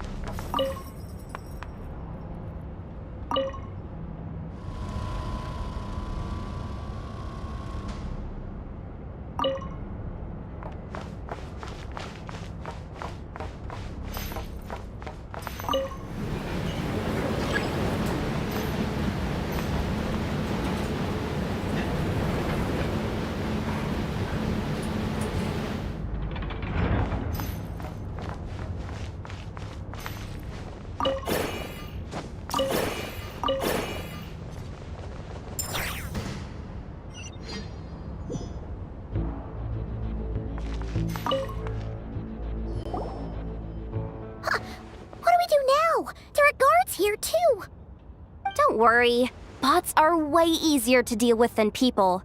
At least their behavior is predictable. First, let's find a safe spot to land. Good. That spot shouldn't draw their attention. Let's go. Let me just try something. Maybe I can use the terminal to command them to move out of our way. Security verification? With 10 questions? Are you kidding me? You really trust me that much? Fine. I'll do my best. But just to be clear, if I can't answer a question, I'm backing straight out of the terminal. No way I'm risking triggering any sort of alarm. Come on, Yehoda. You can't give up now. Question 1. What is our motto? Oh, I know this one.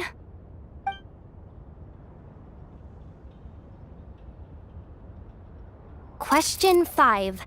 The name of the harbinger in charge of this facility. Let's go with Sandrone. This one should be the Pale Star Edict. I've heard one of Boss's informants mention that before. Final question. Enter employee ID. And it's timed? Okay. 183574. Confirm. I actually got them all right? What a miracle. Not bad, Yehoda. Not bad at all. Guess you're an official maintenance intern now. Hey, that could be my personal plan B if I can't get my job back. Just kidding. The Fatui are awful. The bots have taken the command. They're moving off. Let's get going while the coast is clear.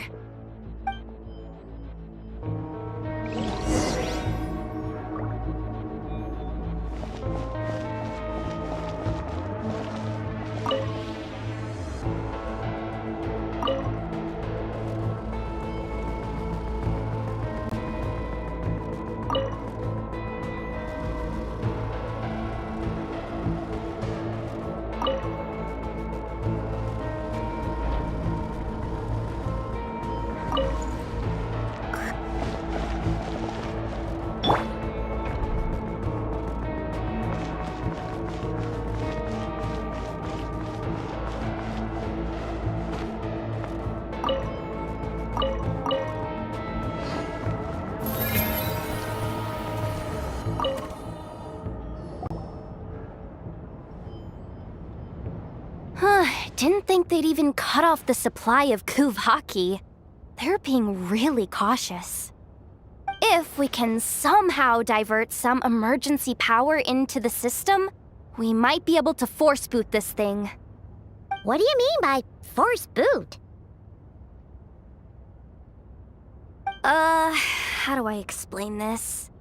It's like dumping a whole bucket of water into an empty pool, so that the little ducky gets to swim around again. You should probably just ask Aino instead. So, we just need to find that bucket of water, right? Paimon thought your explanation was great. Kinda adorable. In a childish sort of way. Hey, you could have just skipped that last part. Here, bucket, bucket, bucket. Where are you hiding? Judging from the concentration of Kuvaki, over there. Wow, you can sense that, Laumado? That's incredible.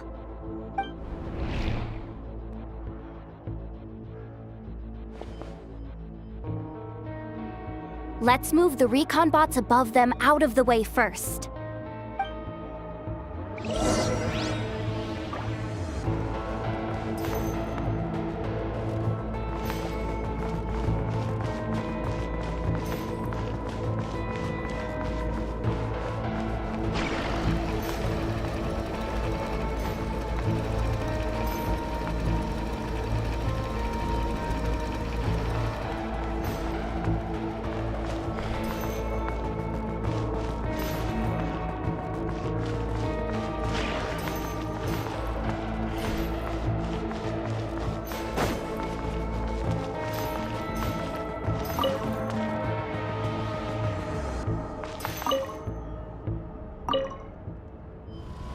All right, that should keep the alarm from going off.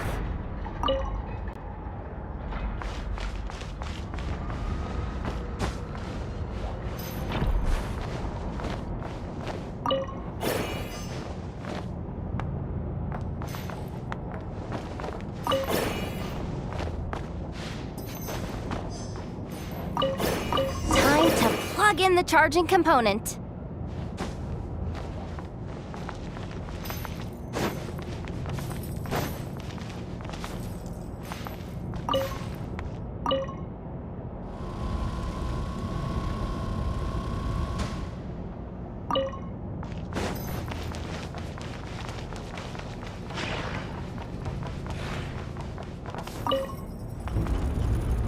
Up and running at last. Let's hope nothing else goes wrong. Please, everyone, step inside.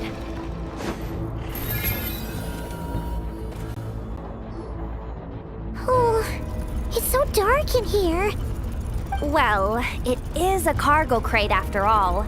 No point in being picky about lighting at this point. Ah! Something sharp and pointy just poked me in the back! Sorry. That was probably just my antlers. It's pretty cramped in here, so I had to crouch down. Oh, having antlers must be inconvenient at times like these.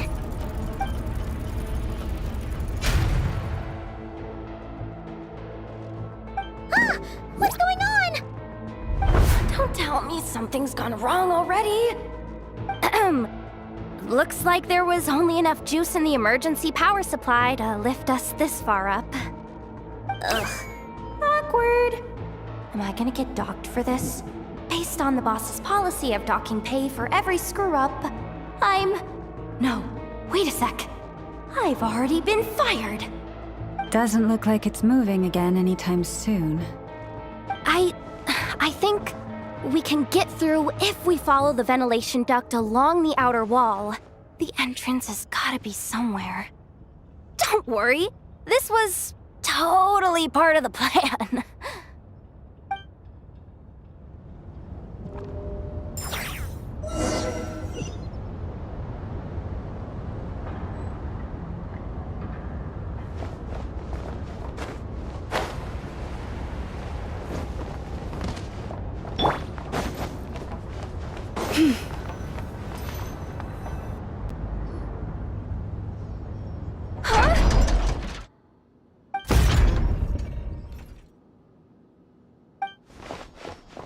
Yehoda? How'd you end up outside? Looks like she slipped out at the very last second, just before the gate shut. Impressive reflexes, I must say. Though I'd expect nothing less from a former employee of the Curatorium. I'm so sorry. That was pure survival instinct. I didn't mean to ditch you. Anyway, you guys just stay where you are. I'll figure something out.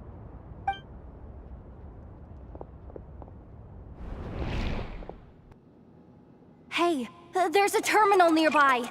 Hang tight! Can you hear me now? The duct security protocol has been triggered. The gate must have dropped when it detected a living presence. Wait, so we're trapped in here? I'm checking what I can do from this end. Watch out for the laser up ahead. What laser?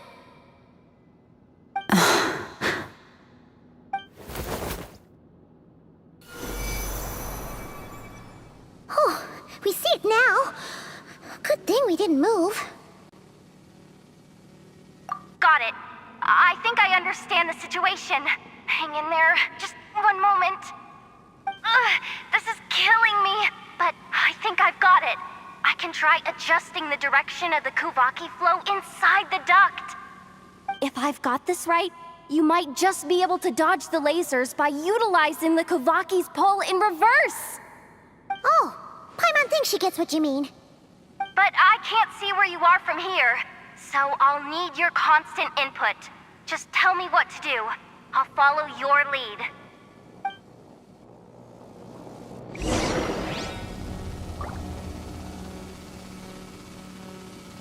Sure thing.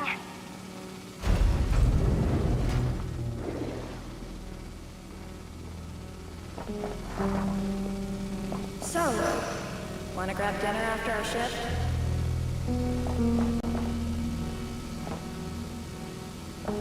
How about the flagship?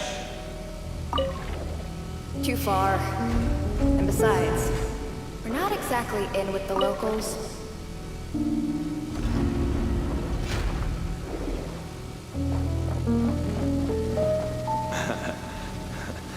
Then how about the staff cafeteria?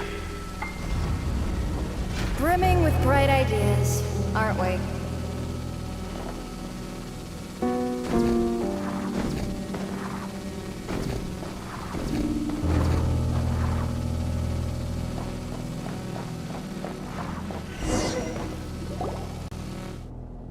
Oh, we made it to the other side.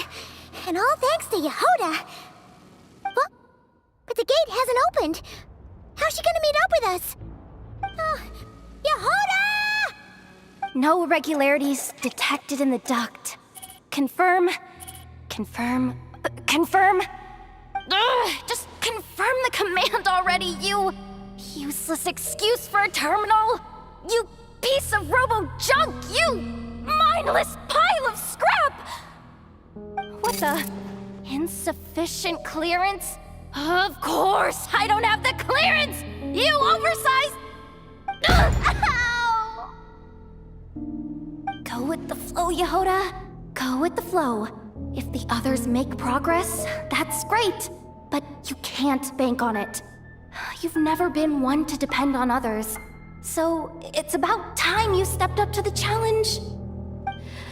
Deep breaths. Stay calm. My priority right now is getting my hands on a high-level access card. That way, I can override the security protocol. Senior maintenance staff. Only they can access the core sector. But hey, there's always someone careless enough to hide a spare key under the flower pot by the door. Which means there's a good chance there's a duplicate lying around somewhere in the control room. Even if I can't get into the control room myself, doesn't mean I can't rely on some external help. If I can take control of one of those guard bots, maybe I can use it to search for the access card. This is crazy, Yehoda! You're all alone. You've got nothing. And yet, you're charging ahead like fear's a foreign concept. Maybe that's exactly why. 'Cause I've got nothing left to lose! Confirm! Am I a genius? Whoa, this feed's super clear. Oh, this is gonna be a piece of cake. Wait a second. Oh, this thing's not a guard bot. It's a janitor bot.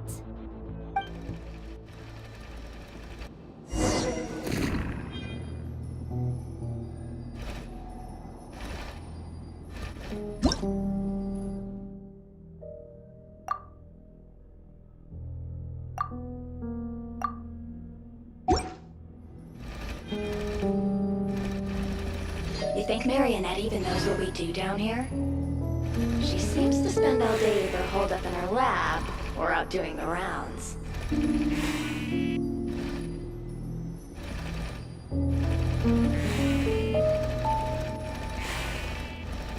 Still a mess over there. Go clean it up. Why?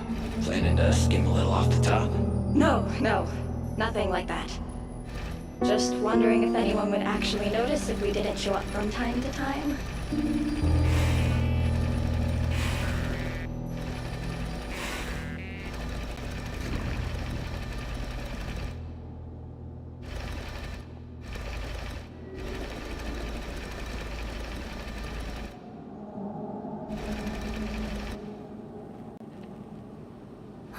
Let me see.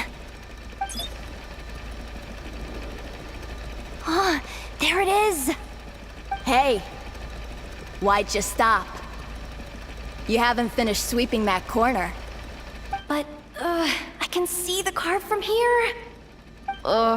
Guess I have no choice but to swallow my pride and stay in character for now. Sweep up the crumbs by my feet. Yeah, good luck with that. What are you gonna do when they ask for a progress report?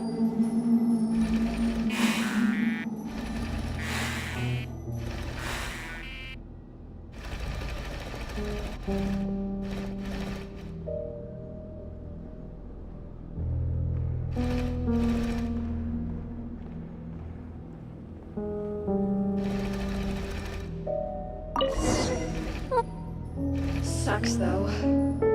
Finally sent somewhere warmer than Snezhnaya, yet we barely get to see the outside world.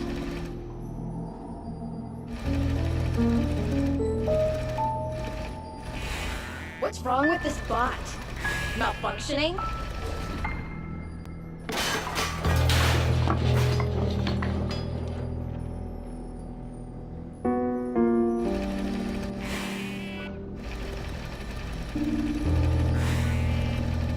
Clean this spot too.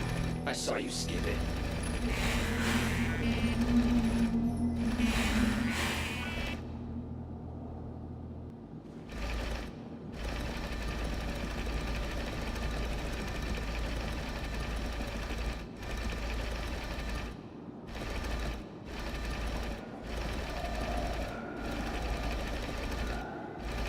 Come on.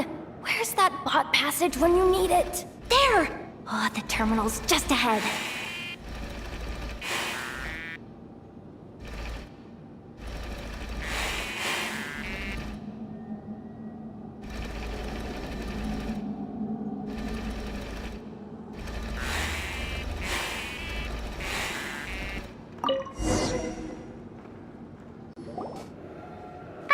Will Yehoda be okay? Paimon! She said she'd use every resource at her disposal, so let's have some faith in her abilities. Besides, when it comes to surviving in Nodcry, she probably knows more than any of us. So, they really do believe in me. But how long are we gonna have to stay here? Paimon doesn't want to get caught by the Fatui either. Does Paimon mean the two Fatui in that room? Let me see if there's a way to distract them. Wait, did you hear that?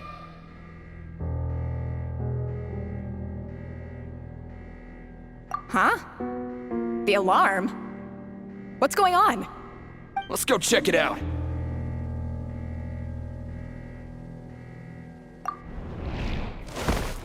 This looks like somewhere important, but there's nothing here.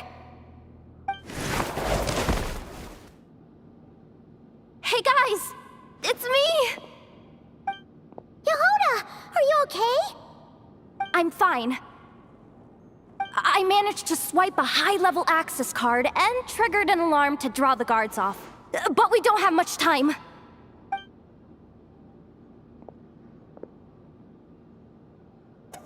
All right, looks like we can control the elevator. Come on, hop in.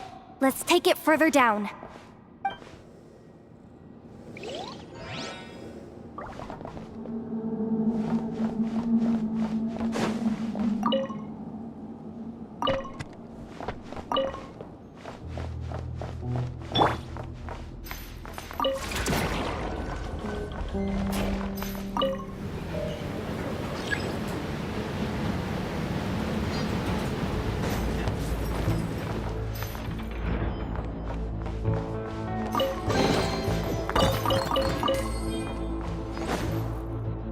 We should be able to use the terminal to move the drawbridge. Here's the access card. I'll keep watch while you handle the controls.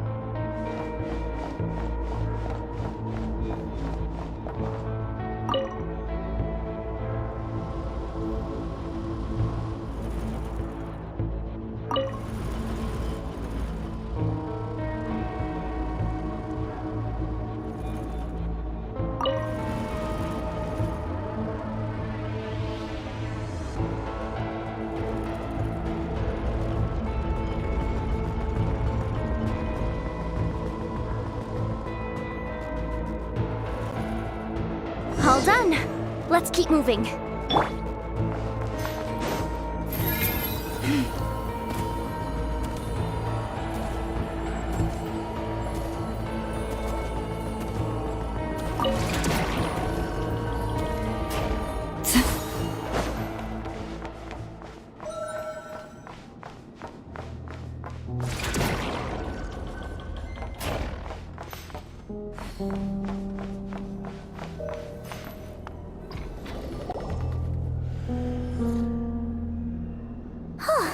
There's no one here!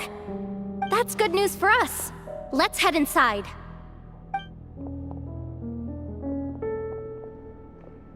Looks like a rest area for the Fatui's Oprishniki. Huh? The terminal's still on? Huh.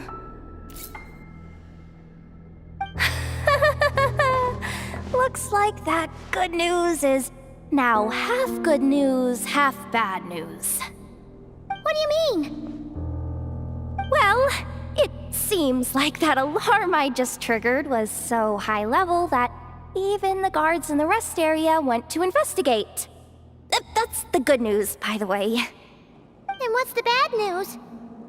The bad news is that once they realize it was a false alarm, they're bound to circle back and check this floor. And then we're toast. So we've got to move fast here. If you need me to run a quick search, say the word. Analysis of Kuvaki extracted from the moon marrow suggests that its energy core bears some close relation to the power of the former Three Moon Sisters.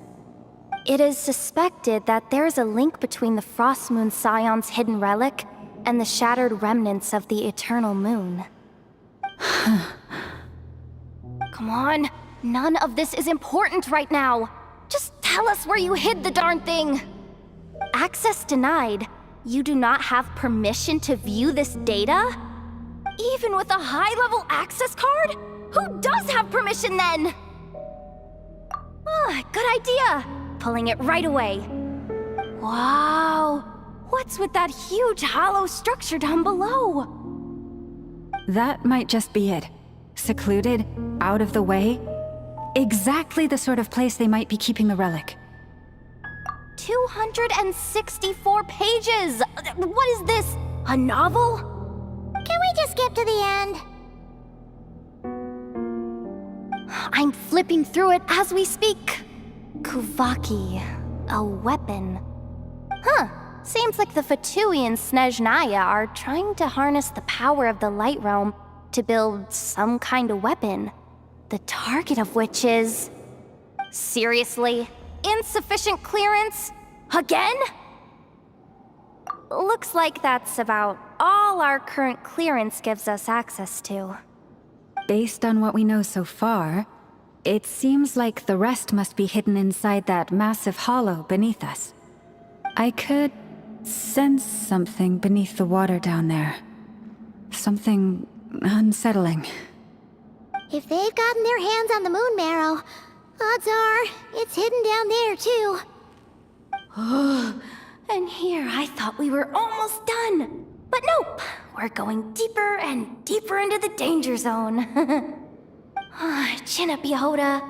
Once this job's done, you're buying yourself the biggest nod-crying hot dog in town. Deal's a deal.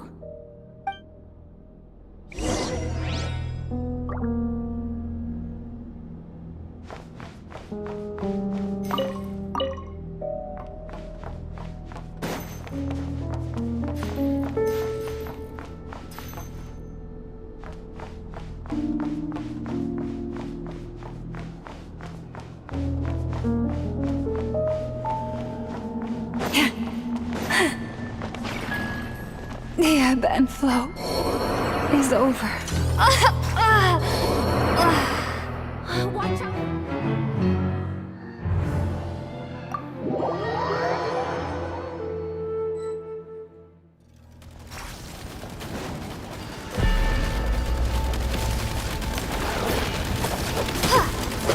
Water jet!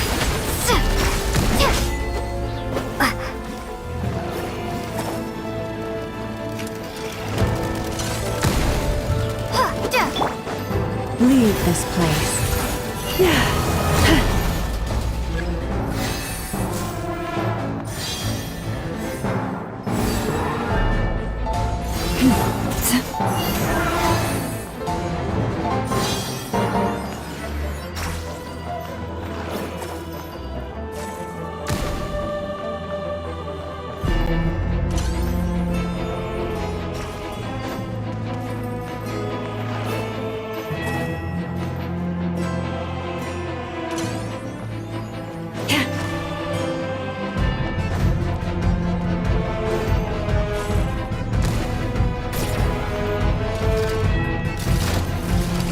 Poor lost lamb.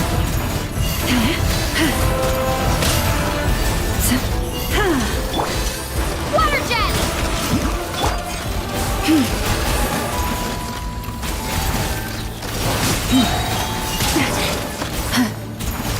With one heart, we pray.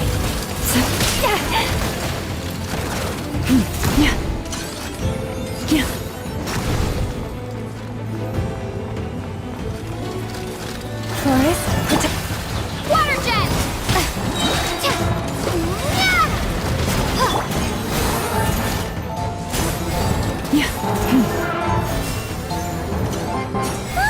Its attacks are getting faster!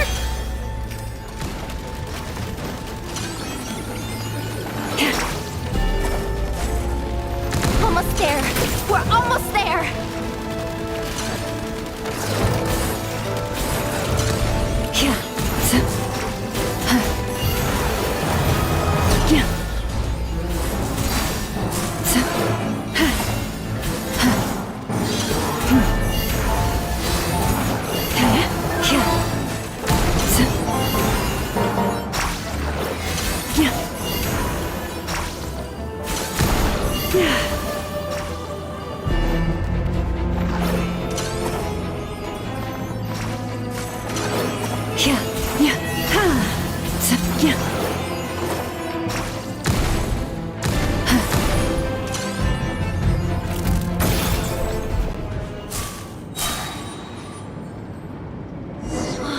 Finally down.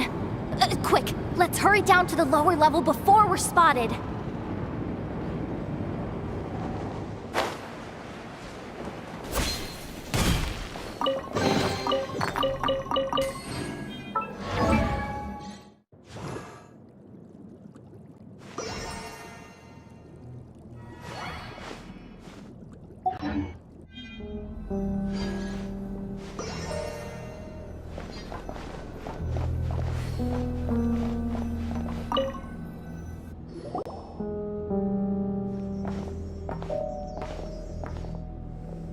That switch looks suspiciously obvious. No way I'm pulling that. But you guys, go ahead. Hey, you spotted it first. Shouldn't you be the one to pull it? Not a chance. I'm just the guide, remember? At most, I'll help you look for an escape route. They don't seriously think pulling this thing's gonna lead to treasure, do they? I'd be amazed if it doesn't set off an alarm. Besides, I didn't even bring my smoke bombs. Which reminds me of the actual second rule of treasure hunting. Better safe than sorry.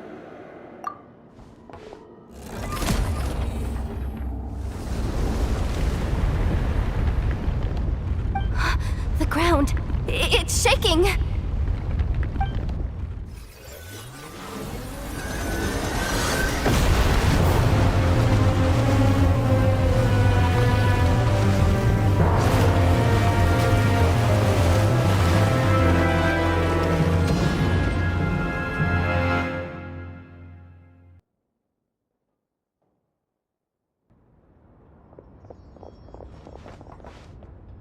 Wait, did the surface of the water open up? This is bad. This is really bad. I'm getting put on the Fatui's blacklist for sure. Don't worry, Yehoda. You've helped us so much. If they try anything, we'll protect you. Aww. Come on, I was just kidding. I'm tough, okay? Just haven't had the chance to show off my fighting skills yet. Me, afraid of the Fatui? Ugh, not a chance. I suspect the relic is hidden down below. Yehoda, your commission ends here. I am truly grateful for everything you've done for us. You don't need to put yourself in any further danger. I'm coming with you. This has nothing to do with the commission or the danger or whatever. This has already gotten way out of hand, so I'm coming too. End of story. Ah, she's blushing. Hey, zip it. Why'd you keep staring? Are you looking for a knuckle sandwich or what? Oh, come on, move it already.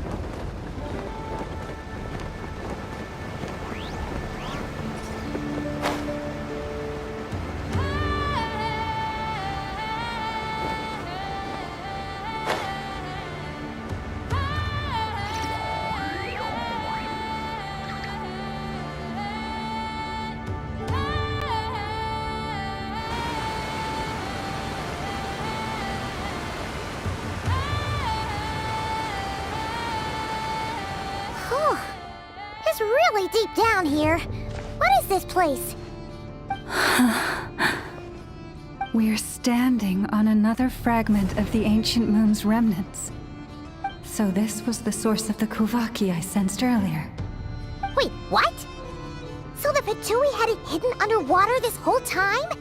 This gigantic thing?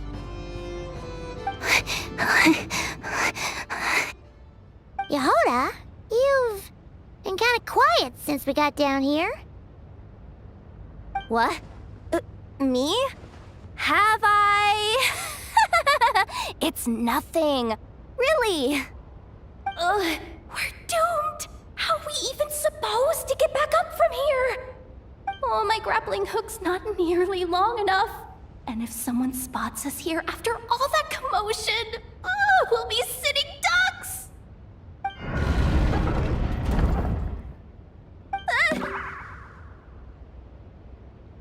Oh no! That door's opening! Please don't say it's the Fatui!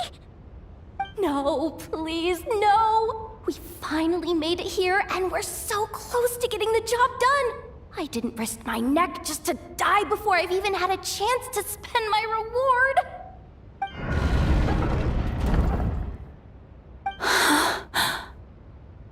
What happened? Why did the underwater barrier open? How could this be? Huh? Lauma? And You guys... Wilhelmina? What's going on here?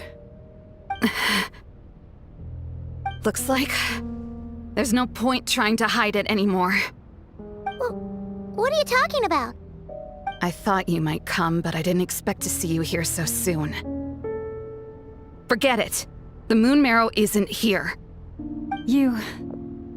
joined the Fatui? Yes. When?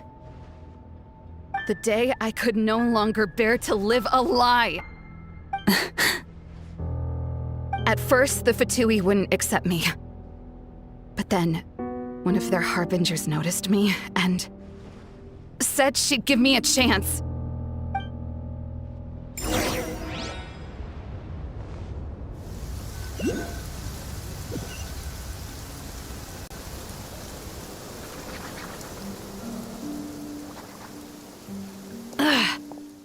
Lost them again. That harbinger told me to follow the blonde traveler who might visit the Frost Moon Scions. Easier said than done, though. The animals are on alert at night. If they see me, Llama will catch wind of what I'm doing sooner or later. Am I really doing the right thing? No. It's too late to turn back now. The empty prayers, the stubborn displays of faith like Cappy's today. This isn't the life I want. Huh? Is that... the Traveler's back. I won't let her slip away this time. Wait, who's that with her? They look so alike. They seem to be heading towards the statue of Kutar.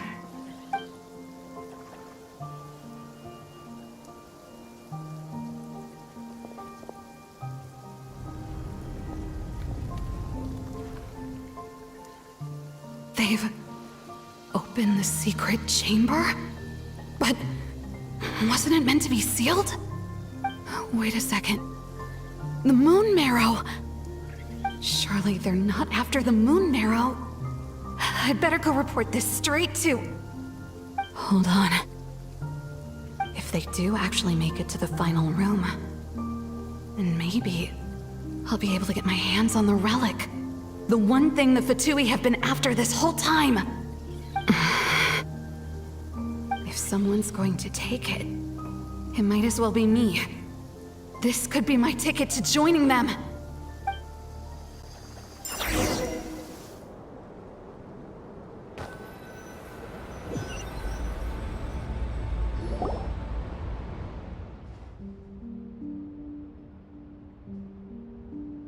Yes. And in your final moment of hesitation, I took the chance. And then you gave it to the Fatui? But when we talked to you before, you seemed so genuinely worried about Llama. Because I thought she was as fed up with the Frost Moon Scions as I was. We grew up together, Llama. I know you were chosen to be the next Moon Chanter when you were just a child. They never gave you a choice in that. I saw the look in your eyes when you were treating that child. That sense of helplessness.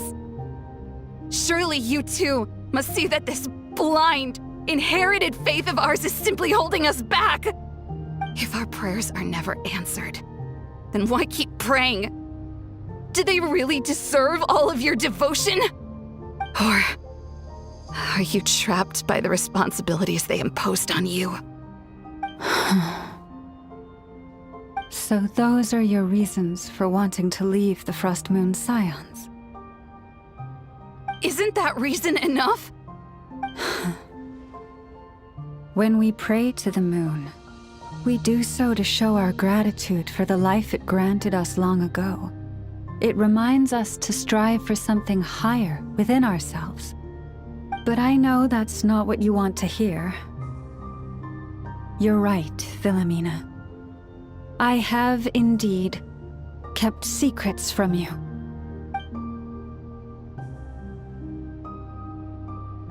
I knew it. You don't want to be the Moon Chanter, do you? No, that's not it. I'm talking about the fact that the moon in the sky isn't real. What? You're saying... Huh? Ugh, I've completely lost the thread now. Oh, do we really have to do this here? What if a Harbinger shows up? Oh, I'm not cut out for fighting big bosses! The pain you sensed in me was the pain of hiding this truth. If what you're saying is true, then you already knew that the Frost Moon Scions wouldn't believe any of this. Why didn't you just leave like I did? You don't understand, do you? That's the difference between us, Wilhelmina. I care about the Frost Moon Scions. They're family to me. It hurts because I care. And that's why I chose to hide the truth. But now I understand that was a mistake. My family deserves to know the truth. I shouldn't have tried to hold it all together with empty prayers. Are you trying to say that I only ever cared about myself? There's nothing wrong with that in itself. No one would have tried to stop you from leaving. But you did not have to stab us in the back like this. We've been spotted! I knew it. I just knew it. Oh, what now? If a Harbinger shows up, I'm out of here. No darned relic is worth dying over. Looks like I misjudged you, Llama. I didn't think you had it in you to stand up to your fate. Turns out, you are a great moon chanter after all. But you were right about one thing. I haven't considered Hisi Island my home for a long, long time now. Bosses, time to go. I will change the Frost Moon Scions, Wilhelmina, as soon as the new moon rises. Then I guess I won't be around to see it. Say, Llama, what happens to those who betray the Frost Moon Scions? May their antlers be shorn with silver blades, and let them be cast into the long night of unknowing.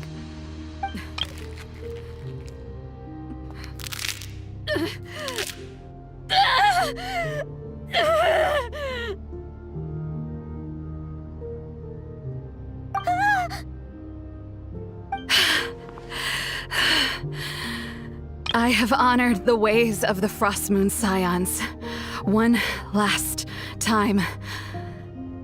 Think of it as a gesture of respect, Llama. There they are! Llama!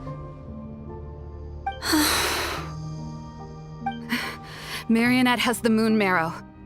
She went to Starsand Shoal. Don't flatter yourself now. I'm not trying to atone. I just don't believe you'll actually be able to change them.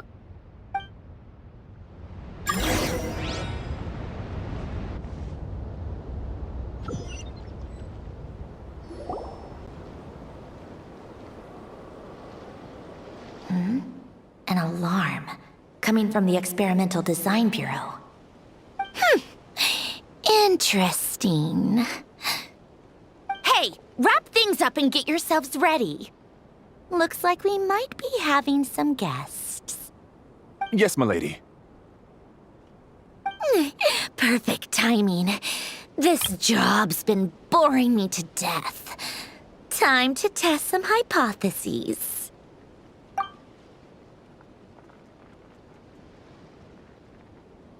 Bosses! I mean, esteemed clients. I mean, generous benefactors. Wait up! Come on! Sure you don't want to consider heading home first and coming back another day? Nasha Town's that way. You are aware that this is the way to... little ahead of schedule, aren't you? Oh no, it really is a harbinger this time. Marionette. So you are here after all. Hand over that relic right now. It belongs to the Frost Moon Scions. You mean that thing your antlered turncoat brought us? Huh, I have never much cared for trophies given up without a fight. But watching you tear each other apart over it?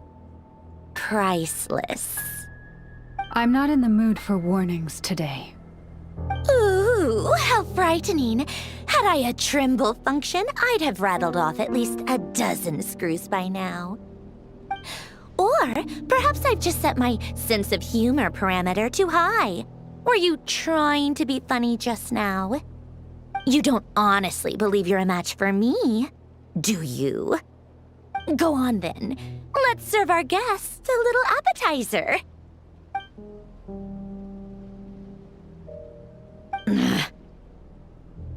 Hey, didn't you hear me? I said let's serve our guests a little... What's going on? Oh no. Watch out! It's the Wild Hunt!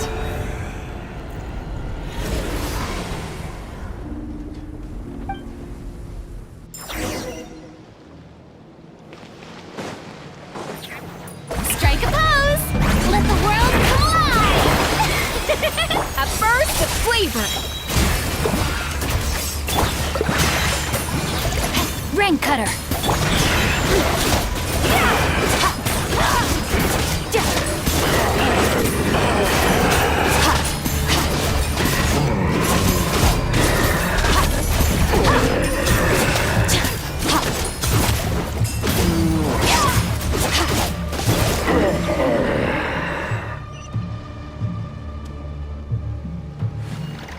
Merciless.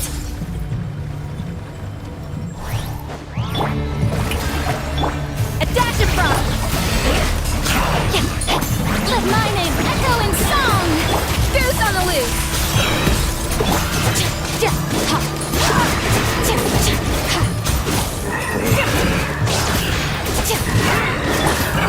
Let me weave you a verse.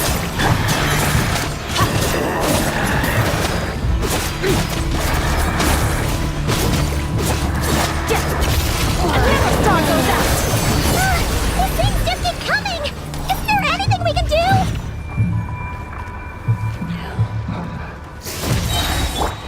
Shower me with the... A little remove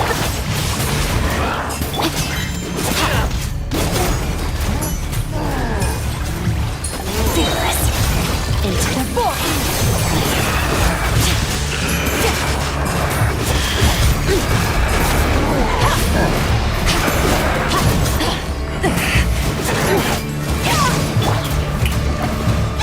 Someone help me!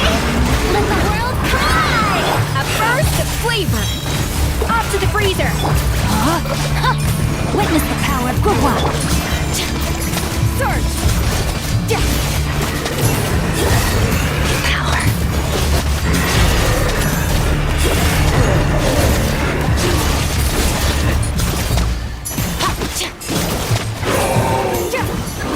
Use that device to seal them away!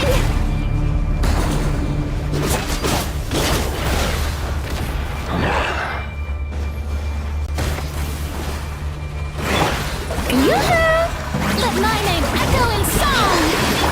A dash of frost! Rain outlines your fate. Merciless. Never straw goes out!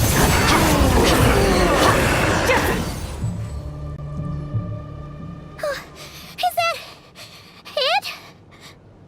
Oh, at least that's what the Lightkeeper's handbook says. Careful! It's not over yet!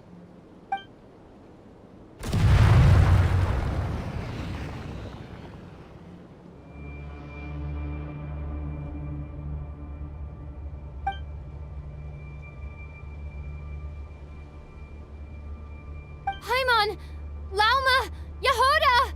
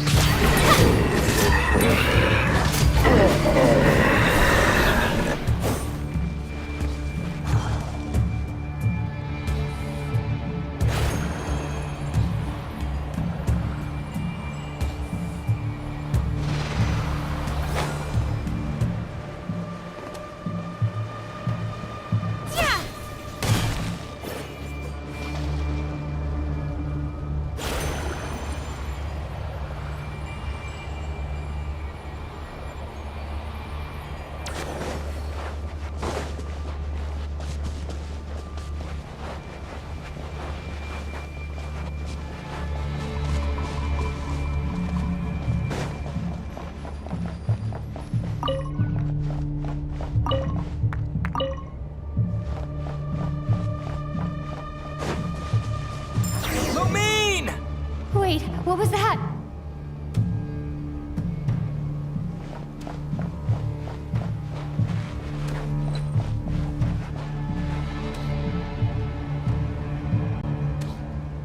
Lumine, over here! Ether! Quick, grab my hand!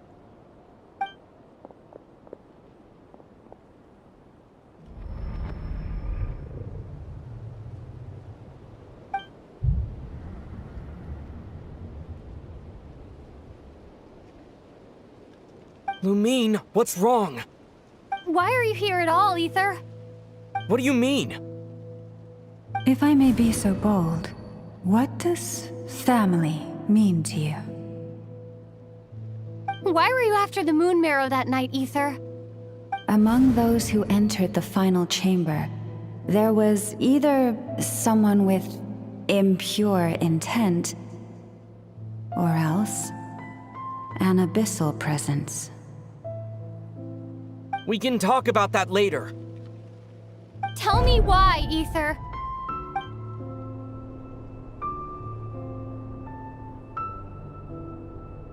You know, this is only the second time we fought together since the day we both woke up in Tavad. No. Lumine. But when I found you, you were still in hibernation. Even the key to the chamber was still secure on your person.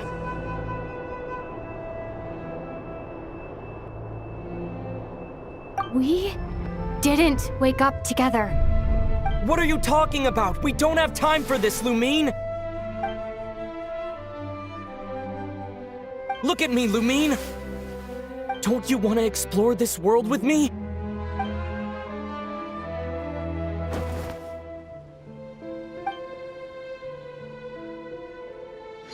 You think I'd lie to my little sis?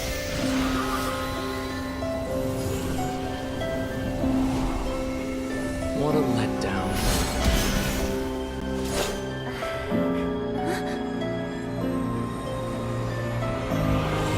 Go get it from me, Lumine. It belongs to me. I never believed it. I didn't want to believe it. That strange feeling that something was off. I wanted it to be real so badly. Even if it only lasted a moment. But you're not my brother.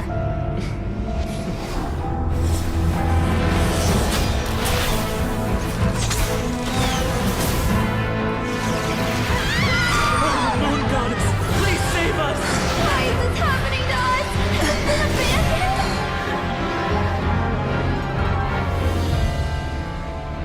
The cold night should be our blessing, yet only confusion and sorrow remain.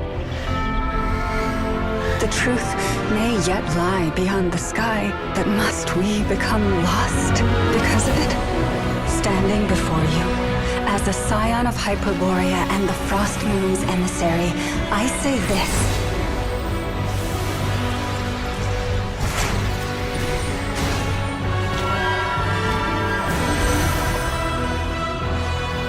Should the false sky above dim the light of the moon, then from silver blood that flows as rivers, let us weave moonlight anew.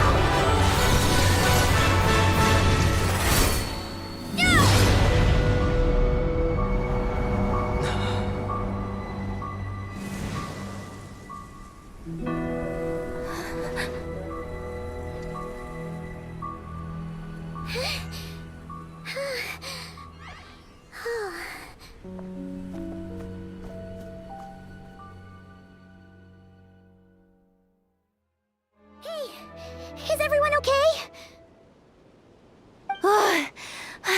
Think I saw my life flash before my eyes there.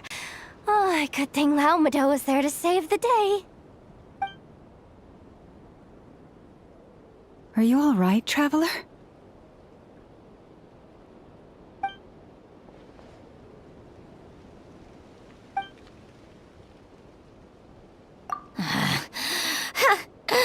Well, that took you long enough.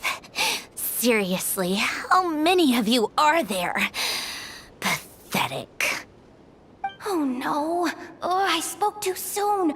Totally forgot we still have a Harbinger to deal with.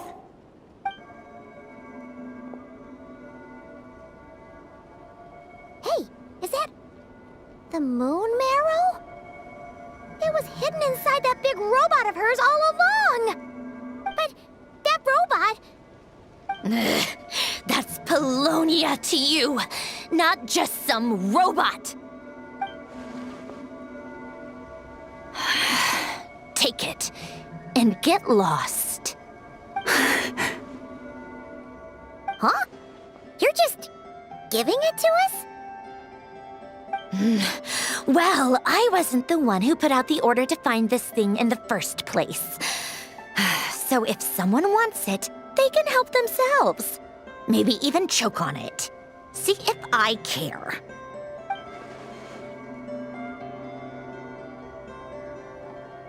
So, are you waiting for me to change my mind or what? I'd be more than happy to pick up where we just left off. But I should warn you, I'm in a bad mood right now.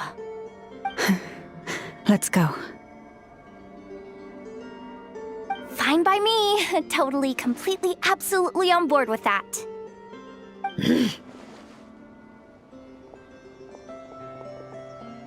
It's finally over. If that doesn't make the most thrilling commission of the year, I don't know what will.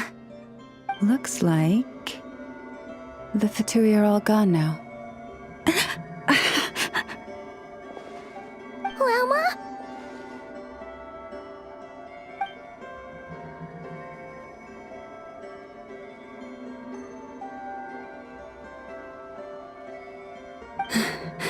I'm all right. It's just been so long since I truly felt the power of the moon. I thought I sensed the wild hunt nearby. Don't tell me you've already taken care of it. Hey, it's Flynn's! Hey, he's that Ratnik. Unless I am mistaken, you are the Moonchanter of the Frost Moon Scions, are you not? May I ask, what is that in your hand? Please, don't get me wrong. I've been tracking the wild hunt lately, and I've come to suspect that its actions aren't as aimless as they might seem. When I saw what you were holding, I could not help but start connecting the dots.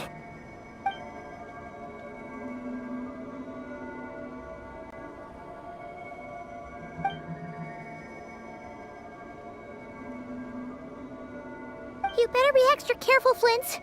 It seems like the Wild Hunt is capable of impersonating people now.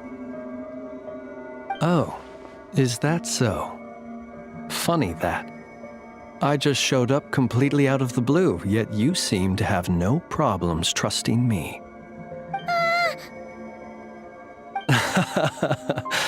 I apologize. I shouldn't be making jokes like that right now. Anyway, I understand. Thank you for the tip-off. It seems that the Wild Hunt has somehow changed in nature. I'll have to report this to HQ right away. For now, let us part ways here.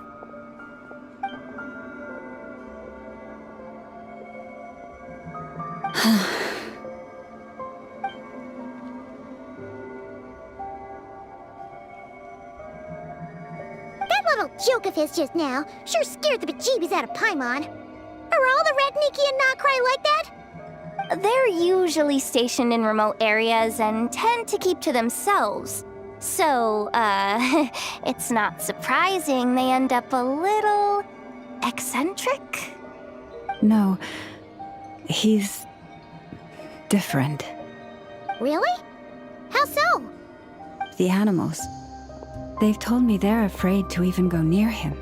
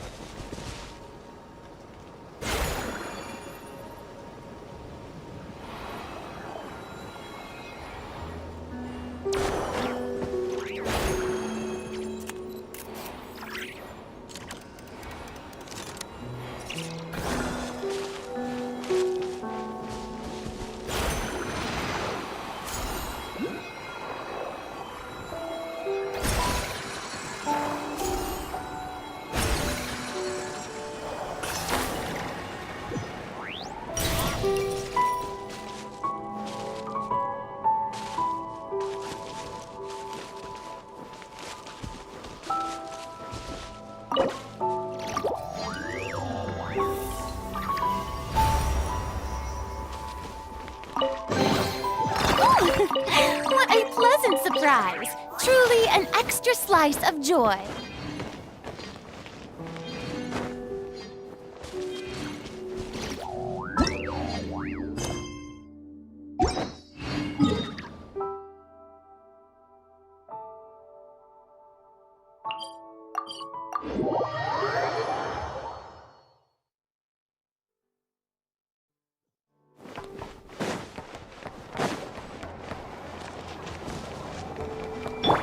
Merciless.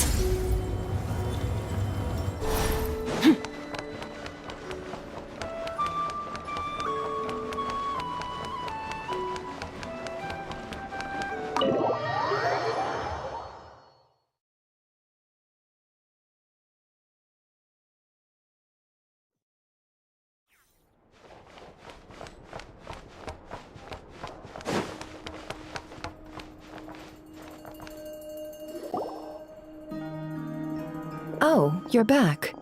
I just made you all a pot of tea. Better drink it while it's hot. Boss Neff, you wouldn't believe how scary our day has been! Seriously, I am never, ever taking random jobs like that ever again! You hear me? Oh, come on now. You even faced the wild hunt and lived to tell the tale. What's left to be afraid of?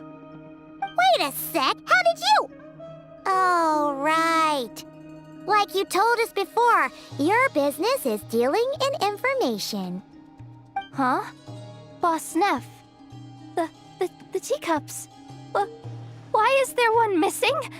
Did you think I wasn't coming back? My. How could you think that of me? You know the rules. If a member of staff wants tea, they pour it themselves. Your cup's sitting safe and sound right there, in the cupboard. Member of staff? Does that mean you're accepting me back? Wasn't that the deal? Boss Neff! You're the best boss ever! You never change, do you? Everything turned out fine, no? You found exactly what you were looking for. Yet there you are, sulking away as usual. Nefer, that medicine we discussed before, the one for congenital Kuvaki sensitivity, I need you to get it for me. And how do you expect me to find something like that for you in the middle of the night? You'll have to wait till morning, at the very least. I need it right now. All right. I'll see what I can do. But you know urgent means extra charge, right? Thank you. You know what? You do seem a little different. In a good way? Or a bad way? Who can say?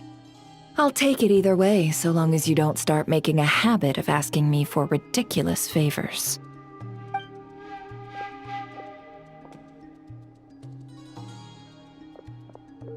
Traveler, Paimon, a lot has happened these past few days. I don't know what I would have done without you. Hey, don't mention it. That's what we're here for.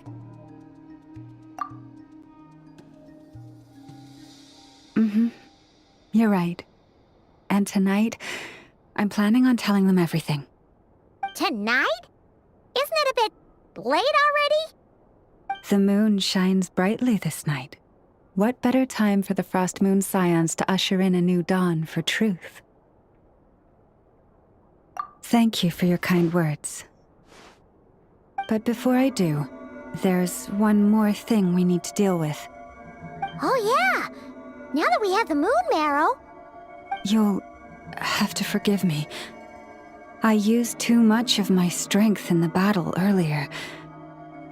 I fear I won't be able to help you uncover the truth of the past.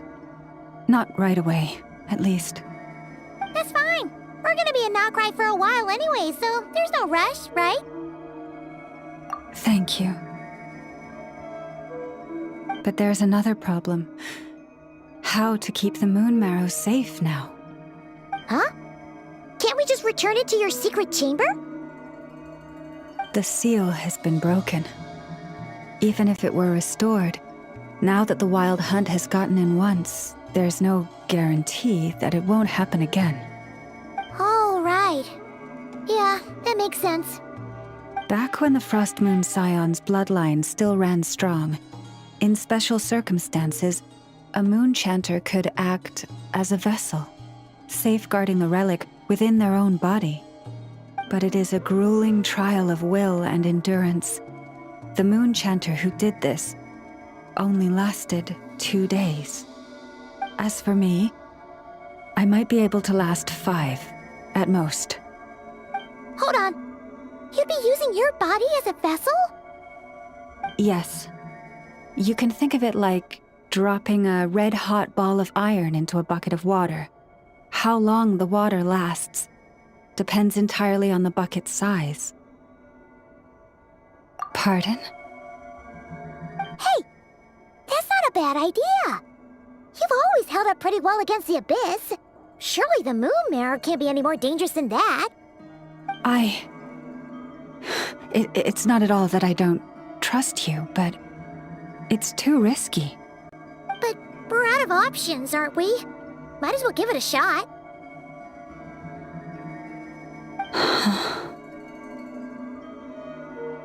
All right. Well, I'll be right by your side. If anything feels off, please tell me immediately.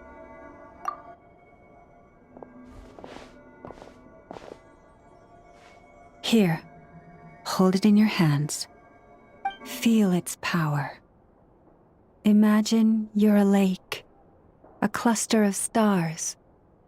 Let the moon become a part of you. Whoa! It went into your body! How is that? Are you feeling any discomfort?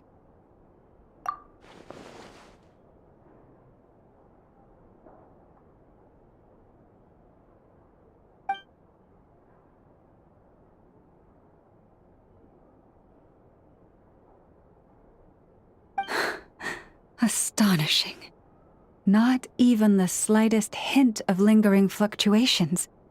It's as if all that power just sank to the bottom of the ocean. Well, looks like we won't have to worry about the wild hunt catching its scent now. Phew! Paimon knew you have special abilities, but still, you never fail to amaze. Hmm? Did I miss something just now?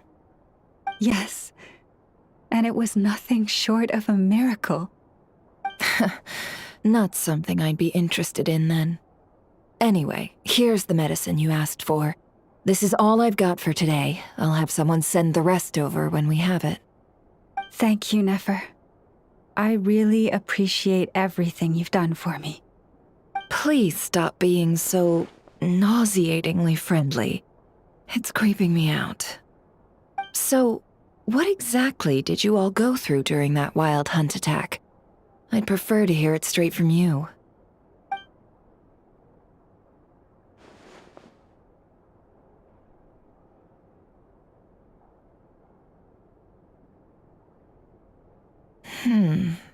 A phantom that can mimic the appearance of others.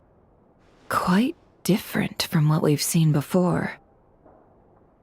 Yeah, and both times it appeared, its goal was pretty clear. It seems like it was after the moon marrow. And on both occasions, it was accompanied by the wild hunt, too. It appears there must be some close connection between the two. I must say, I don't often see you look this serious, never. Too late in the day for thinking, that's all. We'll pick this up again later. You all feel free to keep chatting, though. Just don't forget to lock up when you leave. On that note, Traveler, please keep the moon marrow stored within your body for the time being. We'll take it back off your hands as soon as the wild hunt's been taken care of. Once and for all. Of course. Anyway, if the two of you will excuse me, I'm heading back to Hisi Island now. It's time I came clean with the Frost Moon Scions. Hey, we're coming with you! Though, guess we won't be able to do much more than cheer you on from the sidelines. That alone means more to me than you could ever know.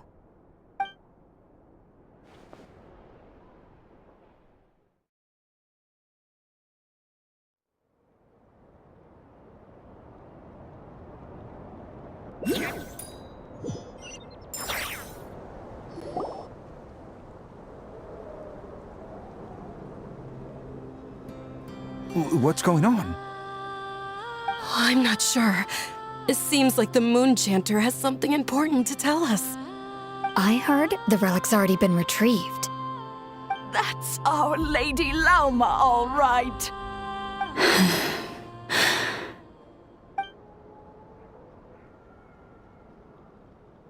Noble scions of the Frost Moon, my kin beneath the moonlight, I hereby declare the truth to you. Long have our ancestors looked up to the Frost Moon, guided by her serene light. Yet now, she lies hidden beyond the limits of the sky. And so, Lauma began to reveal to the Frost Moon Scions a truth long hidden within her heart. A story of a false moon and the death of gods. Kutar was indeed born of the moon. But that does not give us the right to reap without sowing, nor clothe ourselves without the toil of weaving. As she spoke, some who listened were stunned into disbelief, while others seemed to awaken as if from a dream. From this day forth, the road shall be paved with truth, and we shall pave it ourselves.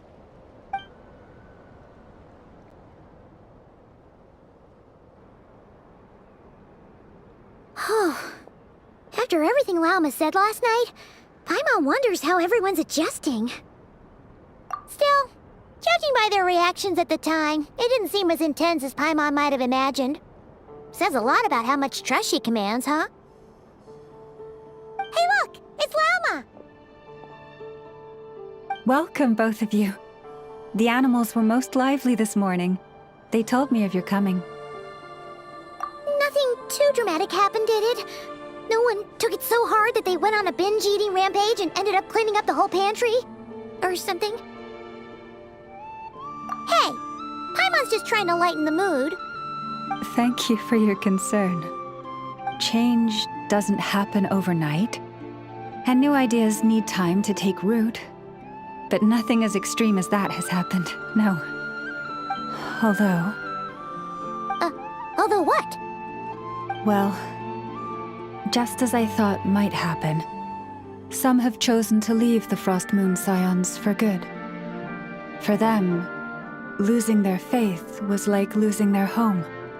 Confusion, frustration, helplessness. I saw it all, reflected in their eyes. Oh. I respect their choice. May they carry the Frost Moon Scions' blessings far and wide, should they be willing to do so. If we meet again someday, perhaps we will be able to sit together and share stories once more.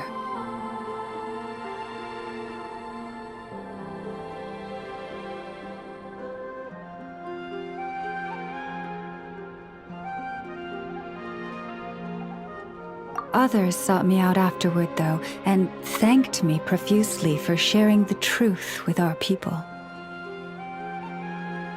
They said they used to see me as distant, even somewhat unapproachable, whereas now I seemed much closer to them. Like a friend, or even a family member. Sounds like a win overall! Paimon thinks you did the right thing, Lauma. Thank you. Though, I wanted to ask, do I really come across as distant?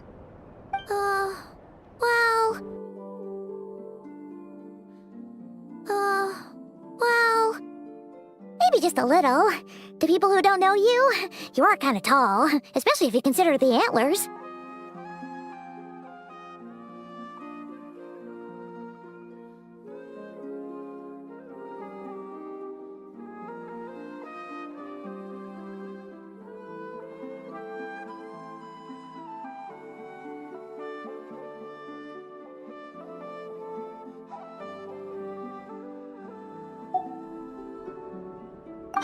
I see.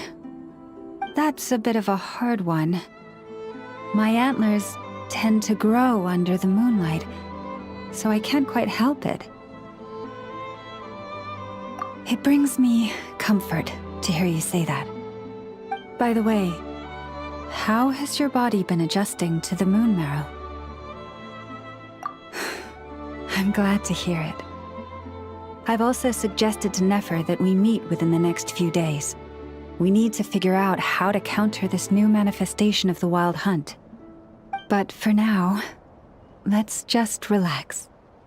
I want to enjoy this feeling a little longer of finally living on the bright side of the moon.